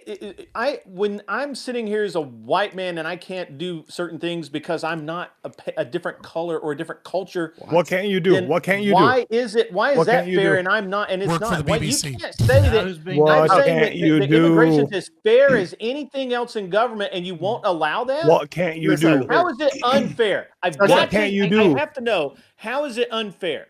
What can't you do? Immigration, how is saying here's a standard, meet the standard, you can come in. What can't you do? What can't you do? Well, hold on. I wanted to answer the question. I was not allowed to have financial aid when I was Yeah, in they college. won't No, answer the said question. something- I was- No, he I said was a no, he white said What the something fuck? You guys ridiculous. can't Wait a you minute. can't make Like, all these there's- hyperbolic wait. You can't make all these hyperbolic statements that just sit here and paint this large sweeping narrative. Then when someone questions you on it, you go, "No, I was really talking about this literally really am trying to answer your specific, fucking minute question. thing." You What can't can't you do? What is it that you can't do? What is it that you can't do? As a white man in this country, as a white passing man in this country, I can do whatever the fuck I want. I can do whatever the fuck I want. What can't you do? What can't you do? Can you get a whites only scholarship? What can't you do? What Can you can't do? Can you have a What whites only can't you scholarship? do? Let him answer. Let him answer, Scott. Let him answer. I will have to mute you all. Let him answer. And you're being a parent. You're being a parent. Let him answer. Yes, I'm being a parent. Hold on. Quit babying I him. don't say talk Quit over babying me. him. Okay, I'm Quit gonna have to acting like start a muting parent. you. All right, hold on. Shut up. When I say everyone shut up, that means everyone shuts up. Not everyone just keep going until you fucking feel like stop talking. Shut up. Thank you. Really appreciate it. All right. Now I'd like to hear what you all have to say. It sounds really interesting, but no one can hear you. All right. So let's do this one at a time. Okay. So Ali, you had an objection. You can make that objection. Scott, you had a counter to that. I'll have to hear that. Yeah, no, I just want Grid's question first. Because that's what Sociology was interrupting when he was trying to divert and subvert. Okay, so Ali, go ahead, make your. Let's just stop making grand sweeps, and then when you get questioned on the grand sweep, it becomes a specific statement. Just make this specific. Okay, then I think I had permission to talk. I think I had permission to talk. Sure, you can have permission, but you have to Stop stop doing making Hold on. Knock it off, Gibbs. Knock it off. Stop making grand sweeps because it paints an entire fucking narrative, and then we can't have a real conversation because we're sitting here getting boggled in the fact that you're just making these generalizations when we could do the same in the other way. I can say immigrants do way better when they come here. None of them commit any crimes. We commit crimes too. We can do the same thing if we just want to use hyperbole. You're being dishonest right now, Sociologic. Hold on. If we want to use hyperbole to have a conversation, if we want to use hyperbole conversation, we can do that, but we're not going to get anywhere. I want to make an objection then too. Then I have an objection to what Sociologic's doing. No. Grid, you I can just want to get to respond the original that. question that was interrupted. Yeah, because they're doing it. Grid, hold on, one second. Grid, this was to Grid. Grid, you can respond. I didn't say any of those things. I don't know what you heard, but I literally said a very specific thing. When I was denied things because I'm not something, and somebody else is denied something because they're not something, I'm simplifying this for you because you seem to need it very dumbed down. Then that means that it can't. Then anything else the government does is as fair as anything else, right? Like. Prime K said it's not fair that the current system of immigration is not fair. I've maintained that it's as fair as anything else in government. And nobody said anything different. So, hold on, no. What you said was that white men. I can't do certain things that other people can't. I have a problem with how you objected to this though. Like that's verbatim what you said. I can't do certain things and other people can. I can't do certain things because I'm a white man. Go ahead. Hold on. This is the problem. What you're doing, Sociological. No, stop. Not Gibbs. But it's a tactic, Prime. It's a tactic. Hold on, y'all doing something very like. Hold on. You let Scott do this all the time. You let everybody else do this. I have a point to make. I told you. Shut up. Okay, I'm just gonna mute you. All right. We're gonna knock it off. Please shut the fuck up, everybody. All right, thank you. Now, Grid, please. Yes. You said you were you couldn't do it because you were white, right? Yes. And that's the thing that Ali and I apparently were that's a responding triggering statement. That's awesome. to. We were asking for an explanation. Like we were asking, hey, I gave substantiate that statement. That's it. Shut up. He answered it multiple times. You keep yelling over it. Grid, just answer it, please. He did not answer it. I did. Everyone was yelling. Talked about financial aid. Okay, hold on. Yep, you don't need your help. All right, another mute. Grid, do it yourself. Actually answer. We didn't. If you were doing it before, then we didn't hear you because everyone else was talking over. Fine, go ahead. I was denied financial aid because I'm not a minority. Okay, if that is the case, why is it any less fair that someone is denied the chance to come to America? I'm just simply using that as a dramatic fucking effect to say that when you say that it's not fair, I'm saying it's as fair as any other government agent, any other government program, anything else run by the government. If you want it to not be run by the government, I don't know what the second choice is, but currently it's run by the government, and I think they do a pretty good job with immigration. The only criticism I have of immigration into this country, having dealt with the system myself, this is purely anecdotal, so you guys can all fucking attack me later, but based on my experiences with the immigration system in the United States, it's relatively fair. And there's no reason for anyone to come here illegally, and they should fucking leave. And that's my position. Okay? And you can't prove, nobody has offered any evidence tonight of any kind that it's unfair in any way. And that it is a burden upon. Well, it's unfair to the American citizen. Yes, Scott, you did say that. No. No. But I'm muted. Nobody. It just seems to be okay. We just need to have these people come here for no good reason except they want to or whatever, and then that's fine. If that's the case. If that is truly the case, then okay, I understand I'm trying to understand your position. I'm really just trying to understand your position on it because it seems like, yeah, you say on one side you say, yeah, okay, I want reforms, I want things to be done the right way, and I think that there needs to be something done. And on the other side, you're saying, yeah, just let them all. If they're here, fuck it, doesn't matter. Trump's terrible. His deporting people who walked across the border any of that. Great. with no vetting or anything. Those guys can Scott. stay. All of that. And that's why I'm clarifying. I want to understand your position because to me it sounds like you're talking in two directions, and I just wanted to kind of clarify it. And then we got all off on literally questioning me about my life, which is fine. I'll answer. So many things, not enough time. But and Gibbs, I also see your hand. Okay, all right. So we'll go to Gibbs because you were first, and then we'll go to Scott. Right? Well, Gibbs and Scott. I'm sorry, guys. I'm sorry. So sorry. I didn't mean to cough in the mic. My point is that I prefer a documented system, right? One that is easily, relatively easily navigated and accessible.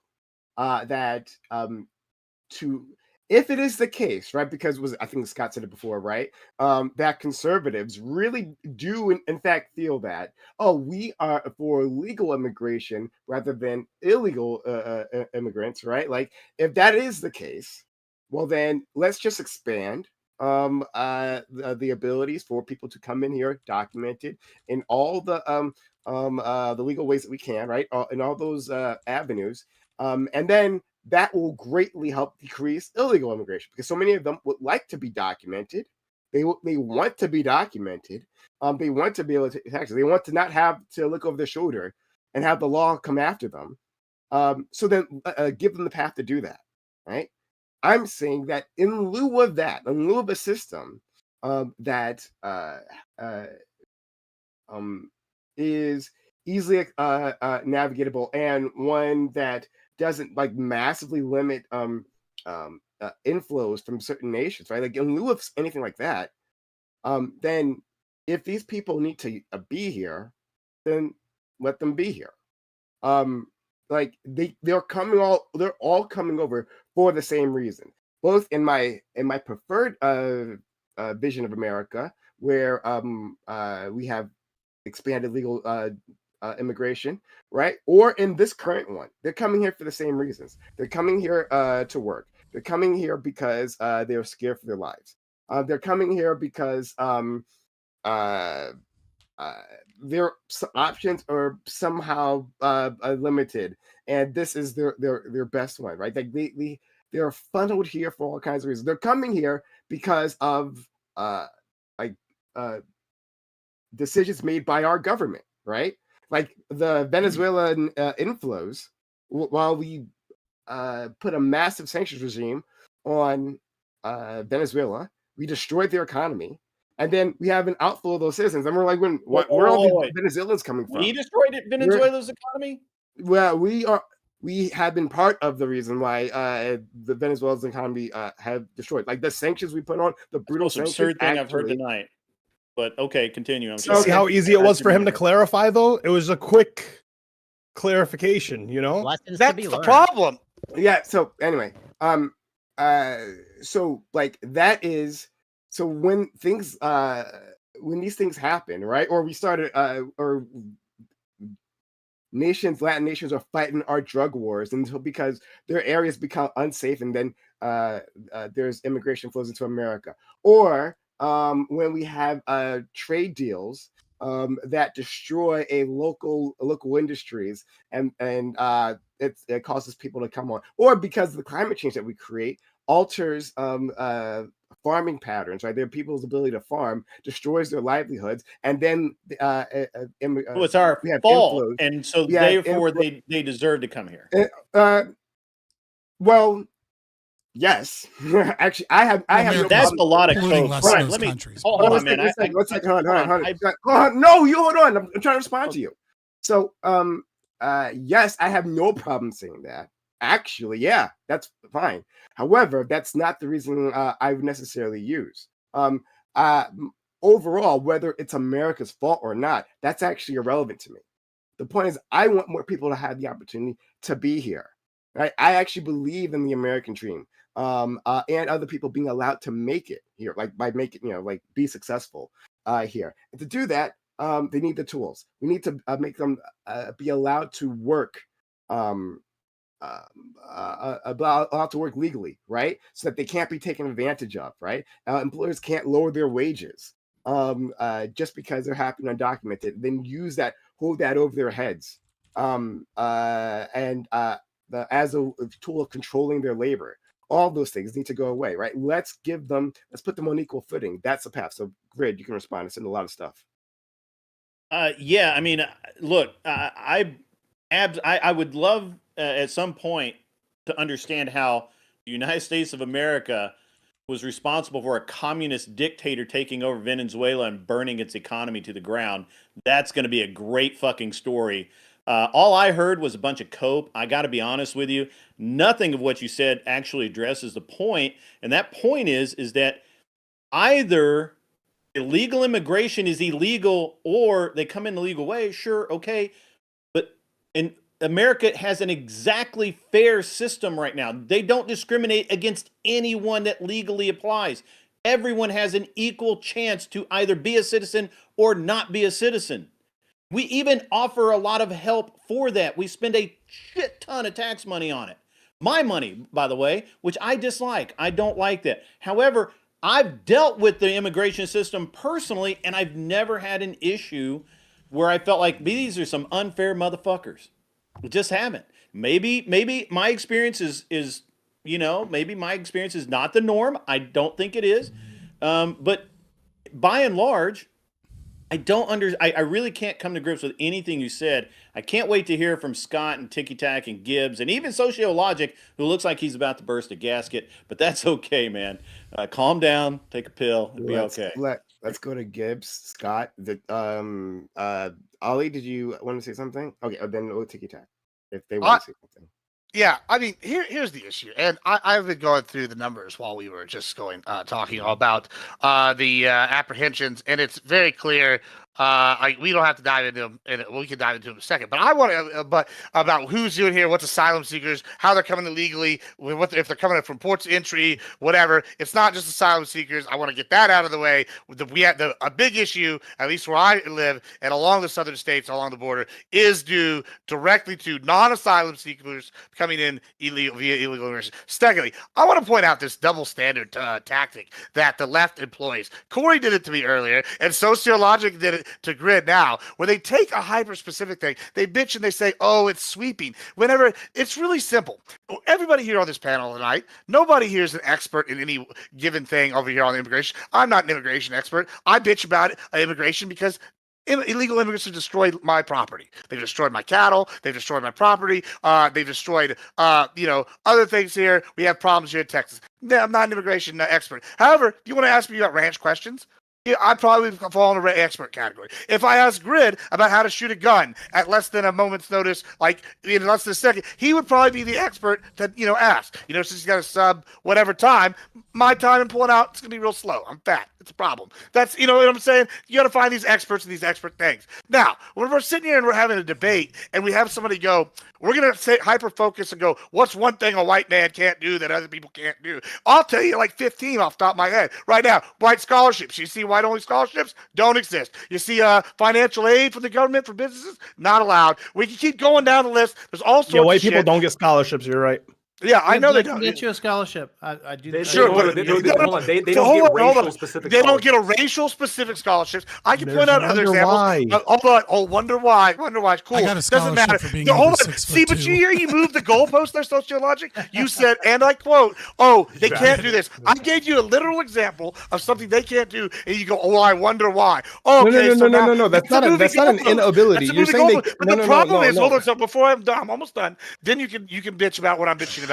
And this is the problem: is that you use that knowing that okay, there are probably things he can point to, but we're going to derail the topic so much that we're not actually going to answer the question he's asking. And that's the same thing Corey did to me earlier when we were talking about or actually it was the Grid, and I kind of just piggybacked on with the 20 million in Manhattan or 9 million or whatever the fuck. It's still a problem. It's a massive number. Sure, okay, it might matter if it's the difference between 20 million and 9 million, but what they're trying to say is it's the hordes. There's hordes of people cross the border legally, and I use that word specifically right there. Why are we rehashing this shit? I squashed it. So. Well, I didn't like your squashing. I want to burn, baby, burn. All right, can't let it go. That's fine. Okay, Grid asked. Oh, go ahead, Fabian. Well, no, I mean he called you out directly. I'll go after you. It's fine. I mean, I don't know if we're gonna just talk with all the hyperbole in the world and just with anecdotes. Every immigrant I've met, whether they be naturalized, illegal, born, whatever the fuck it is, seems to work harder than every American I've ever seen. Right? They tend to work hard. They tend to make a lot of money. I don't know. Their communities seem to thrive where I'm at. So like I don't know. I agree with you. No. Even if they're illegal, they're working hard. They're coming. They're doing the hard work. They're paying taxes through. They can't pay them through income tax, but they're getting paid less anyway. So it doesn't really fucking matter. So the businesses are really the ones benefiting off of that, anyways, paying them with cash, and then they're paying with sales taxes. They're paying their rents. Their whatever the fuck it may be. So like. Now what? Every illegal immigrant I've seen is an amazing citizen that's paying sales tax and doing whatever the fuck it may be. They're not benefiting off the government. Now what? Ollie, I feel like you haven't done this explicitly, but some people do it a lot. Where there's like a catch-22 that they don't see, where they want to have their cake and eat it too. I've heard of like a lot of people saying, "Well, without illegal immigrants, right? Who's gonna pick the strawberries?" What was that one famous girl from The View who was like, "Yeah, who's gonna clean your toilet, Donald Trump?" No, just jobs. They're just working jobs. Well, but here's the problem. Like people will point to the fact that it was hilariously though. Yeah. It was hilarious. But people will point to the fact like, look, illegal immigrants come here and they do the job cheaply. They're important for our economy. But then they'll also say, but we should also implement rules that they have to get paid minimum wage or higher. And these two are contradictory, right? If the whole point is, we cheap labor to... Yeah, they're about... ways in which it's not contradictory, right? Like, for instance, one of the problems with these picking fruit out in the fields, the problem isn't what they're getting paid. The problem is the efficiency with which the workers work. They would try to hire white people to come in. They're willing to offer them more than minimum wage, but the problem is they're not picking efficiently enough for that to become minimum wage for them, right? But when the people who have been doing this for years come out and do it, then they're getting more than minimum wage because they're so efficient. But when you're paying them based on what they produce, when a white person comes in and tries to take that job, they can't do it. They're better at doing the job. They're better at doing the job, brother. Look, if the empirics demonstrate that, but from what I've seen, is that a lot of them are not getting paid minimum wage. In fact, Prime just brought that up as a big issue, right? He's saying, "Hey, I think they should be." But if I could. Well, I think a lot of them work in cash. I think a lot of them work in cash businesses where they're either making minimum wage. If you do pay them, like if they are now under U.S. labor laws, there goes like a massive I guess, one of the massive reasons why businesses seek out these people to begin with. No, right? no, It's yeah, incredibly so expensive to comply with. No, because OSHA. Americans can't reach the efficiency that would allow them to compete. No, okay, you got to explain this to me. What do you mean they can't reach? Are they just They're not like, as good. they can't White reach people don't down and work as pick up the hard as strawberry? immigrants. Okay, I'll tell you Too exactly. far off the Like, ground? Do you guys Explain remember White when- Americans don't work as hard as immigrants. Oh, Do Jesus you guys Christ. remember when You're Alabama sounding like got fucking rid of all of their Vivek immigrant fruit Ramaswamy. pickers? I mean, I have to here. I'm sorry. This what happened did you about say, 10 Echo? years ago. There was the Alabama passed this law. They started getting rid of. I think we're going to start to see this again, unless Grid is right about them exempting farm workers. But we'll see. Alabama passed a law. They got rid of all of these fruit pickers. White people came in to like take those jobs, and they would quit within 30 minutes, like invariably. And it was because and what ended up happening is Alabama had to repeal that law and then beg those workers to come back because they couldn't pick, the right number of strawberries and peaches and whatever it is that they were picking for them to be able to get everything done and shipped out before they would rot in the fields. Iko, do you have like a study on the relative strawberry I'll send picking it to you. efficiency Yeah, this is between an something immigrant we and an used to- non? Yeah. It shouldn't be that surprising. It shouldn't be that surprising that people let me- that come from let me- South let me help out. South America are better at fruit picking than Americans that grew up in cities. No, Like, you know what I mean? they're probably right. No. Here's what I think it is. Right, I don't think there's like some kind of like Also, they're genetic predisposition to be able to pick No, there is a strawberries, genetic right? predisposition. If you're shorter, a lot of fruit picking is a lot easier. South Americans are shorter. I mean, we when have I was short in Americans. I'm 6'5". Do you have any idea how They bad don't my work back as would hard, hurt? Black Relative Floyd. you to picking like the coconuts or whatever. I don't fucking know. Like there is certain. I fail to. I saying just it's a don't bad accept hill this to die idea. on. Lactoid. That I know hill you that said we got to bring in the Mexicans because they're like genetically orientated to like pick strawberries. That's the idea. No, what I'm saying is you're going to have to increase the price of labor in order to get the job done, which is going to increase the price of the product. No. I agree with this. Yes, Yeah. you would have to increase the wouldn't that because just force automation? Americans are used to a higher standard of living than Yeah. people coming from Mexico, South America, third world countries. And so when they get here and they're like, "Oh shit, I can work for $4 an hour or whatever," and $3 an hour, like $3 of that gets shipped back to as remittances Yeah, to wherever go they're live in from, an apartment which is building with worth 12 other so people. much more. Yeah, it's worth 3 so out much of more the in their country. $5 is getting That sent makes back as sense. remittances. 3 out of they're living on $2 an hour. Yeah, Where? I know people here that would do that. Example. I don't know the exact They had like 6 breakdown of people in an like what apartment, percentage. and they would It's they more would work likely all like work and they'd 50 send a bunch cents out back. of that $5 is going back in remittances. Like Let that's me- what No I'm saying. way. With It's the- like with way- the it's way hyperbolic- So let me. Wait. I wanna- You can't sit here and just Ollie, say that it's where's- 60%. I can call it. We $5 can an call. hour. I can call an illegal immigrant right Like- now, and they can tell you how much they send back. It's Yeah, 40% that's of their great. You paycheck. can't make an overwhelming sweep that like at $5 an hour that like 3 of it is going back in remittance. Like That's that's not what I'm saying overwhelming. about That's the pretty well known. How do you over-generalization know? of being How do you know hyper- what the Why wouldn't it percentage be? is? Because Why I know wouldn't it a be lot that? of immigrants that send things back. What are you talking because about? I know immigrants too, and they send back exactly $3 out of Are the you $5 a are day. you of an I know immigrant that's family? more. Are you of an I immigrant am an family? immigrant family, actually. Yeah, and In fact, you have a lot of people I sending benefit- back remittances at 60% or 70%. Like, come on, man. I It's know like, 'em, Just yeah. speak. It's just speak. I don't know what my mom sent All you back. have to do is all you have to do is like speak normally. I can The call- leftists are I being can so call- particular. Hold on, It's like your logic. If I I'm the called kid an of an illegal immigrant, immigrant Ali. right now that I I know have the life and give experience too, 75% of their check back, will that shut you? Because I can call one right now, and like Oh, now we might yeah, get in trouble. please. Isn't call illegal Just right have a now. call-in Verify show. what Just I'm have a saying. call-in show. Everyone's looking for Immigrants, me. please call in. great. Tell us how much money you're sending back home. I call one right now, And also, they'll be we can ask them how many strawberries per hour they pick. Tell you what, And tell you then those are 12 people, we though. see the relative Let's strawberries go per hour. to Scott. Yeah. Yeah. So real quick, sociologic, you're doing it again, right? But that's fine. The data seems to suggest that it's about 15% of income, right? It's not 40%, it's not 60%, but of course that's on average, right? So that's going to include people that like work in the tech industry. That's going to include people where you're at, right? That isn't like farming communities and things of that nature, right? Where where their things are going to be different. But yeah, about 15% of their income, which is a big portion of income once you consider what percentage of that is actually discretionary income, right? Like after all their bills are paid, they probably only have 20-30% of their income left over, and half of that is going back home. But anyways, I wanted to talk about. I was muted at the time, and I wanted to address Grid One because, you had said like, I am on the left side to a certain degree here, right? That our immigration system is indeed unfair and a violative of human rights.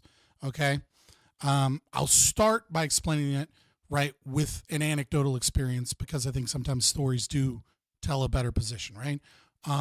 When I was at my last apartment building, this was during the Trump administration, right? I had become very good friends with a smoke shop owner who was Yemenis. Okay, now he was fighting to get his family out of Yemen, and his family is there when we are blockading Yemen, when we are funding money to Saudi Arabia, and when there are at a period of time where thousands of children were dying each month from dysentery, from war that was going on there. He sent money to move his family into Europe so that it would be easier to get them into America. Now, I understand what you mean when you say that people ought to do it legally, and that if you go through the process, you'll eventually get your citizenship if you kind of check all the boxes, right? Firstly, I would say that as a good libertarian, we ought to shrink the size and scope of the state. And so I think there are a lot of loopholes, a lot of paperwork, a lot of things that are designed to make immigration lawyers money, not make the process smooth and easy. And we ought to do some of those things, right? Like either you qualify or you don't qualify. Now, I think that any form of immigration that is adopted violates human rights. It doesn't matter which one we have. The existence of the state and the existence of having an immigration policy. Prime Guys, I asked you, like, what's your number, right? But you said, well, hypothetically, there will be a number, right? So in your mind, there is a certain amount of people that can come here, and then there's a certain amount of people that cannot come here and are denied coming here because there's too much coming in, because our system is spending money. Our current system, right? I don't want to get into the exact details of numbers, but but just the way the system works is that the U.S. taxpayer is paying USCIS, paying, DOJ, EOIR, and then our taxes are funded to nonprofit organizations through grants that then fund the other side of asylum court cases. So the U.S. taxpayer is funding every asylum seeker, maybe not everyone, but a large portion of them. They're funding the state's case in these in courts and judges, et cetera, and funding the people that are coming over here via grants and nonprofit organizations to fight against the state's case. We're literally funding both sides of our system. We have a tax system, and when people come in and they're in net negative in taxes, they pay less taxes than the average American. What this means is that the average American is spending money in their paycheck to pay for goods and services that every time more people come in, and this also includes people born in this country, right? Which is an interesting philosophical conundrum, that if you're against all immigration, are you against the existence of people being born in this country by U.S. citizens? Because those are new people that are tax burdens for at least 15 years in most states. Okay, the incentive structure that we have, and the fact that it is, and this is very important, illegal to discriminate.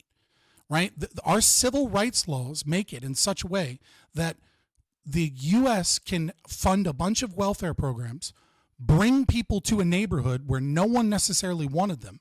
And then if you're a landlord or you're an employer and you get caught denying renting properties or denying giving people jobs because you don't want, let's say, Haitians, or you don't want, let's say, Mexicans, or whatever the group is, that you can then be charged with crimes and fined and et cetera. So the people there have no choice. The people there have no voice except to pay taxes to have people brought in that they may or may not want. And at the same time, there are people living in Yemen or wherever else in the world where we're either funding or actively bombing people, and we're the reason their country sucks so bad. And then they have to go through a fucking lottery system to come to land that their husband, in the case that I'm talking about, owns. He was a homeowner. He was a United States citizen and a homeowner. That's his fucking property, and he can't invite and bring his wife onto his own fucking property because we have a system of immigration that says that only a certain amount of people can come. But if she were to go ahead and just hop on a flight to Mexico and come across our southern border, the incentive structure is entirely different. We have a broken immigration system that costs the American taxpayer money and also violates the rights of everyone that wants to get in this country and can't, and every citizen in this country that can't. The only actual solution to no longer have that problem is to dissolve the nation state and only have private borders. I understand that you guys aren't going to fucking go along with me on that. And that's why I think it is high time that we move towards something where people that are invited get here. If you're invited, you come here. If you're not invited by somebody and somebody isn't willing to put up the paycheck that will split the difference so that you're not a net negative on the taxpayer, then you shouldn't be here.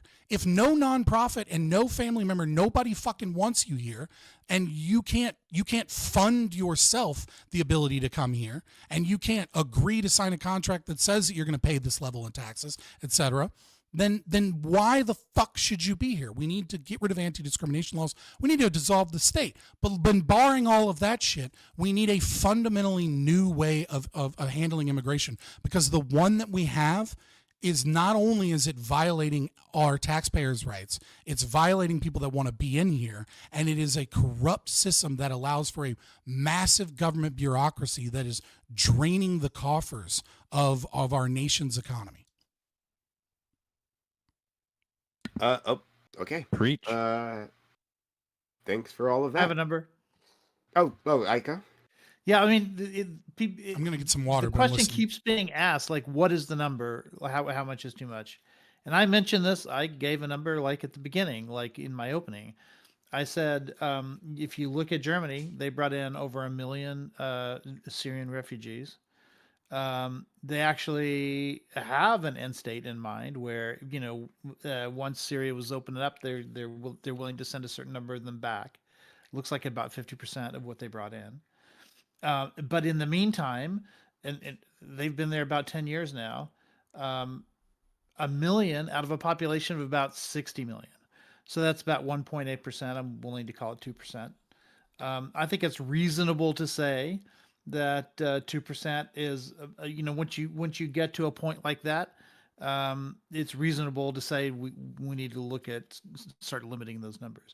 We're nowhere near 2% in this country. Nowhere near. Like, we haven't done a fraction of what Germany did or what other European countries did. Now, some of that, fair enough. Like, they're a lot closer to Syria than we are, so like I understand why we might not take quite the same number as they do, considering that we're not as close and not as closely impacted. But there are other countries that are close to us.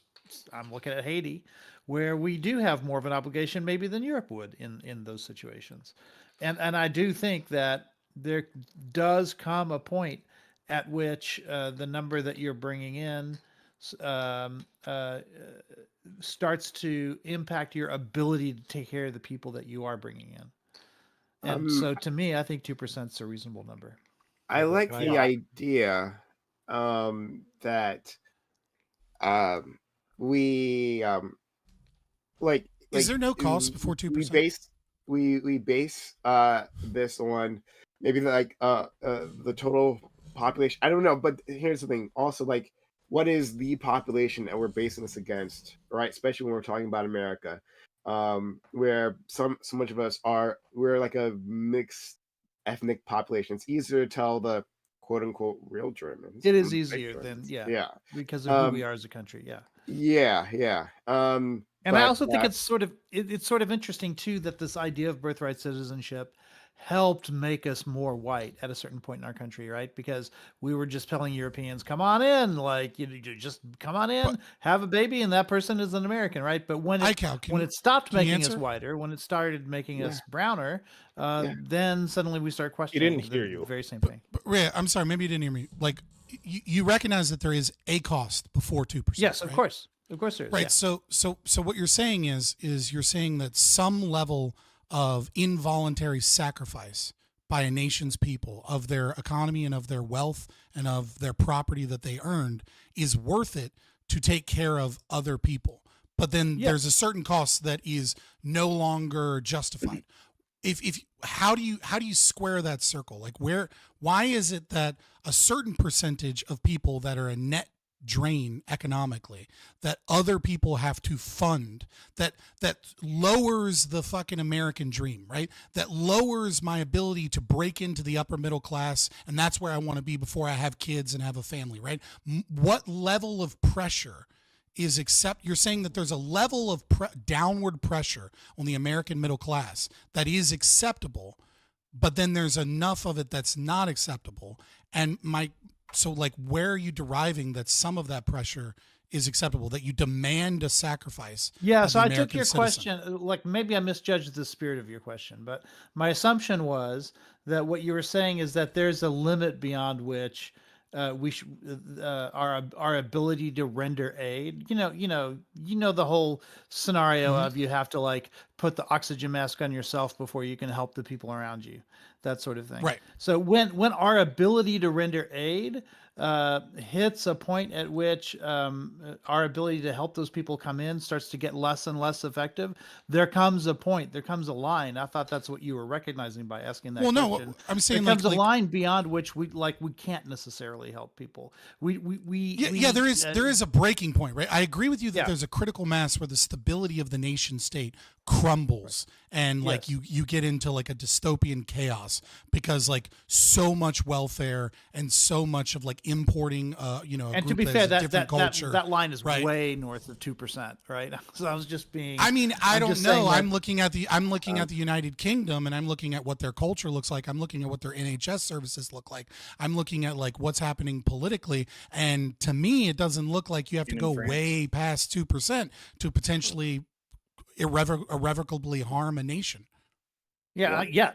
Brexit was a big mistake for them. Yeah, no yeah, doubt. Brexit, But- yeah, there are all kinds of things that it wasn't immigration that caused. Oh my, sorry, I guess we can't. And argue Brexit with was these done guys. specifically because they Yeah. didn't want the kind of immigration that Yeah. the EU was participating in. They wanted to be immune from Right, it. but you're Yeah. not They answering my got what they question, right? Like wanted. my question is, right, like why is it that you believe that American citizens ought to support a certain burden on themselves? Why should they I can tell sacrifice you why. I can tell you why. But so it's, that but it's other an answer people I've given can come in?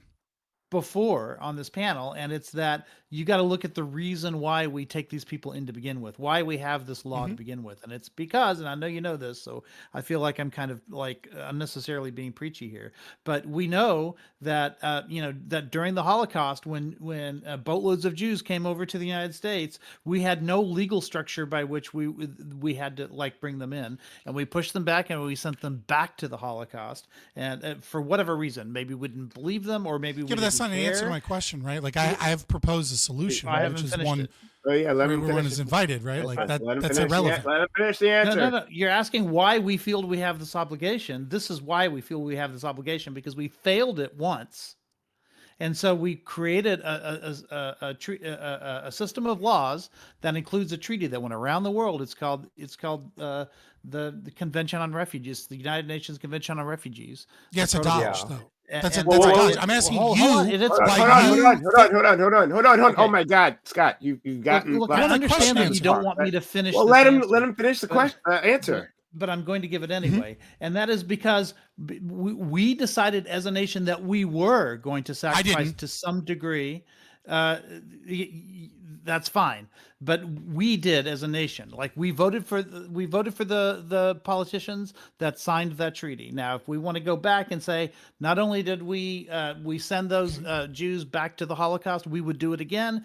Yeah, I think we probably That's will. not be an back answer, in the dude. point Like where I we would asked send you a them back question again. and you're dodging it, right? Like we voted for the president to put Japanese in internment camps, right? But that doesn't make it fucking justified. And what I'm asking you is why do you believe that You're letting we him get away right with now, something. the Let me get in there when people you on can, this Brian. panel, Yes. panel ought The mischievous eye sacrifice their money, No, he's letting him sacrifice get away with their something. public services, Okay, and why is it that you believe that we sitting here today in America today ought continue to support some percentage of our current system? Because I that is don't want to an repeat. economic Because I don't burden? want a repeat of what we did to the Jews in the 1950s.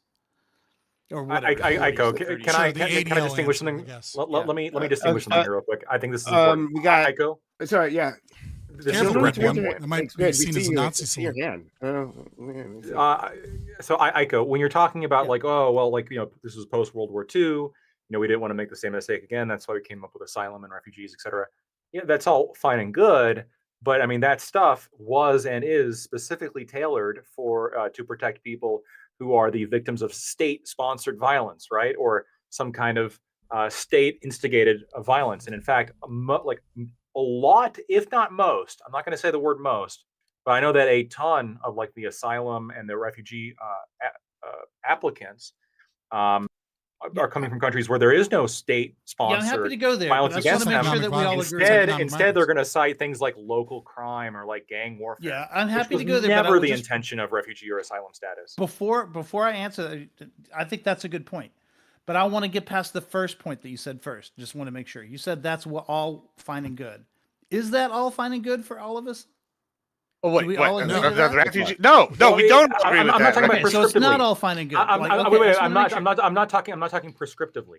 When I say all fine and good, I'm saying I understand that there is refugee and asylum. Historical. Descriptively, there Well, is like historical context, we do sure, have yeah. laws. Yeah, we have laws in the books. We have treaties that we've entered into that obligate us. I just want to make sure it's not a distraction, because if we don't agree to the first part of it, well, the history then part's second not the part we becomes disagree right, with. but even if for the Your people answer here is a distraction who- because it doesn't answer my question. for the people here who want to have like an asylee system because they don't want the second Holocaust, they can have that and still protest the dramatic overuse of the asylum system in the U.S. today, because a shit ton of people are applying for asylum and refugee status, citing no state-sponsored discrimination or they targeting can or anything along those protest that lines. as well, yes, what indeed, what they're citing is things that are these programs and these treaties were never intended to apply to, such as local crime, gangs, etc. Right? Economic opportunity. It's not a reason to become an asylee. Look, economic opportunity is not the same as some of the other things that you mentioned, right? But if you're talking about people escaping violent situations, we are going to start to see this in the news too. Like, we are going to start to see people who walk right off the plane and 2 weeks later, like that Mamacita's 3 boys are now murdered the way she said they would be. And yeah, but are they being targeted based on like a demographic or membership of a group? They're not. It's just a high crime rate area, and asylum and refugee law treaties don't apply to that. They never intended to apply to that. Because otherwise, the intention is we got to bring in people from high crime areas. I think there's room to negotiate for that, right? And one of the things that we can do to help with that is if we had enough immigration judges to be able to, because 80% of asylees are sent back. They're deported. So it's only 20% that whose cases end up being legitimate, right?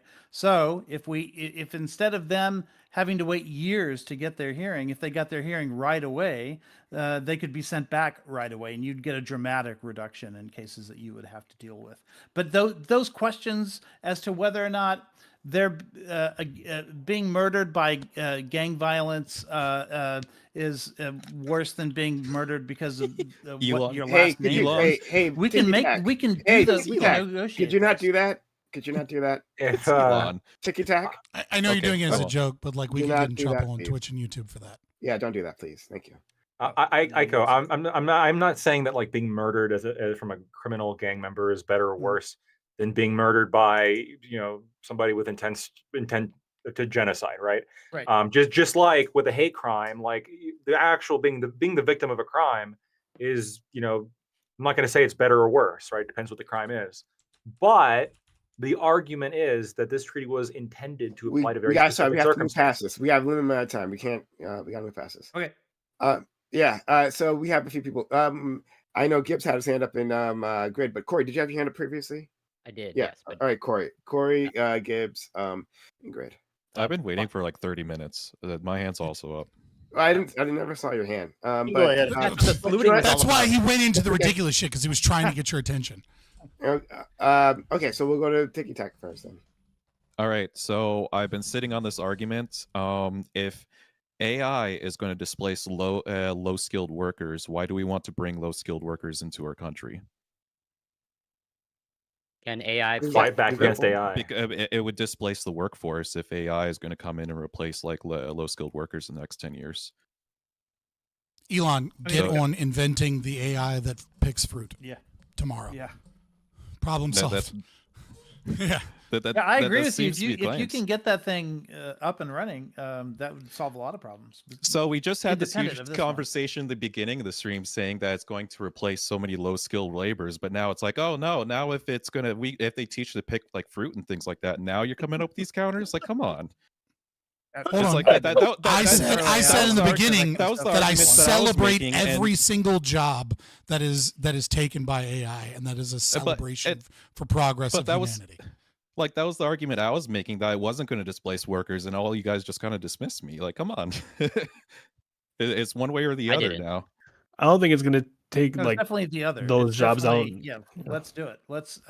I have seen automated systems like for fruit picking for very specific kinds of fruits, and yeah, I think farmers should use more of them. I think we should absolutely make these jobs unnecessary.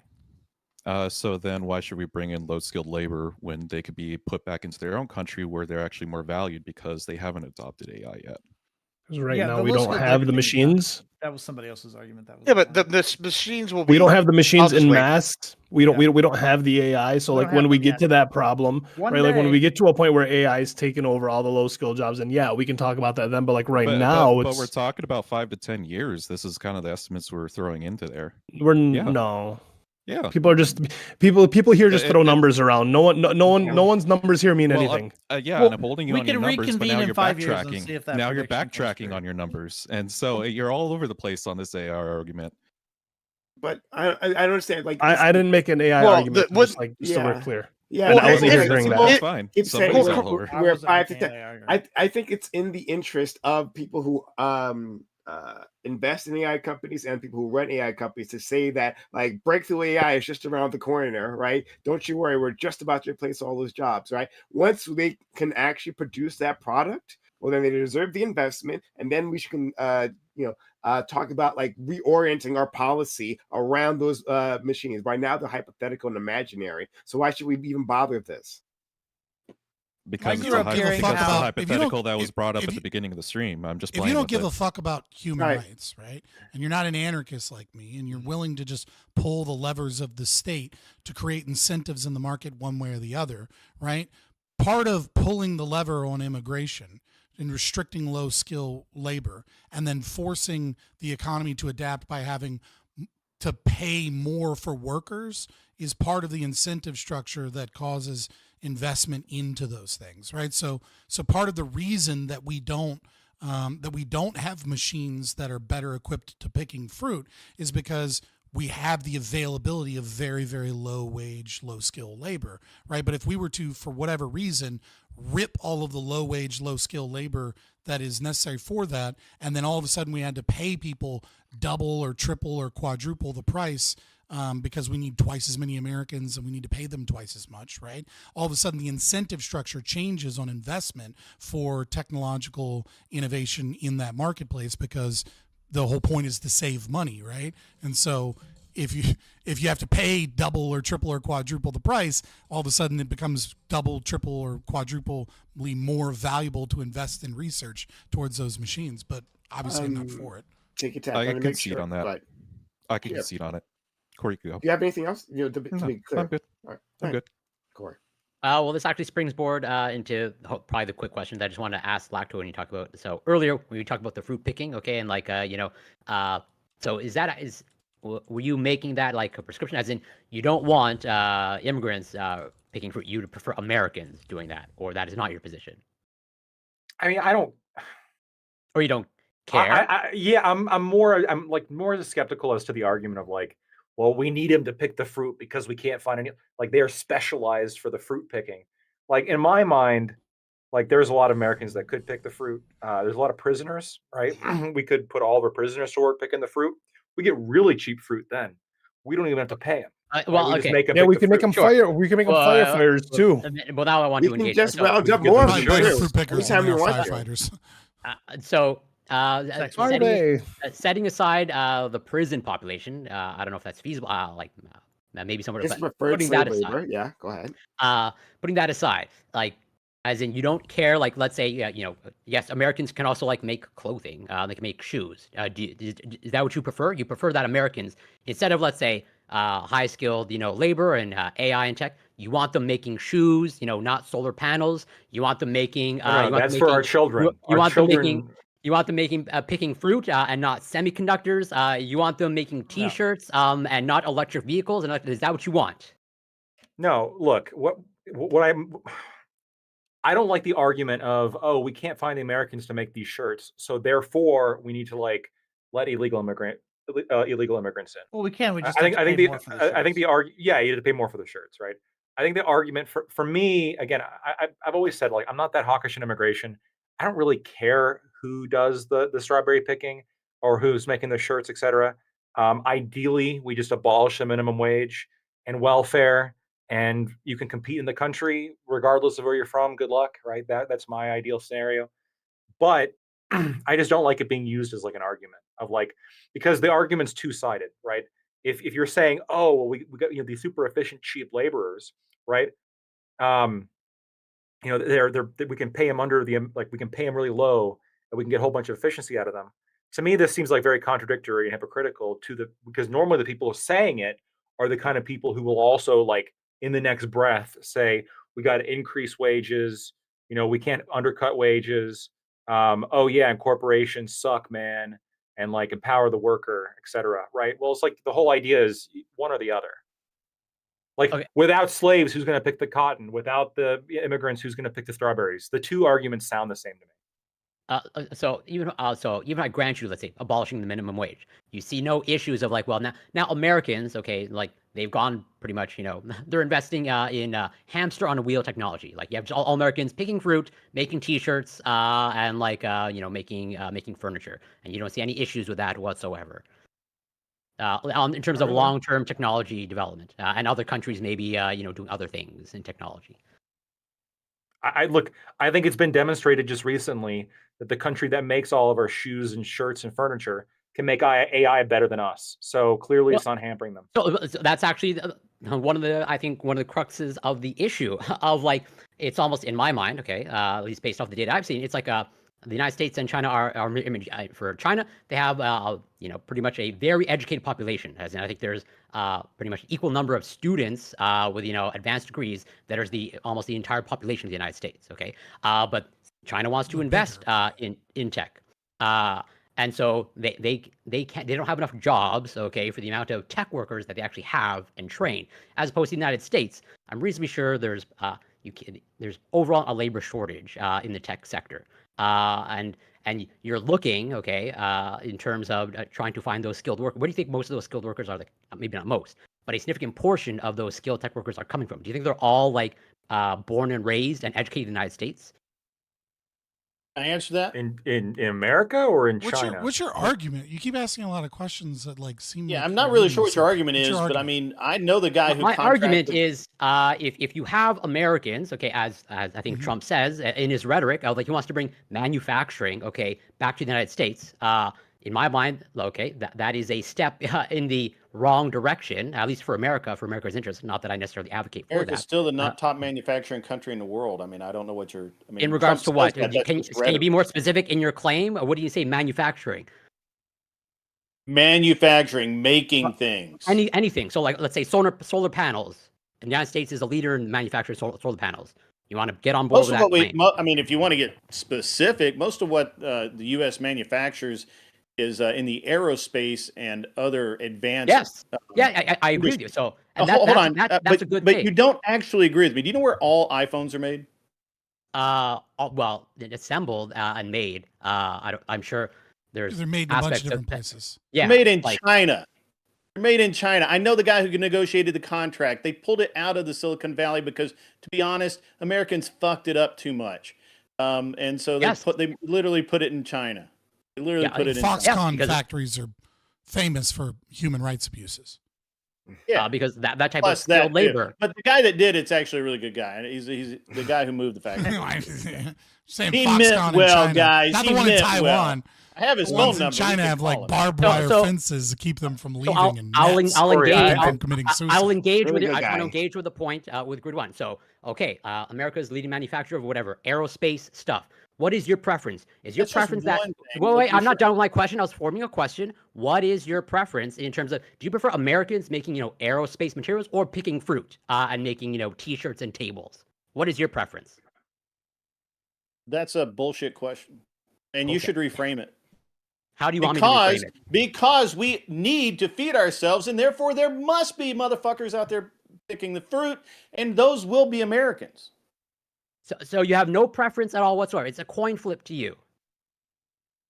Yeah, not everyone's going to Okay. be a rocket scientist, okay? There are going to be people that need to that their job is going to be picking fruit or fixing cars. Do you prefer that brown people do it because you just don't like the idea of white Yeah, kids? are you? I mean, I'm Corey. I'm very what is the concerned argument? about your questioning and your line of reasoning. My argument is America needs workers, and Americans, as far as I can tell, they're not willing to do that type of job. Okay. Why do you believe that? Well, at least based on the arguments that I've seen, in terms of they're not willing to take Again, that wage. based on the arguments you've seen, is not an answer. Why do you believe that? So ICAO gave, I think, an explicit example in terms of Alabama. They attempted that, and they had to backtrack There's on a that. link there's a link in the Am I group chat. incorrect in that assessment? That was a singular instance in picking fruit. And to be honest with you, It was a statewide phenomena. It happened. He's trying the gotcha thing. It's not working. I mean, as long as we're going to do things like that. I mean, when I was a younger man, I staked tobacco. Now I don't. I think they have machines that stake tobacco. Nobody does that anymore. Okay, so maybe I'll try to distill my question. So in your world, But still, people still operate farms, tobacco farms, and Gibbs down there still has cattle. Do you understand? Unless they eat them all, those bastards. So to attempt to distill my question. So if let's say 90% of the American labor I haven't force been to the butcher yet. was devoted to picking fruit, you would have no issues with that in terms of America's long-term interests. No one is in favor of the government mandating what jobs get done. and what jobs don't get done. Are you in China? Do we suddenly materialize in communist China? The argument is very straightforward. Corey's asking, what if we really want this super cheap, borderline slave labor? Otherwise, we can't find people to pick our strawberries. That's the question. No. His argument is simply put that there is. We can direct our labor force, right? Not mandates, right? We're not talking about mandates, but we can invest in the labor force, incentivize. Thank you. Yes, incentivize the labor force that is more high skilled, high tech, right? That is the labor force of the future, right? So Okay, gotcha. But if you're gonna have a market economy, right? Hold on, Scott. I was asked. I can address it. Corey, that actually has been tried since the 1950s. And what we have is a bunch of people with useless fucking degrees who are overeducated and can't find a job in their field. And we see this every single fucking day. I'm positive. But they're finding other jobs. They're just not in their field. It's still they're still using Right. their Hey, degrees. what did I just say, you dumb son of a bitch? I just said I wouldn't they say I'm a can't dumb find son of a bitch. jobs in their career I know. field. But the implication is that but when you say something like that, it implies that they're not getting any jobs and that they're working No, low I skill said jobs. they They're can't still find a working job in high their skill field. jobs. That's I literally know. what I said, and you repeated it back to me. Stop I know, but you said the degree was useless, right? But without the degree, they wouldn't have had the job because the job requires some type of skill. Psychology. I have never once had a job in psychology. Not even one time. What if we Okay, what and do if you we think that only pay for degrees, Yeah, like the engineering Yeah. degrees, and then all the other degrees pick strawberries? We got to move. All right, so we're gonna have to. Well, no, move so forward. yeah, we can move on. So actually, I'm trying to Corey, engage with you really I'm gonna give honestly, you Corey. It's just weird. a chance to circle back and get your final point out there, and then we're gonna move past this because we're out of time. But before then, $10 super chat, right? And it just came in.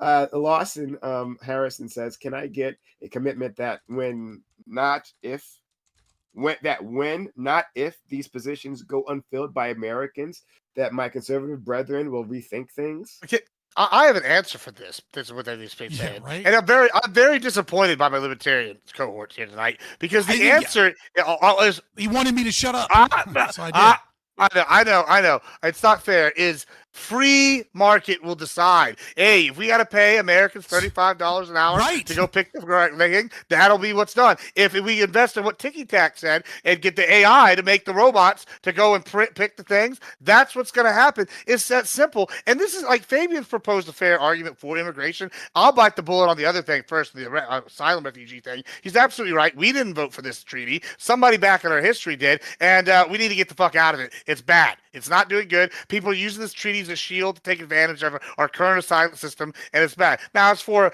Fabian's proposed system with the invitee system, that's one way. I'll give you a different one because that one's fine, but let's just, for the sake of argument, what if we propose a system, if you came here to America and you want to work, that you have to find a job?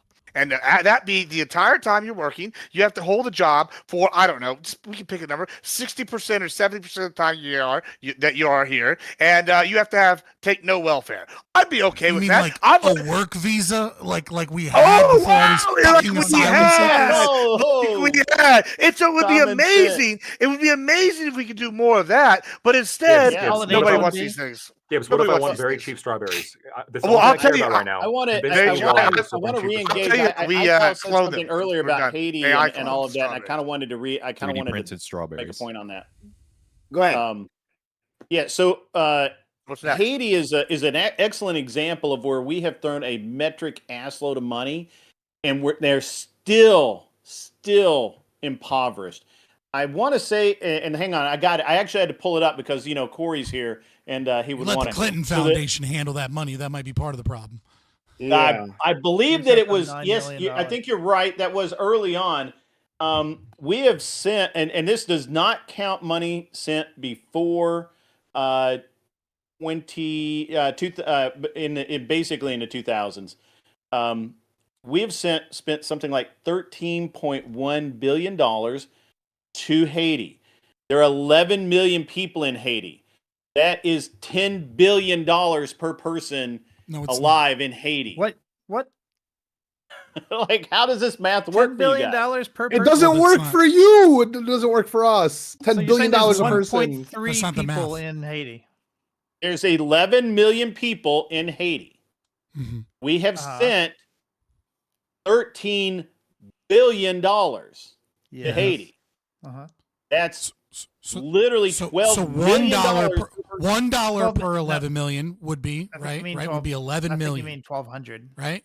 So if we multiply that by 10, right, that'd be 111 million. That'd be $10 per person. Multiply that by 10 again, right? That'd be $100 per person, and that'd be 1.1 billion. So you're talking about a little over $1,100. Yeah, fair enough. Yeah.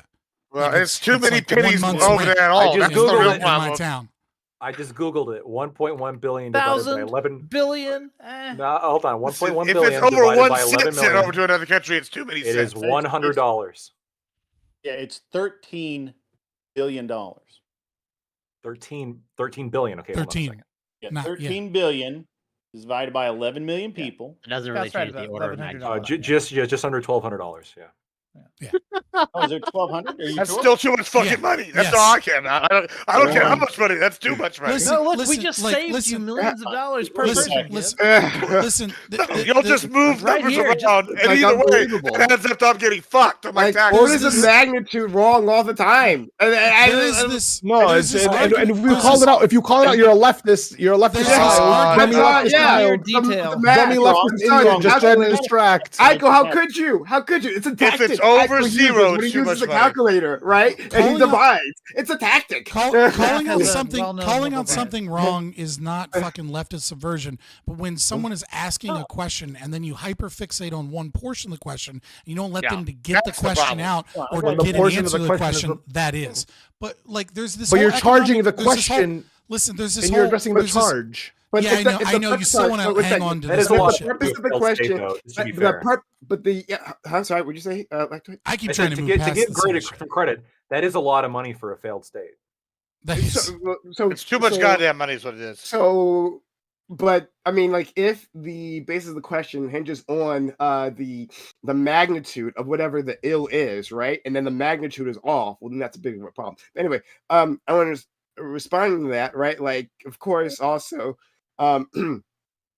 Haiti at gunpoint had to pay the French slaveholders who they rebelled against 20 or 30 billion dollars, right? Of their Rebelled money against that- is a that real went- soft way of fucking painting. I it. was gonna Killed say- every No, white sorry, person. slaughtered them, good Genocide. fucking work. Genocide. Slaughtered, genocide, yeah, genocided them, Just and throwing good that out fucking work. Any which way, no, I'll say, Including the babies and the Genocide children. is good They put fucking them on work. the That is boat. a quote They put from them on the Prime boat. Guys. No, they so stabbed them with I bayonets. wonder why he's against it in but, Palestine. Weird. but in And any we're the case- ones who obfuscate. yeah, because that's yeah, I know. When I was being in calling out the obfuscation. being bondage. Okay, I don't know. I'm not I maybe I'm not sure what you're yelling at, but anyway, and like Haiti, who'd been interfered by America since its inception. Right, that's been invaded by America multiple times. That had its treasury stolen by America. Like they just like took the gold. And, like, we're gonna hang on to this for you. That was Like, we're gonna base, by take the this way. gold.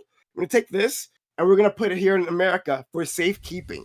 We should right? do that to And more then- countries. Was just it so worth we're $13 billion? just so we're clear, we should do that to more countries. Well, who knows? I'm just saying. Well, let's ask American accountants about it. So like, let's have like a proper accounting of the history. I mean, just like, but that's the thing, right? Because Americans actually don't want that, right? Like Gibbs, not Gibbs. Grid gets offended, right? When you say, well, hey, maybe America had something to do with these crises. You see these outflows of immigrants into this nation, right? And yeah, in some cases, not all cases, in some cases, America had something to do with that. Right, but it's offensive. Oh, you're blaming America? America could not have done anything wrong in the world, right? It could never have done any had any consequences that would have You've led never heard to that from anyone something here. No one here I'm makes sorry. that argument. It's silly. No, sorry. What he literally got upset the entire time about, like, hey, like, this is America's fault, right? Like, you would blame America for this before he actually did. So I don't know where you were at that point in the conversation. Well, no, you said that America never does anything wrong. Like it's hyperbole, but like I don't look. I agree. I agree that America does all kinds of evil shit. What I disagree with is the concept of original sin, where my property and my money gets stolen to presumably fix problems in a way that doesn't actually fix them. Yes, I know. I don't care. Sorry, no. Hey. You had plenty of time, Scott, plenty of time to let us all know that, yes, indeed, right? For the 200th week in a row, capital L libertarian, right? The capital L libertarian. We know. Factoid's a lowercase. Yeah, lowercase. Little right? L. And they're both socialists. Right there, elected. Now, yes, we do know. Yes, you're an ANCAP. Got it. All right. Got it. Well, apparently it's not sinking in well enough for you, because that's the that's the problem. I understand how you feel. We all understand. Oh my God, everyone here. Then don't straw man us. Every fucking person here knows that you're an ANCAP. We got it. Thank you. Well, you forgot. I had to remind you. It's okay. Moving on with our lives. So the point is that the U.S. actually does have, and Western powers in general, do have something to do with these outflows. I would like to change our foreign policy, change the way we deal with other countries, right? So that we can, they can stay, people can stay where they are. Because so many people don't want to leave. They leave because they have to, because the economic situation has become so intolerable in their country that they have to leave, right? Or because of crime, which is oftentimes linked to the economy. For so many reasons, they leave. Let's have a foreign policy that encourages greatness, all right? Make the world great again, all right? And so they stay at home. I'd be for that. We can try that instead of pretending that. Well, can I ask you? Can I ask you genuinely? Gotta speak up, Tiki Tac. Sorry, you're on a new point. He's finishing. He's finishing up. Let him finish. Instead of saying that we'll build higher and higher walls, right? Cause global destabilization, but they'll have walls to keep out the consequences of those acts. That's my issue, right? When it comes to climate change, when it comes to the economy, when it comes to military problems that I'm seeing. invasions, all these things. Sorry, hold on. No reason to talk over me. Thank you. Like, no, thank you. All right. So when it comes to all these things, right, to say that say that rather than deal with those, right, like deals with the excesses of our imperialism, tackle them head on, we'll just build a wall, right? We'll just arm that wall, right? We'll just pull a moat. We'll just put alligators there, right? We'll do all these things to keep these people out, then actually deal with the cause of these issues, right? So we talked about the cause of the disease rather than the symptom, and what you guys landed on was welfare, right? Like that's like such a weird way of looking at it. Welfare. That's the big reason why these people are coming here, right? If they had a country that took care of their needs, right? Not even to American standards, but that made them happy, that wasn't destabilized, then they wouldn't come. They wouldn't be coming for American welfare. That wouldn't be a thing. They wouldn't put themselves through the torture of the travel here, right? Of like looking over their shoulder, of being in a country where they don't understand the language and they don't fit in with the culture. They wouldn't do any of that, right? But you think, wow, America must be so great. America, you provide them with so much, right? We provide them a meager existence here when they get to this nation, and a dangerous one. They'd rather actually be home, but you land on welfare. Like, it's an embarrassing argument. It's an embarrassing argument. And like, there's systematic ways that we can address these issues. Let's try that first. I'll give Ticky Tack went to say something, so I'll give him a shot. Also, we've also gone past our allotted time, so if anyone needs to drop out, feel free. We have gone past our allotted time, but Ticky Tack. Yeah, the thing is that America has a really bad track record at throwing money into a country and then just making the situation worse, whereas you're suggesting that we're going to throw money into it hoping that it gets better, but we have a bad track record, so why don't we just stay out of it? Sure. What does throw money into mean? That seems to be doing a lot for you. So in order to change societies in other countries where they become more prosperous, you have to invest money into it. Mm-hmm. And every time we do that, we just fuck shit up. That's not true. Well, first of all, like we have the Marshall Project, right? Like we have Japan. We have we like putting money into it. That's why I'm asking you like exactly what you mean. Because what does putting money into it mean? Does putting money into that we're building up it doesn't matter. It doesn't matter the cause. Sorry, what? It doesn't matter.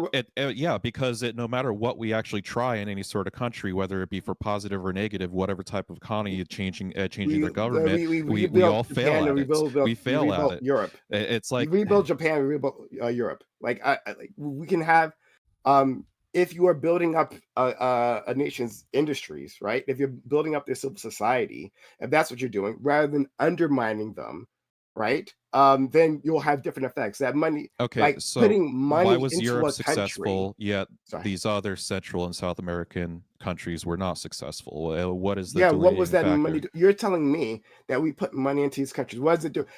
Like the money it's your that I idea hear, to throw money into the them. money I hear, to answer your question, the money that I hear going to South America is mostly in the case of military aid, right? Why do we need so much military aid? Well, we need them to fight the drug war that we've created there. That's created dangerous narco gangs that destabilizes their government that they have to fight.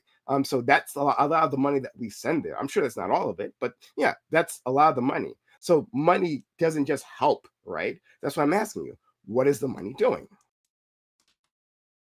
The thing is, it's irrelevant to my argument because my argument is to pull the money out. No, because we have a track record of fucking things up. No, but oh my God, hold on. You're saying we have a track record of fucking things up, right? Yeah. Meaning we make things worse.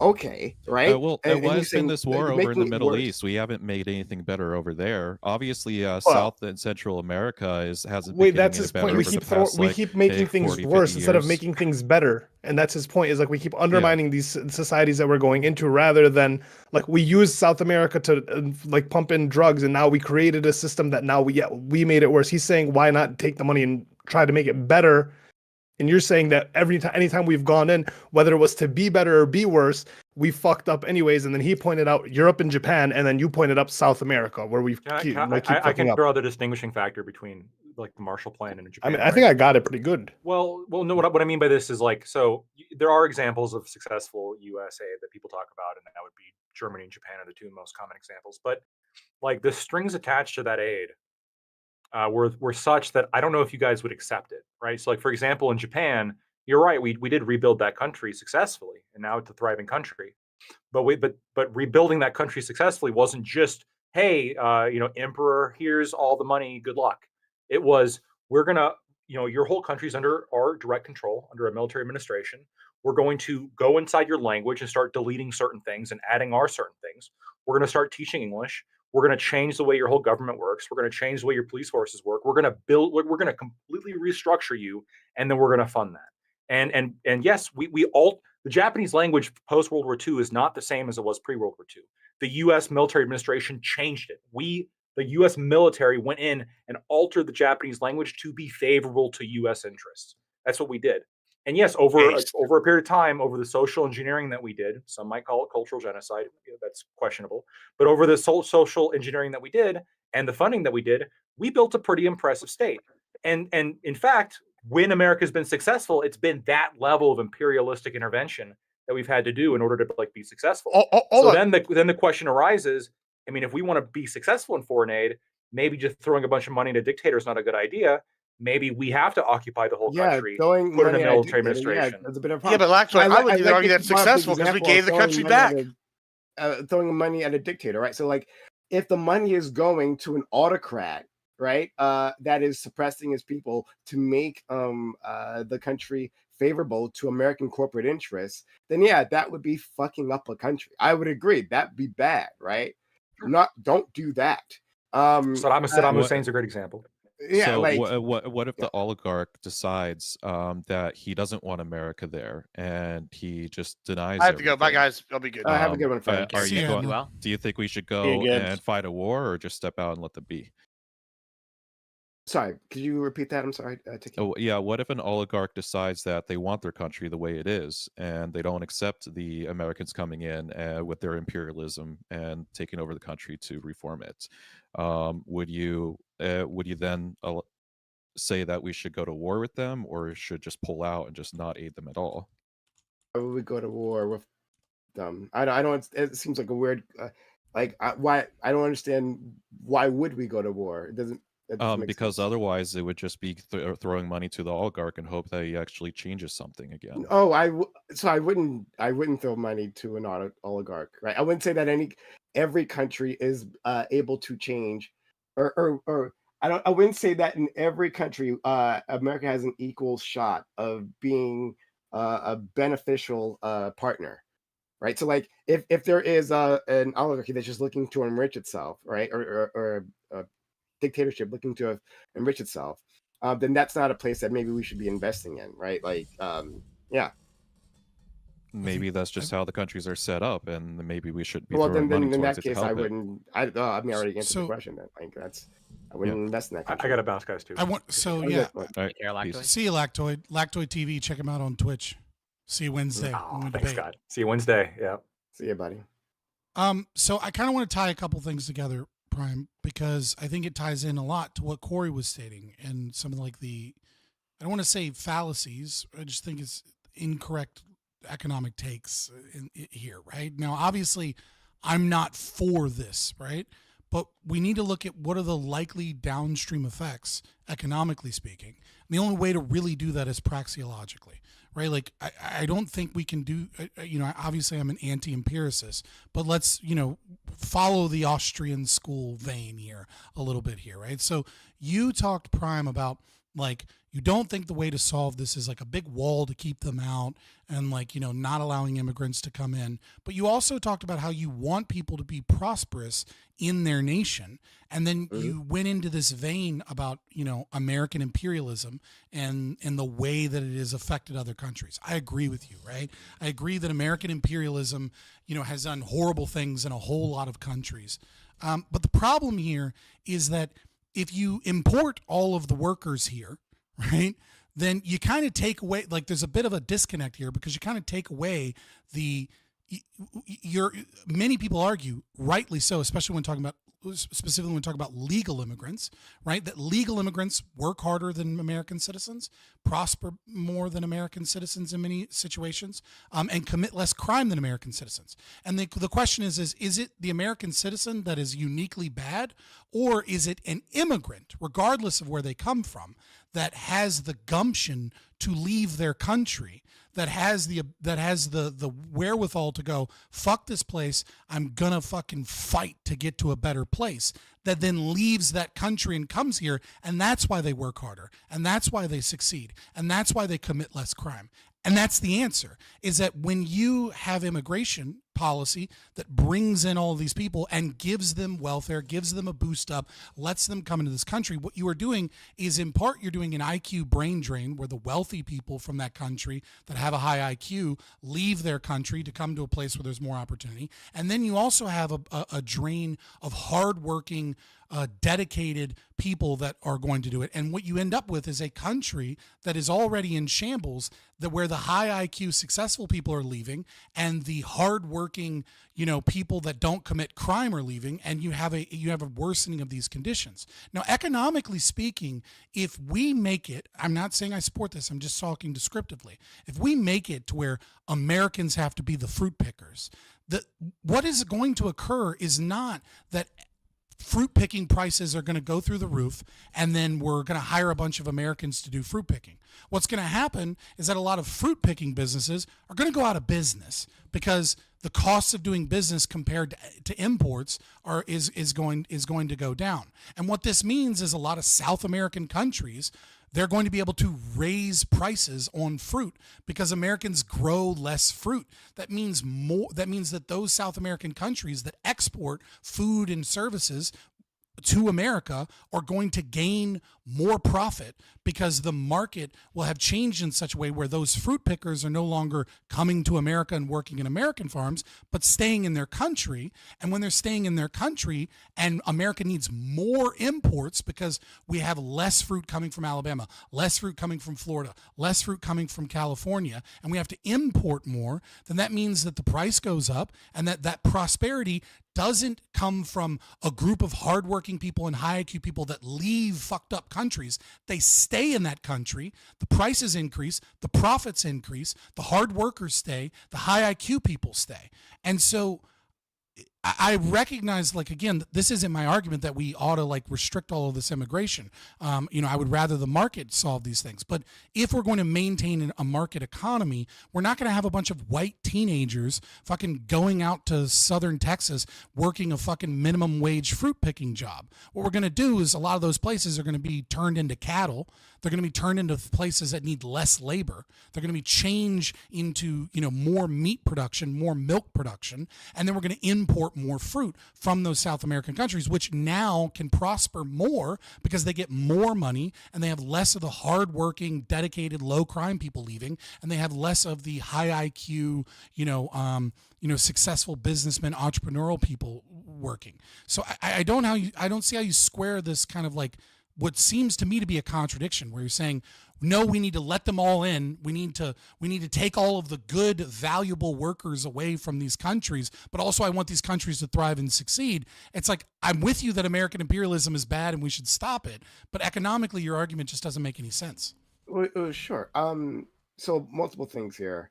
One, we wouldn't be taking all the workers. There's just you guys have been unhappy. Well, we're taking a percentage, right? And it has an effect. I'm not saying we're taking all of them.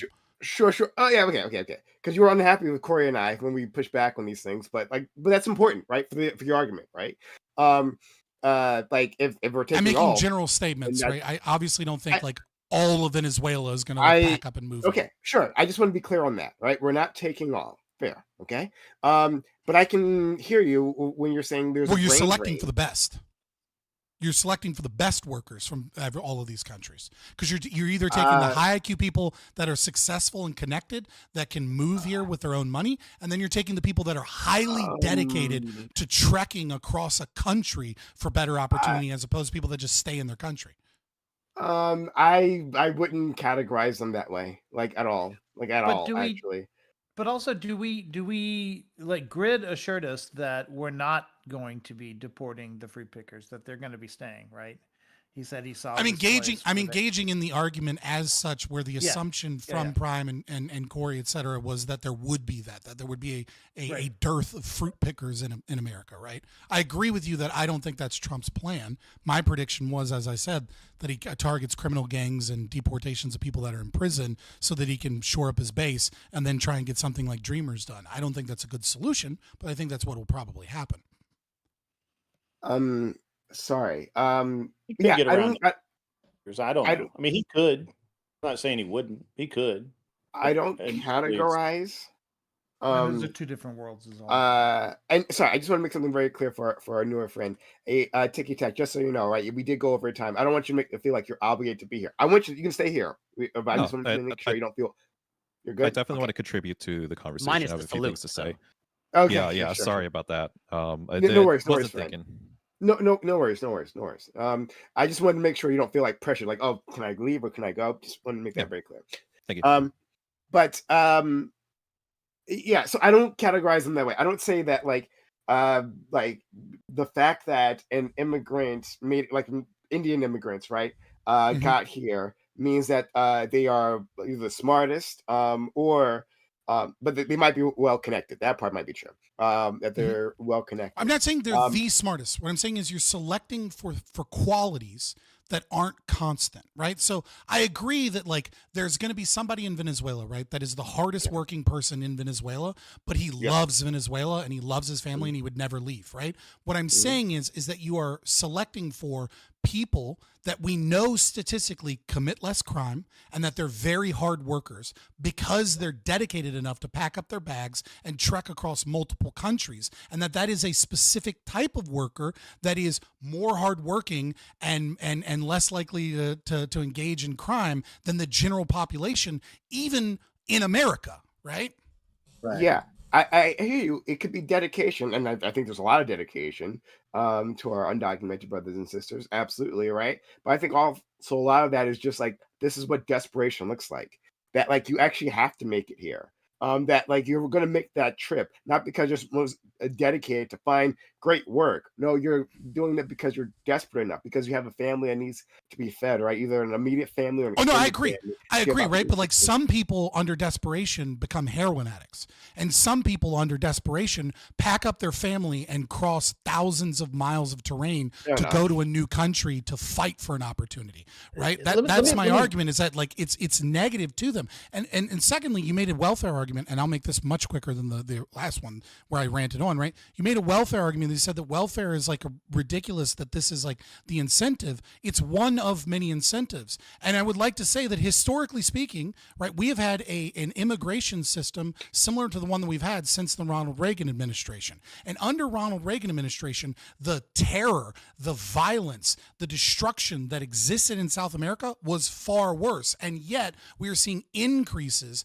in, like we're talking about like when United Fruit Company was like just straight up murdering Sandinistas, where the CIA was like overthrowing regimes. Like the concept that this increase in immigration isn't in part affected by the massive welfare opportunities that are granted is, I think it's absurd, because there are people that sit on a fence, and if there were no welfare, there are people that would stay, and then with this massive welfare, they go, I'm gonna fight, I'm gonna go. I don't want to. And if I implied that it's not at all a factor, well, then I apologize. I don't want to make that argument. That's not all factor. Certainly, it's a draw. We're making the argument that isn't the primary factor of immigration. We're making the argument that is the primary problem with the cost of immigration.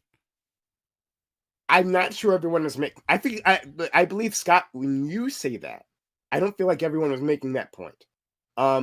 Maybe I'm wrong. I didn't think anybody. I feel like that's what the issue here is. Yeah, the argument's out. Okay. I just want to clarify on this real quick. So the argument I was making is that I just look at the like cost and profit ratio of each person that essentially comes in, and that's as so. Maybe welfare is only like a small sector, but generally, I'm just looking at generalities of the immigration is a net negative at the moment, and how do we make it a net positive? Go ahead, Grid. Yeah. So I earlier I kind of I asked you, Prime, who do you want to come in, and do you think it's fair? Who do you want to deport? Criminals are fine. If they're violent criminals. Oh, I wanted to tell you guys something really quickly. I'll let you do that space, but this is your conservatives are gonna love this. I wanted to do this while Lactor was here because I know he would have enjoyed this. This should go viral, at least from like conservative TikTok, right? But I'm not sure if it has. There was a immigrant, a Haitian immigrant, right? This is Trump is going juicy. through. Yeah, right. Trump is going through and deporting. Well, he's saying the concentration is on illegal immigration. Illegal people who've done crimes, right? Felons. Right. Yeah, criminals. Yeah, he's going after criminals. the bad people. The bad people. So there was this specific Haitian immigrant that he went after, right? Who 17 crimes this guy was convicted of. 17, apparently in Boston, right? He gets convicted of. It's almost half as many as Trump was convicted of. He's a but he's undocumented immigrant, right? And he still wasn't deported, right? There is video of this guy being stuffed into I think I've seen this one. An ICE vehicle, right? Yeah. And this guy is saying, "I'm not going back to Haiti. Fuck Trump." Right? Fuck we Trump. were better under Biden. I was better under Biden. I love Biden. Biden forever, right? And I miss you, Obama. Thank you for everything you've done for me, Obama. It sounds like a fucking Walter Mondale, anti-Walter Mondale argument. It's the most perfect. It would be political malpractice for Republicans not to turn that into an ad and just run that over and over again. Yeah. It's perfect, right? Black guy with dreads or something being pushed into that car, saying that Obama and Biden are the reasons why he was in this country and things that benefited him. 17 convictions, violent convictions. You need to shit! You need to get Sarah McLachlan to sing over it afterwards, where you just show faces of the people harmed by his crimes. In the arms of the angel. Exactly. Just like people he fucked over afterwards. Yeah, I got it. I don't think the GOP could make a better ad if they staged it, right? Don't do that again. I don't think they could make a better ad if the GOP staged it. It's so good, right? So anyway, Troy, we're talking about that kind of deportation. I was saying, yes, violent criminals. So they can go. Yeah, just bad people in general, right? Sure. Mm-hmm. Yeah. So Prime, I kind of want to throw you a bone here. So I actually, under certain policies, I would look into investing. I'm gonna go argue into with some countries. other people. You guys have been great. Oh, a good Yeah, night. see you, Have a good one, Greg. I'm gonna go argue with for some being other here. people Have a for good a night. while.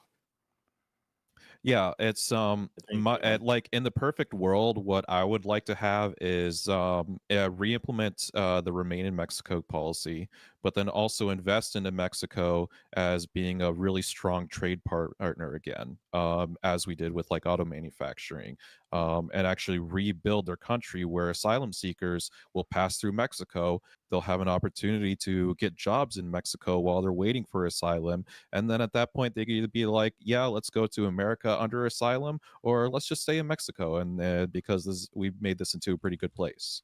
That would be my ideal utopia if we could ever set it up.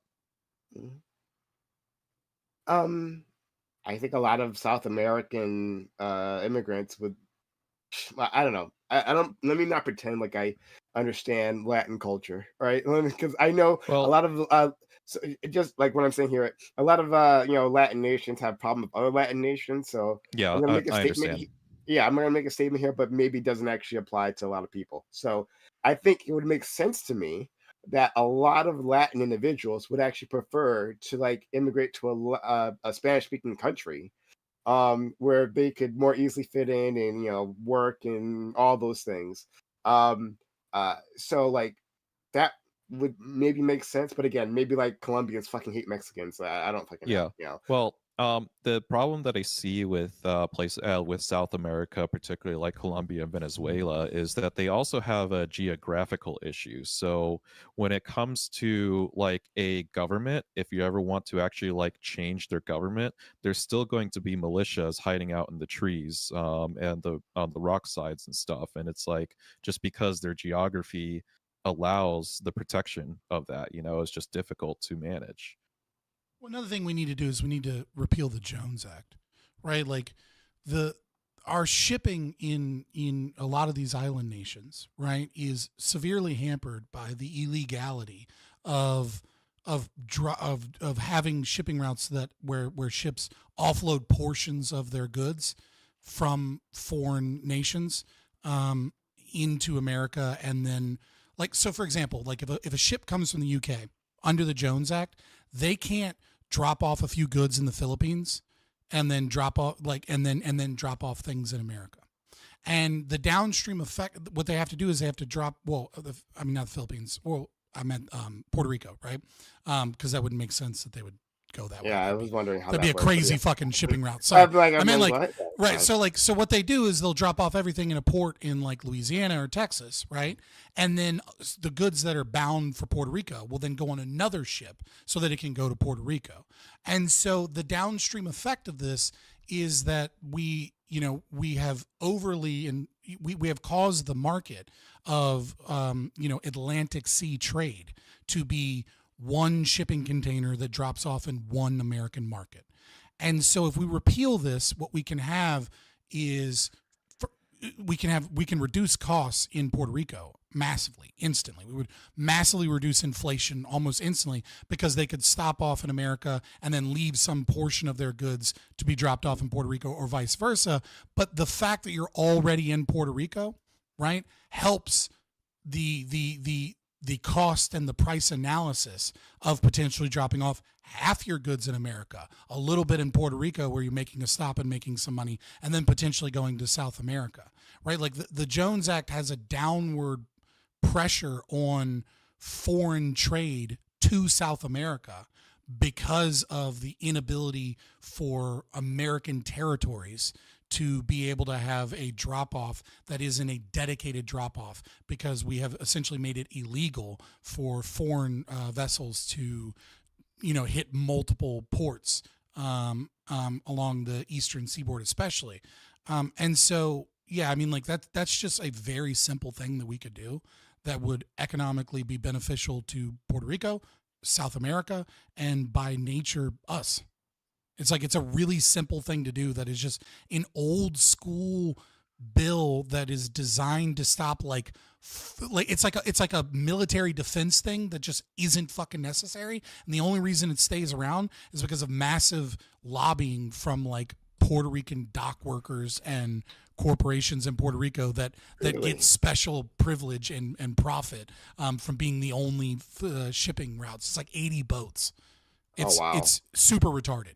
I was going to ask. I don't know why that is still in the case. But anyway, well, I do want to answer because you had more for me, Scott. But before I jump in, does anyone else want to say something before I? Yeah, I'm probably going to drop off.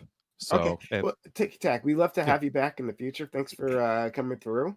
We appreciate it, Ticky Tack. Nice to meet you. Yeah, you too. I love Nice your meeting voice. y'all. Unless it's a voice. I was about to say, yeah, you got a smooth voice, man. Yeah. No, you got like that pirate software, you know what I mean, or pirate radio, whatever the fuck his name is, voice. Ever since I was 18, I've always gotten those comments. So yeah, but yeah, I'll swing by. We'll stay in touch. Have a See good you guys one. later. Take care. I'm probably gonna drop off too, Prime. Have a good one. Yeah, I'll answer this question and then try and fucking get some dinner and shit too. But let's go. I always say that and then I end up talking for another fucking hour. So it wasn't. Well, you said to me that like you didn't understand why I said the things that I said. But I guess I never. You mean in terms of immigration, right? Right. I'm just trying to pinpoint. Yeah. That like it was illogical because I wanted people to stay in the country and. Yeah, what I said is there appears to be a logical contradiction, right? I understand that it isn't like a perfect logical contradiction. So let me rephrase that. There's contradiction in the sense of like these two things work against each other. It's not a logical contradiction, right? In the sense that like it's logically sound argument that you're making, right? But when I'm saying the contradiction, I don't mean it from a logical perspective. I just mean it like in the two goals and stated interests of your argument work against each other. And what I'm saying is if the goal is to keep people for South American countries to flourish, right? And at the same time, you have this desire for, virtually, not necessarily, but virtually unlimited immigration from these places. And you wish for there to be support structures so that they can come in and have all of the same opportunities as any other American, that these things are working against each other. And then I explain like the brain drain and et cetera, and like the hardworking cohort, et cetera. Yeah. So, my preference, well, the basis of everything, of my politics in general, is empathy. Start with that, right? And everything blooms from there. And an outgrowth of that is I want to, support human flourishment. I don't really particularly care where it happens, but I'd like to support it. If that has to happen on the tail end, right? I can say this. That a lot of immigration, right, like is like like results from failure. That there's a failure along the path. That like this person who otherwise would have stayed in their own country, right, couldn't because of a failure in international foreign policy, right? Maybe failure because of national policy, like their own nation maybe made a mistake or something, whatever, right? Or failure of their culture, or a failure of their people, or culture, failure or whatever. of the environment. Like there's something happened. There's all kind. Where they live is shitty, and they want to come to a better place. Yeah. It tends. They're moving because of failure, right? I want to reduce the amount of immigration that comes from desperation, right? So if that's desperation caused by us, by our imperialism, well, yeah, let's knock that off, right? Then that group of people who would have otherwise stayed, they will stay. I'm perfectly fine with that. If they if it's our sanctions regime, if it's like or if they're destabilized because of I don't know, like a civil war that we stayed out of that ravaged the country, right? Well, maybe we can like give them aid, right? To help them rebuild, and so that keeps everyone there, right? Like it's a war that if they're having a civil war, if Colombia has a civil war, right? Another one, right? Has a civil war, there's going to be outflows from Colombia. If we help rebuild Colombia, rather than just like let it decay and like let's see what happens, right? Which like warlord rises to the top and takes over the country, and then eventually like stabilizes it, right? Rather than skipping all that, we could help like assist this country if they need with their infrastructure, like putting that back together, all these things so that people stay there. So I don't think that is like has any friction with also saying that if people do arrive here, once they get here, that we treat them with dignity and we give them the opportunity to become American if that's what they want to, because not all of them want to. If that's what they want to do. I see what you're saying. That I'm all for. Go ahead. Yeah, like I'm all for stopping doing whatever America is doing that is making other countries worse. Like that is likely to have a net positive on the world and humanity in general.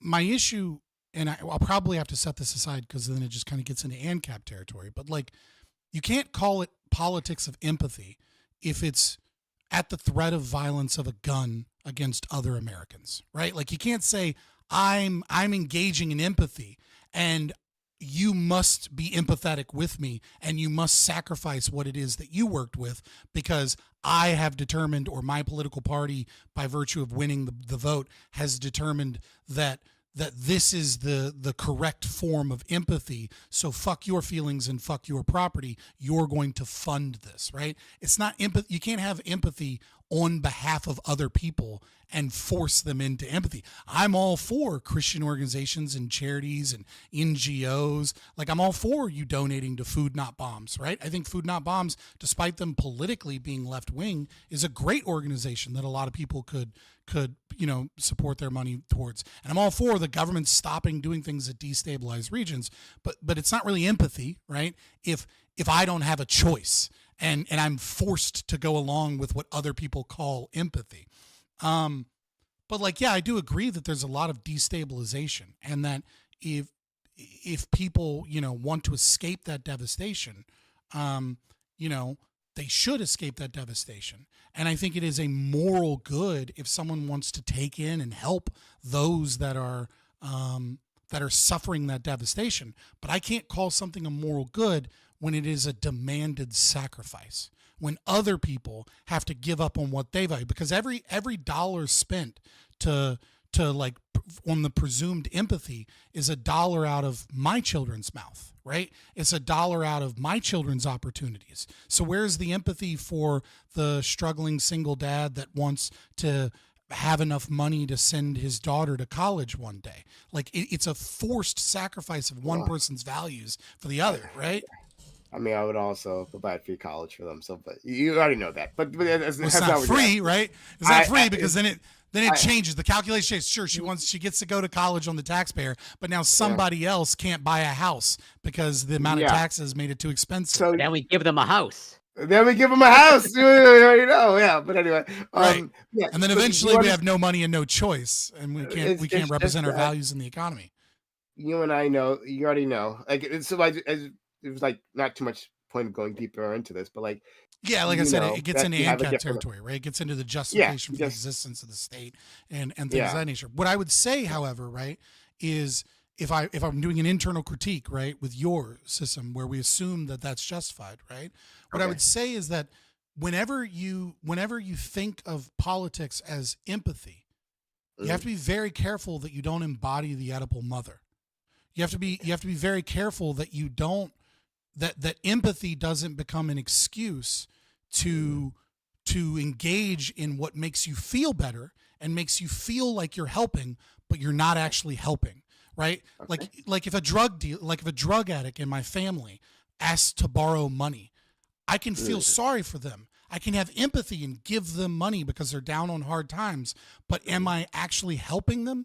Am I actually making them happier and making the world better? Or am I enabling a drug addiction that might lead to their own death? Am I killing them? And so even if I'm going to engage in your internal critique, the question then becomes like, how are we quote unquote helping? What are we actually doing? And is what we're doing actually helping, or are we just creating a corrupt incentive structure, like I said, where people come in and some people abuse the system and some people don't, whatever, but we drain hardworking, high IQ people from other countries to come in so that we can have cheap labor in America instead of a country that can build itself with a population of hard workers and people. I mean that's why I see, like, this is why it feels like, at least from my perspective, and maybe I'm missing something here, that like it's like rather than having some level of contradiction between those two statements, right? Building up those countries and allowing people to come in to this nation, that these things are complementary in my mind. That it would be a two-pronged system. So I come from the standpoint of dealing with the immediate harm, right? The people who need help right this second. And if they're that desperate that they need to leave, right? Necessarily staying in their country doesn't necessarily fix things. We just have a lot more desperate people in a desperate nation. So I'm not sure that necessarily fixes the problem. But also, the second prong would actually be intervening with these nations in the lightest sense of that word, to assist them to stabilize, right? Be looking at policies that would keep their governments up and running, keep whatever it is, right, to minimize whatever the damage is that they've suffered, to minimize immigration outflows. It seems like that works well for me in my mind. That that complements each other. But it, Okay, so, I guess so it, how is this for a solution? And it's obviously an internal critique of your thought, sure. right? I'm not saying I propose. You're not a this, right? socialist. Yeah, I get it. But like, right, like, let's say we'll take an extreme, like, let's say we drastically limit immigration and asylum, right? And at the same time, all of that money that we would have spent on, so what is so the immediate impact of that is that we have a whole lot less fruit pickers, like I mentioned, right? And so this shit's got to get to, and a whole lot less low wage, low skill manufacturing labor, right? And so what we do is money that we would have, let's say, spent on, housing and welfare and, immigration courts and all this other stuff, we invest that in tax incentives, right? On American companies that build factories in those countries, right? So, okay, well, you have to, we have a lot less low wage, low skill labor in, like, from Tyson, right? Tyson is very famous for using a lot of illegal immigrants to produce chicken.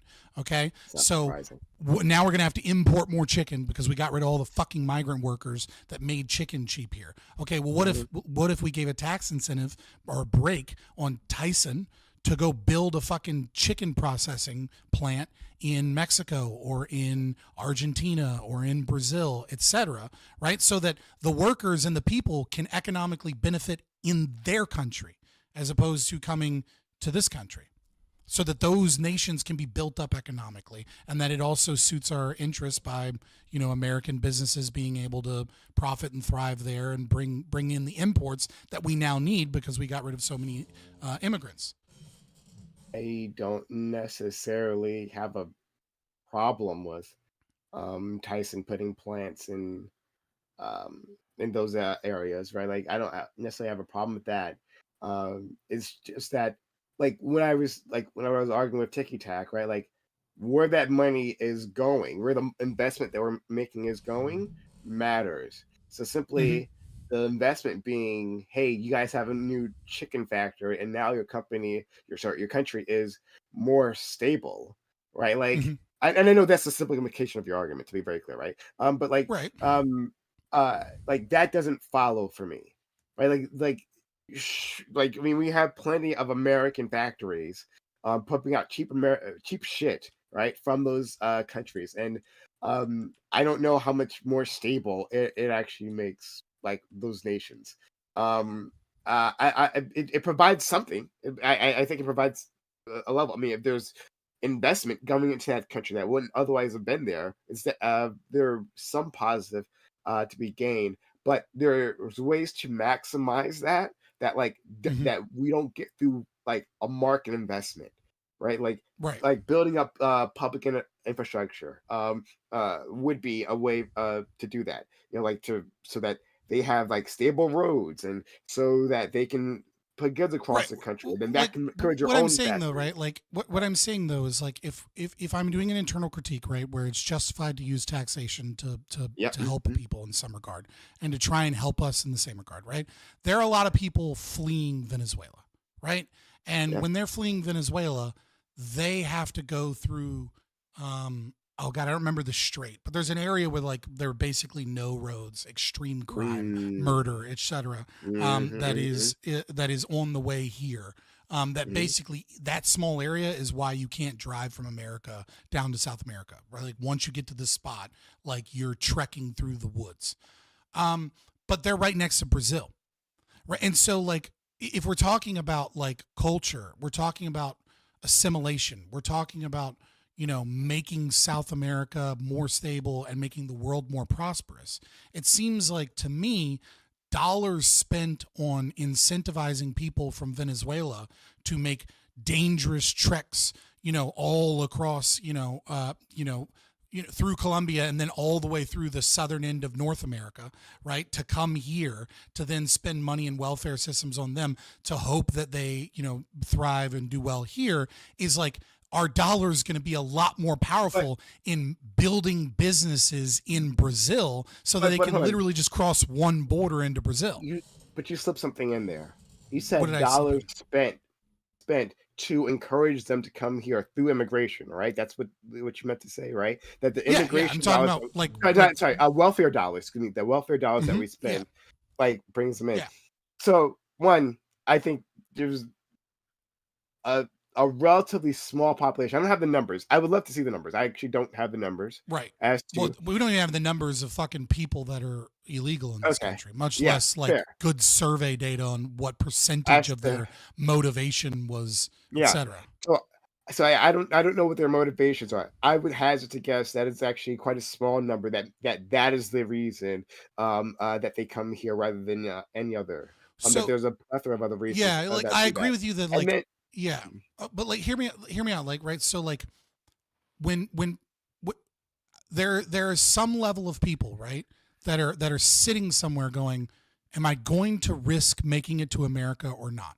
And if what they it's less about the dollar amount and more about what they hear, right? Because a lot of immigrants, right, have no concept of what America is in terms of like they think they're going to get here and like be millionaires, right? Because they just hear that it's a land of opportunity or whatever. And if they they hear come here, they press go to briefings, Manhattan, they find all the poop on the street, and they're like, "Why did I come here?" Sorry, go ahead. right. You know what I mean? Like it's all about it's a psychological analysis in their moment of a risk reward working off of imperfect information. And so if we have a Biden administration before Kamala Harris goes, don't come, right? Like, right. If we have a Biden administration that is, you know, putting forward the idea that like come here, will help you, like we take in asylum seekers, you know, we give people housing, we give people these opportunities, versus a different administration that cuts off all that shit, that says if you come here you better work and it's gonna be hard and we take very few people and you better fucking prove that you're like in a war-torn nation or some shit, and like you know, like there's a calculation that occurs at that table when they make that decision to pack up their shit. And if instead of spending money on welfare and things like that sends this message that we're welcoming and taxes Americans and taxes our economy, we spent those dollars in, let's say, Brazil, right? Because we're using the example of a Venezuelan person sitting at a table and goes, hey, Brazil's getting better. There are American jobs in Brazil. There are like things that, and even, I'll even go one step further with you, right? We could create a program just like how when people come over here and they join the United States military, it's a lot easier to get U.S. citizenship. We could create programs where people are more likely to get American citizenship if they work at American companies and factories in South America for a set period of time. And so instead of just flooding here with their problems and death and coyotes and drug cartels, and then they come here and we have to spend all of this money to try and give them a leg up at the expense of the taxpayer. Instead, we send some of that money, not even all of it, to create to bolster South American countries, to bolster their economy, to make those places better places to live, to give opportunities there, and build a stronger Americas. Right? Like we should have a strong North and South America, not a America that just kind of takes in all of the trash after, or not trash, but the leftovers after we've fucked over all of these countries. Yeah. I think there's room for compromise. I thought what you just said about the we make factories in South America and you work there and then you can get citizenship. Like that's a really interesting idea. I've never heard anyone suggest that. That's super Right, because I mean, like think about it. You work at Tyson for a year or two and then you can get a citizenship. Most people, if they're doing well and the factory's doing well, will probably choose to stay in a country now that their material conditions are better and now that they have a good job. Yeah. But some of them really want to fucking come to America, and if there isn't welfare or anything like that, but instead they come there with the money they made an American company and that's their dream, fucking why not?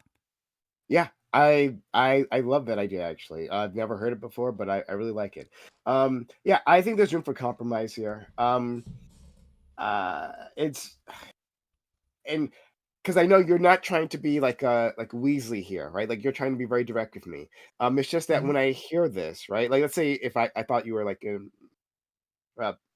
someone who wasn't so straightforward. Like when I hear, hey, that money we're spending on welfare, like instead of doing that, we'll invest it here, right? That welfare money, in my mind, is also all the welfare money. So I think what you're trying to tell me is that welfare, like that, we're spending on the undocumented immigrants, right? Oh And yeah, I'm because straightforward. I want to abolish all welfare, right? But the name is Fabian for a reason because I'm trying to but push libertarian ideas and restricted yeah, government but over time. hold on. So, I guess let me clarify. Do you mean that literally we end the welfare system in general, right? Because it's one thing if we're not That would spending. be my ultimate goal, but that's not what I'm proposing in this That's not moment, what right? you're Like proposing. That's what I my thought. ultimate goal is Yeah. the dissolution of all nation states on Earth, right? Gotcha. But that, Gotcha. But right? You know what I think mean? Like that's I'm not that's hiding that. So yeah, sure. But so what we're working with now is saying that the money that we're spending on undocumented immigrants to the welfare system, we're not spending that money anymore. Instead, that's going to South America to build up industry, right? Right. So if that's the case, then I mean, yeah, if it was the case that it had the benefits that I was looking for, if that system provided that, which I'm not convinced that it does completely, then I'd be for that, right? Like I said, I don't particularly care where the human flourishing is at. So if they can flourish in Brazil, right, then put it in Brazil. Like whatever happens to be the case. I think that I'm not going to ever accept, politically on my end, is simply putting up higher walls, right? And while with a system, Yeah, I mean right? that's not my proposition, anyways, right? I know. My actual position is a Hoppe invitee system, right? Where I would Yeah, I would have unlimited disagree. immigration.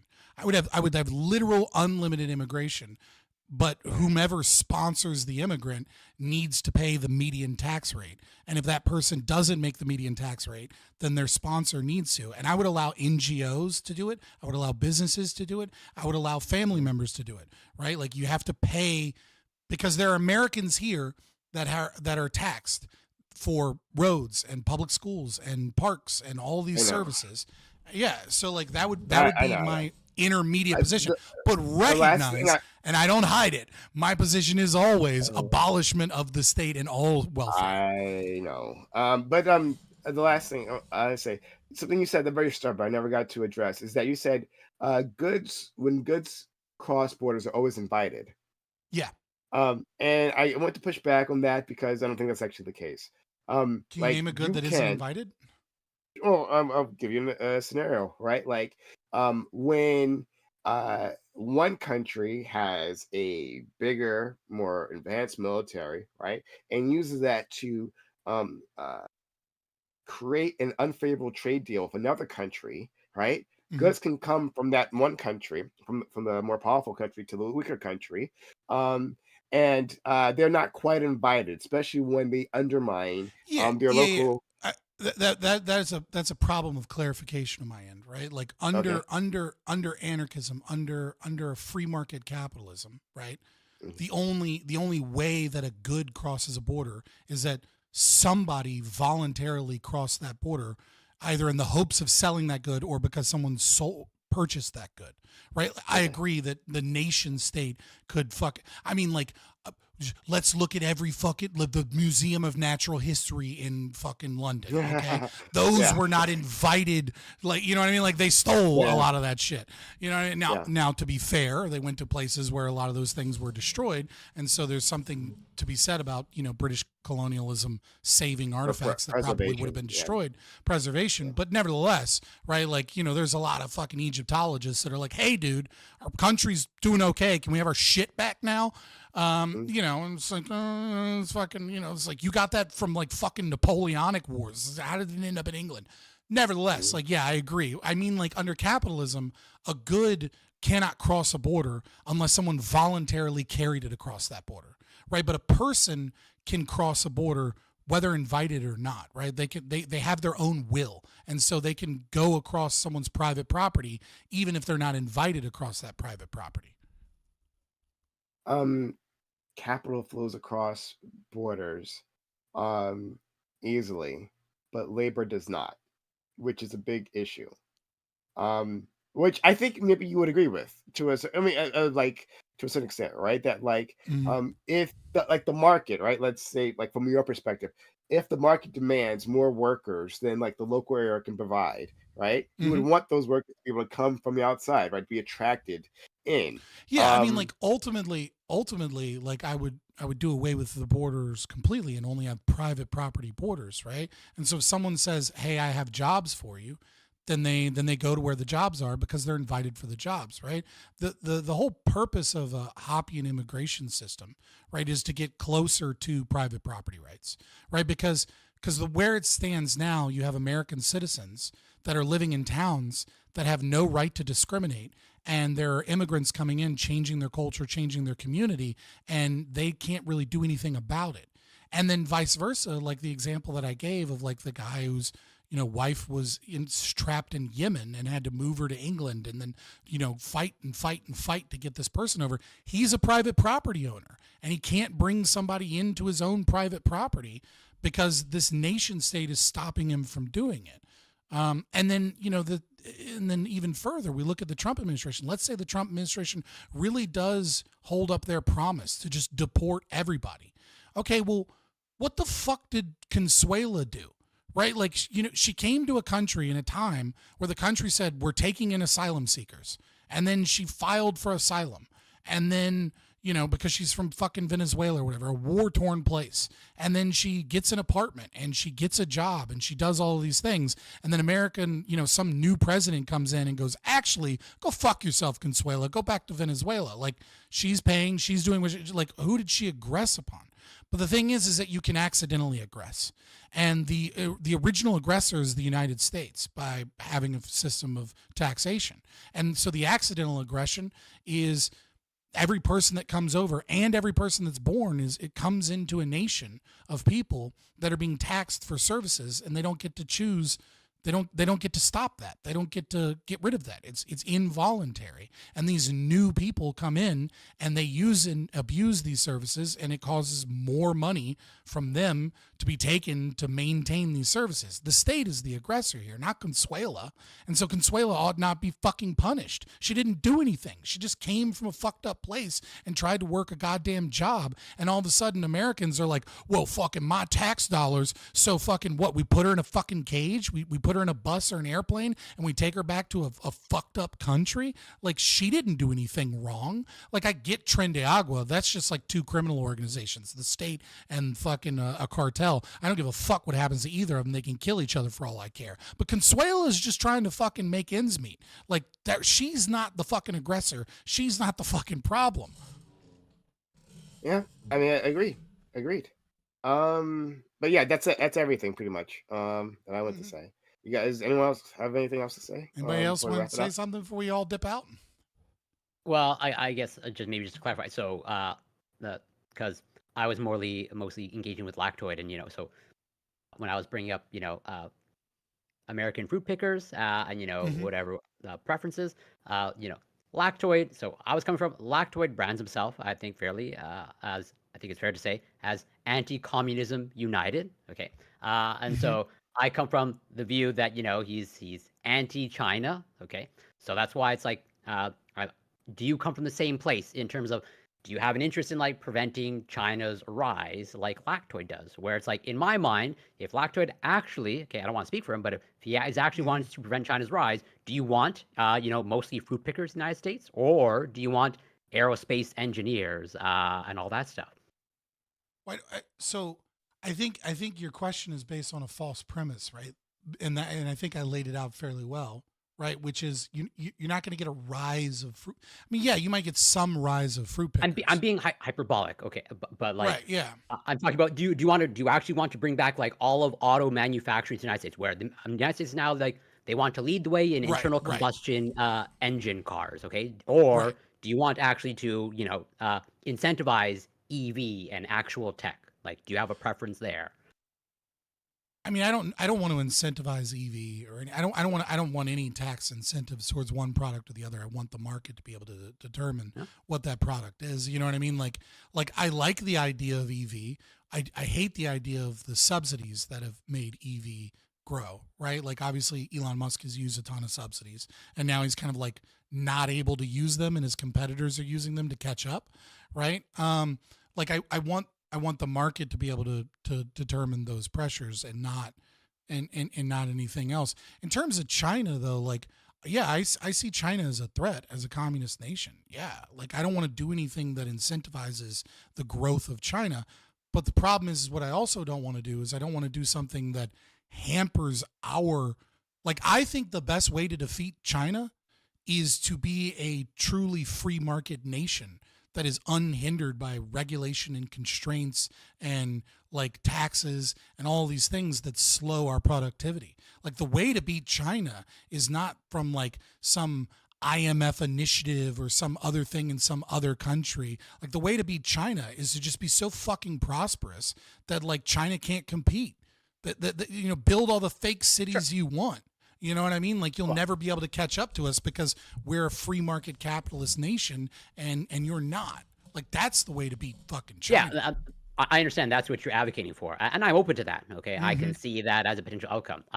But like, yeah, but I'm just more coming from like trying to, uh, from the place that Lactor is coming from, of like, uh, actually leveraging the government, as in like, given that Mhm. okay, we can't get to the ANCAP state yet. Okay, are you or just are you philosophically opposed to like leveraging, as in like obviously China, they leverage their government, okay, in terms of high speed rail, electric Right, vehicles, right. all kinds of subsidies, and now we're seeing it in AI, okay, and so it's like, do you want to go toe to toe in that respect of like government incentivizing something just as China does, or do you have no preference at all? I Like have a again, preference, and the preference is actually a third option, right? Which is that so long as the nation state exists, it's the nation's duty, because they've stolen that right from the people, to protect its citizenry.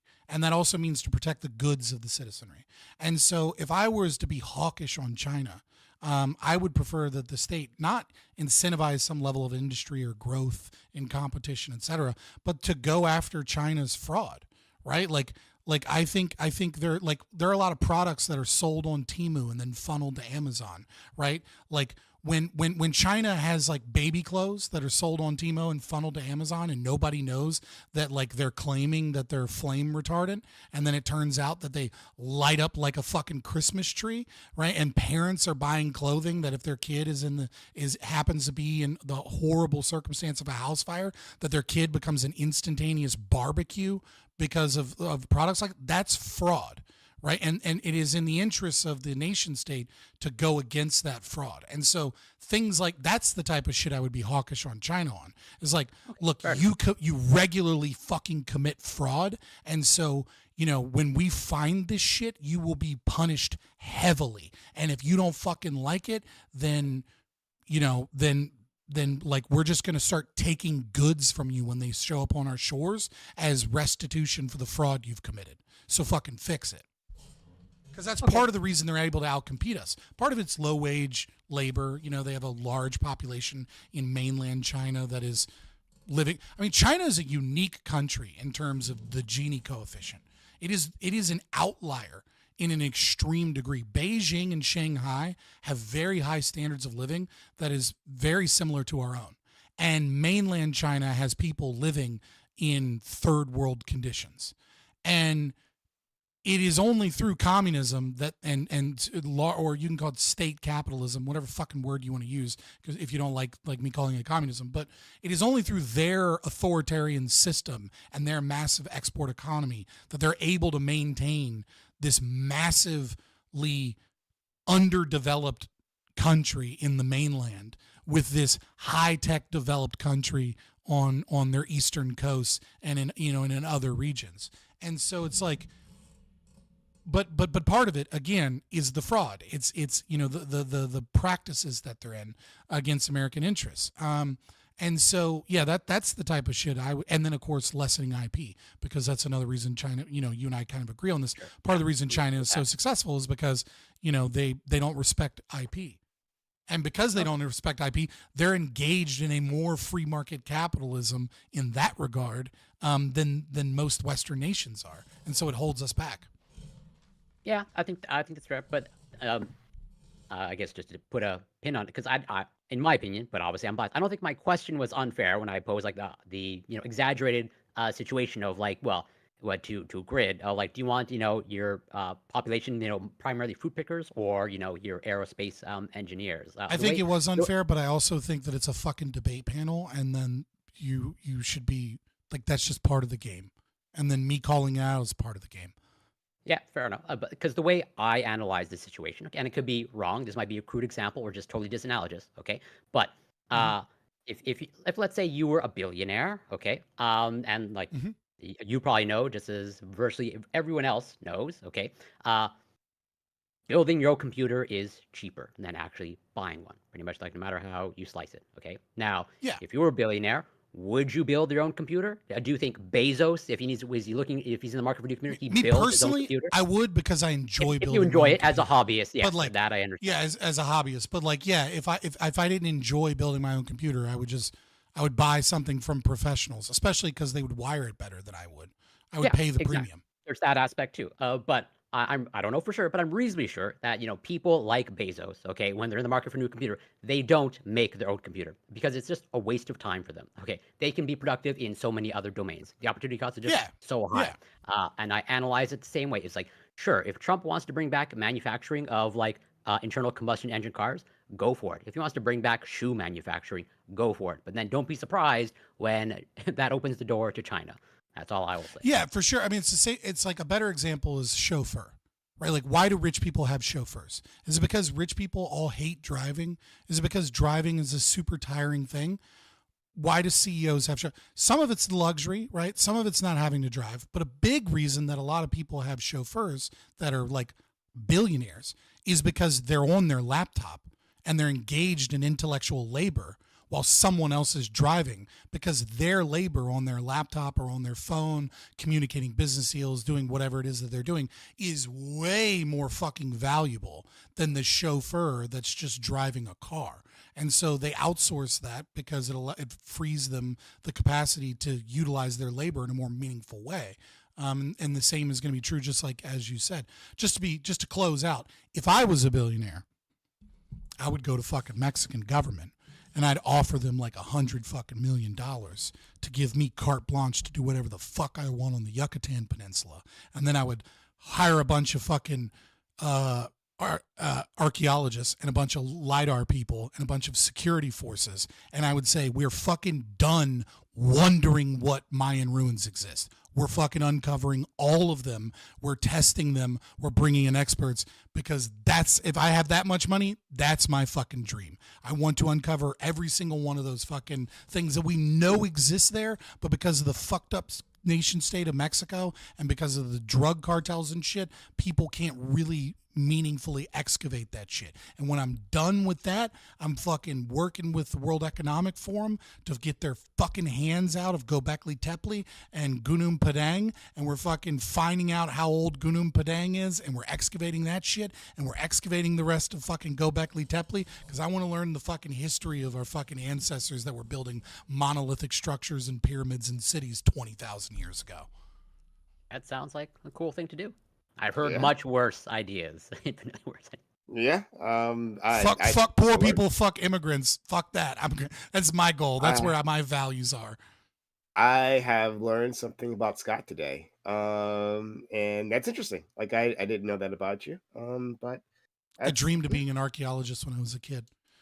That's pretty cool. I was a little kid because I was super well read for my age, and so like my grandmother would like get me like college textbooks on like Egypt and Mesoamerica and stuff, because I was just mostly because I was a problem child in school, because I needed to be in like middle school by like third grade, and like I knew I was helping my mom with her algebra and like calculus homework in college when I was in like elementary school. Like I was bored out of my fucking mind, and so I was acting up.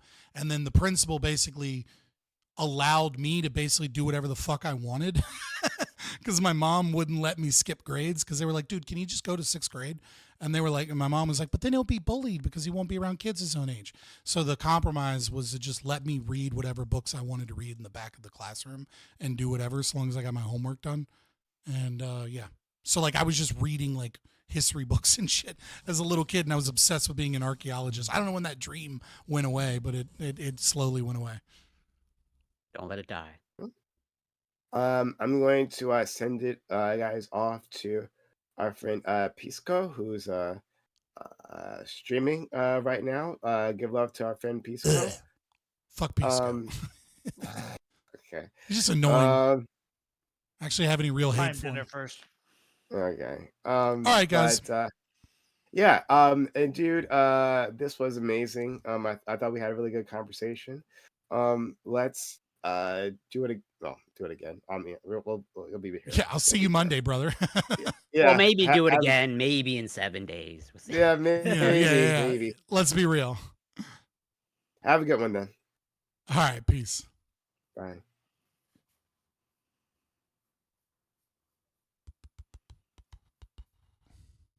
All right, let me just grab this up and go. Oh shit! All my stuff's messed up. The void of noise that occurs. There we go. All right, you guys have been talking about morality and ethics a lot in the chat. I've only kind of like sort of seen it out of the corner of my eye because obviously I'm busy. Like I'm streaming, was having a conversation.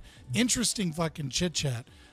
Ticky Tack or others, obviously Ticky Tack. If you want to talk about natural law philosophy or something, join the Discord and let's schedule something. I'd love to have a chit chat about like where I believe law and ethics and morality are derived from. If you want to have a real nerdy conversation.